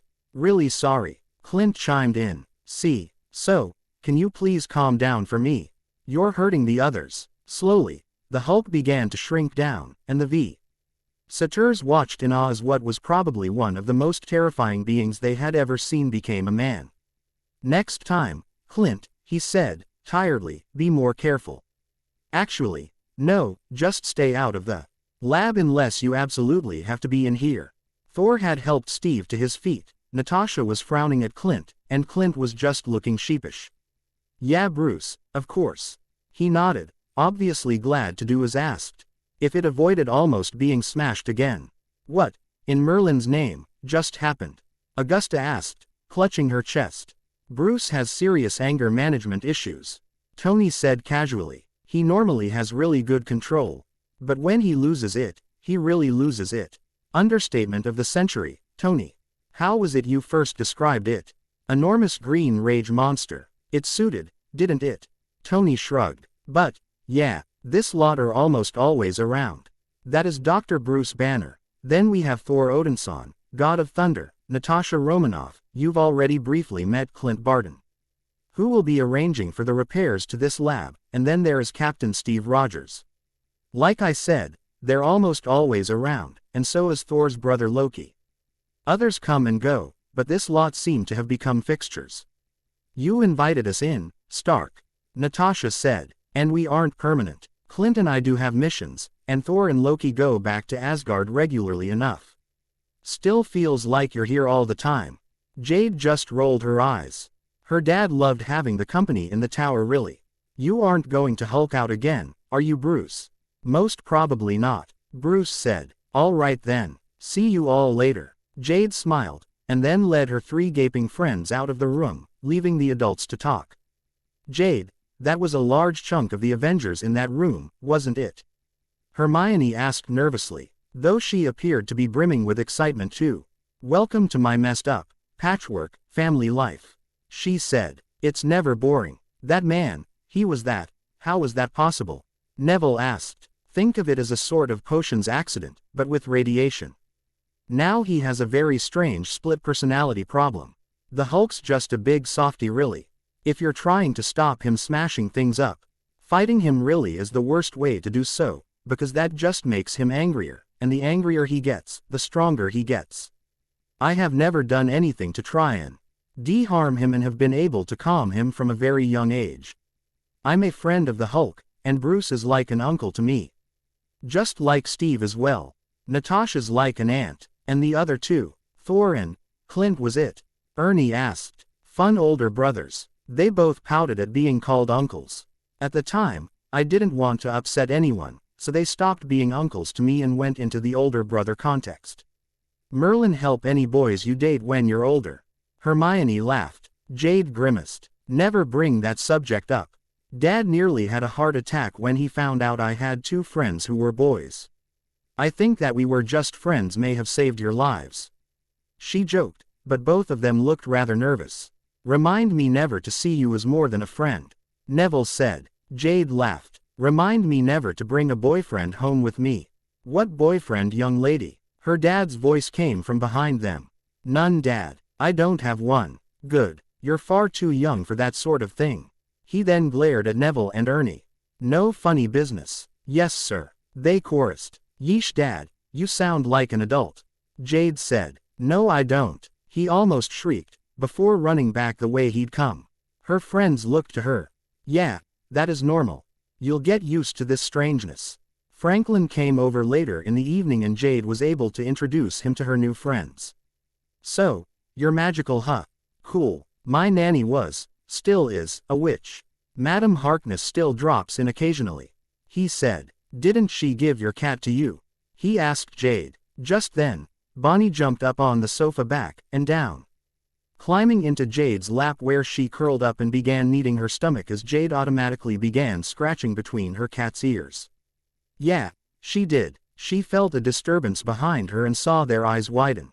A hand grasped her shoulder and she reached back, channeling magic into her grip and muscles, and using her physical training, she moved forward, using the weight of the person behind her against them, and flipped them over the sofa, her back, and onto the floor in front of them. Bonnie immediately jumped off her lap and grew into a panther, growling, but it was only Loki, who was grinning. You are learning, Jade. Good. I could have hurt you, Loki. Doubtful. He climbed to his feet and smiled at her. He ruffled her hair. I let you flip me to see if you could. I could have cancelled the spell you used to increase your strength enough for that maneuver, and you would not have been able to lift me. I didn't think you would be coming until tomorrow. With that meeting in 2 days' time, I decided to arrive early to be sure the other party does not try anything. We cannot risk it. I will leave you all to it then, Jade. But do not think that because your friends are here we will be missing your usual lesson tomorrow. Jade groaned and Loki smirked, before leaving the group to it. Franklin burst out laughing. You're probably the only mortal he doesn't mind flipping him. Even though he let me do that, I'll regret it in training at some point. Jade groaned. How did Bonnie do that? Hermione asked, staring at Bonnie, who was the size of a house cat once again. Magic. Hermione. Jade grinned, only to get whacked around the back of her head for the sassy comment. Jade and Franklin loved introducing Ernie, Neville and Hermione to New York. Hermione was far less odd than the boys, having grown up knowing about the Muggle world, but she was just as odd as any other kid their age or any age meeting all the people who drifted in and out of the tower, which was all a part of Jade's daily life. They showed them as many of the tourist sites as possible, and more. I still can't get over that your family is made up of superheroes, she said to Jade. The group of 5 were in a cafe that was next to the cinema they were going to watch a film in soon. Their parents' guardians were a few tables over. Jade smiled. It is strange, but I wouldn't have it any other way. Me neither. Franklin said. Life would be so boring if Uncle Johnny and Uncle Ben were normal when they argued. And when Mum had to break them up, it wouldn't be as fun to watch. Johnny hitting Ben with a fireball is good, and subsequently being thrown out of the penthouse towards the sidewalk.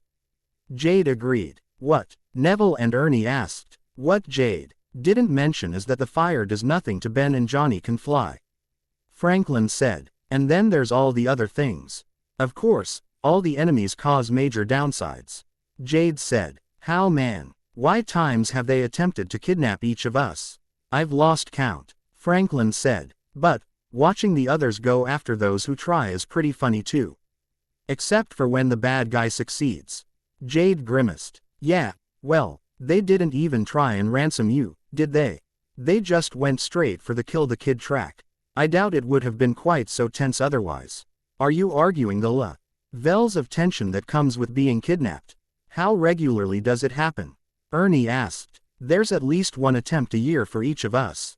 But only the Death Eaters have been successful so far. Jade said, I'm not eager to repeat the experience. Personally, I can't believe you've never been to a cinema before. Franklin said to Neville and Ernie, changing the topic. But you'll enjoy this. It's even in 3D. The night before the meeting between the Avengers and Dumbledore, the journal that came from the future clicked open. Reading it, Jade soon found something that could really cause problems. She ran from the room, heading for her dad's lab. In her haste she tripped, and only her dad, having seen her coming, saved her face from greeting the floor. Hey kiddo, what's the hurry? He asked. Whatever you're planning tomorrow, don't do it. She gasped. What are you talking about, Jade? He asked in confusion. The meeting. The diary opened. It says that when the attempt on Dumbledore's life failed because he was healed, he discovered you had been behind it. He then began doing everything he could to get you all out of the way, and get custody of me. That last part didn't work, but S.H.I.E.L.D. was shut down. She was beginning to hyperventilate. And while we were trying to fight him, Voldemort was able to expand his power base and take over. You have to find another way to stop him, or Voldemort will win. Jade, calm down. We'll figure this out, all right? He said, pulling her into a hug. We'll sort this out. We've always won before, and now with this information, we can beat both Dumbledore and Voldemort. The future your future self warned us about isn't going to happen, all right? Now, let me see that book. Jade handed it over to her dad, and they sat on the floor, reading it. Jade curled into his side. Like when he used to read to her when she was younger. Except, normally it was on the carpeted floor of the living room, or her bedroom, but the action was still enough to calm her down. Ouch. Tony flinched as he read about Voldemort managing to recruit Black Mamba, the Black Knight, Amora and Scourge, the last two who were able to recruit the Jotans. All were able to recruit other members from teams such as the Masters of Evil, and that proved to be quite a force, and a very lethal one too. All right, enough doom and gloom, Tony said, not wanting to read any more about the end of the world as they knew it, and their deaths. Go spend some time with your friends, introduce them to the video games we developed, and let us adults deal with this. Aren't you mean the adults and the Avengers? Before he registered what he'd said, Jade had shot off, laughing, having needed the laugh. He grumbled as he climbed to his feet and went to find the others. We have to get a new plan, he said, putting the journal down on the table in the briefing room of the tower when they were all there. Or tomorrow is going to be the beginning of the end. So, what? Slipping him something to induce a heart attack isn't going to work. That's a darn shame, Clint said, hand itching for an arrow. He'd heard that wizards had used the "I was being controlled" meant ally excuse to get off charges in the past. He knew what it was like to actually be controlled. He could fake it well and shoot Dumbledore, and if he was caught, claim mind control. He never missed, so the old jerk would be dead. Do we have a plan B? Not yet, Tony replied. He had grown to really like the idea of getting Dumbledore out of the way permanently. Now, it seemed like they would have to put up with him for longer. If it protected Jade, and a whole load of other innocents in the long run, however, he would do what was necessary. He considers himself a master manipulator, yes? Loki asked, and received nods in return. His smile was wicked. Manipulation was a skill he had honed for centuries. So, we hit him where it hurts. Tomorrow, we force him to reveal his machinations and the reasons behind them, and use the information against him. Manipulate him like he has others. Steve nodded. That seemed like a good plan. Turning the tables on the enemy tended to leave them floundering. At least for a time. And that time could be used to come up with a more permanent plan. I like it. I would rather hit him with Mjolnir, but this is a good plan also, brother, Thor agreed. His patience for diplomacy on this issue had worn thin. Normally, he could stay calm, but he had been pushed too far by the wizards. However, for now, he would wait. The only adults with them in the tower were her mother, and Hermione and Ernie's parents, Neville's Gran and Jarvis. It had Jade worried. Yeah, she had been training for weeks, and yeah, her mum could defend herself as well as 3 of the adults being magical. But she was still worried in case something happened. Hermione's parents were only dentists, and Jarvis and Augusta were both getting old. Her dad had a backup program for the AI, for when Jarvis decided to retire. To sound like him and Neville, Ernie and Hermione were only at the level of most first years, as Jade was the only one to have received extra training. If something happened now, with her dad and the others on the helicarrier talking with Dumbledore, what could they do? Just then, the elevator door pinged open and Franklin, his parents and uncles came out. Jade grinned, feeling relief flood her system. This was much better. Dumbledore had had hardly any sleep in the last few days. Things were always going wrong around the castle that needed his attention. Or he was being constantly called to the ministry to talk about the mess with his past friendship with Gellert. Talk about an inconvenient leakage of the truth. And now there was this blasted meeting. Thankfully, he had both Severus and Alistair with him, and while Severus was in no better shape than he, Alistair was at full, paranoid, form. Something that could very well come in useful for them during the meeting. They were stood outside of Gringotts when a man and a woman approached them. Both of them had schooled their features into unreadable, expressionless masks. The man was wearing a suit, and he flashed a badge, which bore a shield with an eagle on it. Professor Dumbledore, I'm Agent Coulson of S.H.I.E.L.D. We've been sent by Director Fury to escort you to the meeting place. If you'd follow me. Who's she? Moody asked, indicating to the other agent. Agent Melinda May, she replied, with no emotion in her voice, to match the lack of it on her face. It was a good tactic to unnerve people, and it instantly set the 3 wizards on edge. May never failed to intimidate. There was no doubt that she was one of S.H.I.E.L.D.'s best and most deadly agents. They led the 3 wizards out of the alley and towards a waiting SUV bearing the S.H.I.E.L.D. logo and tinted windows. When it started to drive, Dumbledore spoke again, looking to pressure who he believed to be lower-level agents into caving to his wishes. I need to speak with Miss Stark, he told Agent Coulson, his voice brokering no argument. It told Coulson that this man was very used to getting what he wanted, when he wanted it. Or someone would have to face the consequences. He had to work to hide the smirk. The old man was about to receive one hell of a shock today. No one would be willing to grant him concessions. He would learn that there were people far more powerful and stubborn than him. I'm afraid that won't be possible. This is a meeting between you, Fury, and several members of the team who will be helping you fight this war. However, Mr. Stark will be there and you will get the chance to talk to him. No, you don't understand. It is imperative I speak to Jade so she understands the best any she has and the need to be trained by the best. I am only considering what is best for her, and the rest of the world. Muggles, Dumbledore thought, obviously understood nothing.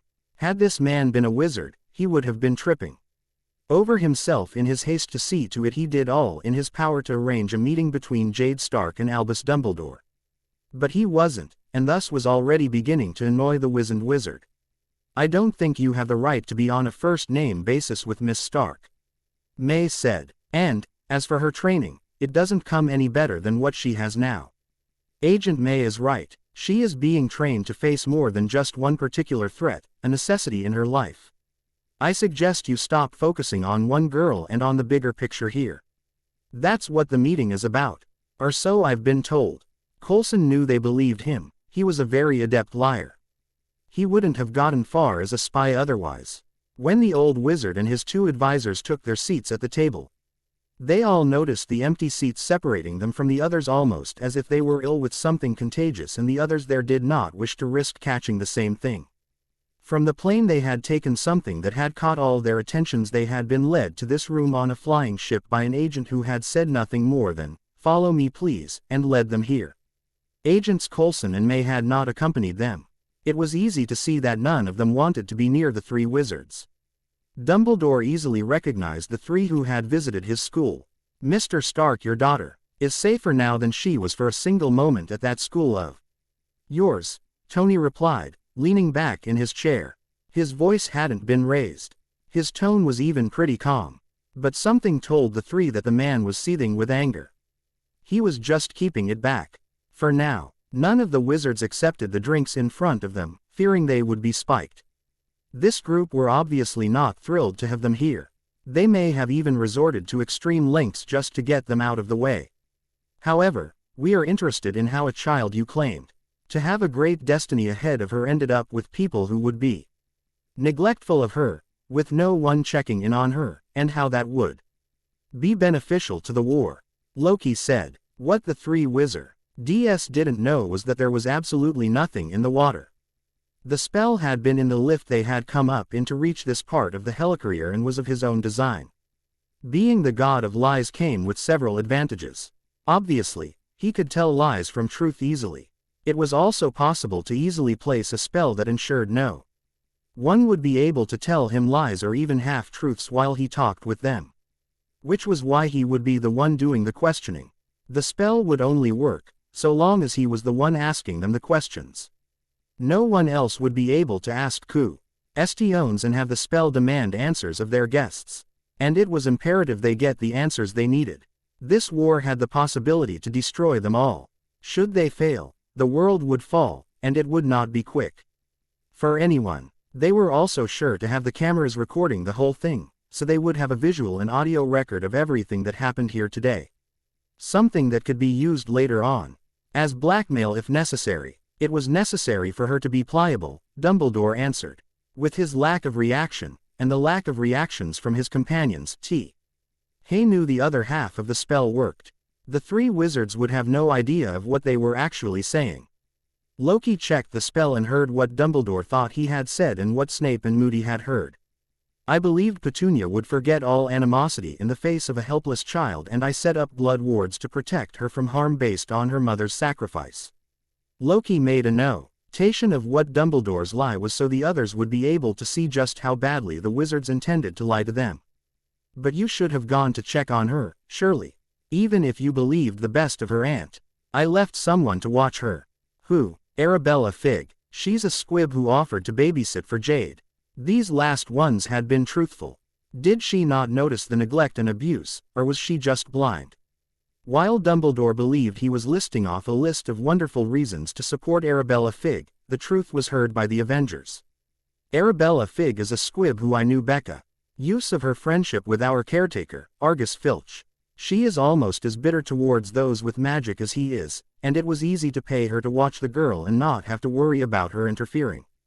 She said nothing. Tony's hand clenched under the desk in order to try and restrain himself, and Natasha had to tap Bruce on the knee to pull him back to earth.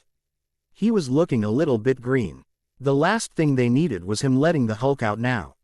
What exactly is your interest in Jade for this war, may I ask? You seem awfully fixated on her for this war, and she is only a first year. There must be a reason for it. Jade is the child of a prophecy stating she is the one with the power to defeat the Dark Lord. However, due the shard of his soul in her head, she must die before he can be killed. I will then kill him.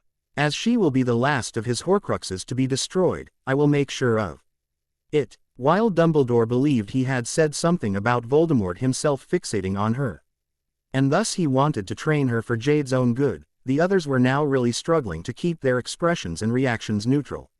We found a rather interesting spell on her potion spell book. Professor Snape, would you care to explain that? He changed tactics so suddenly, it caused Dumbledore to start, just slightly.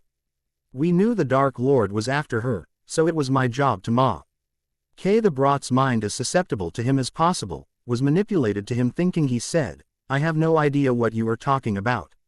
Loki looked around the table, and received nods.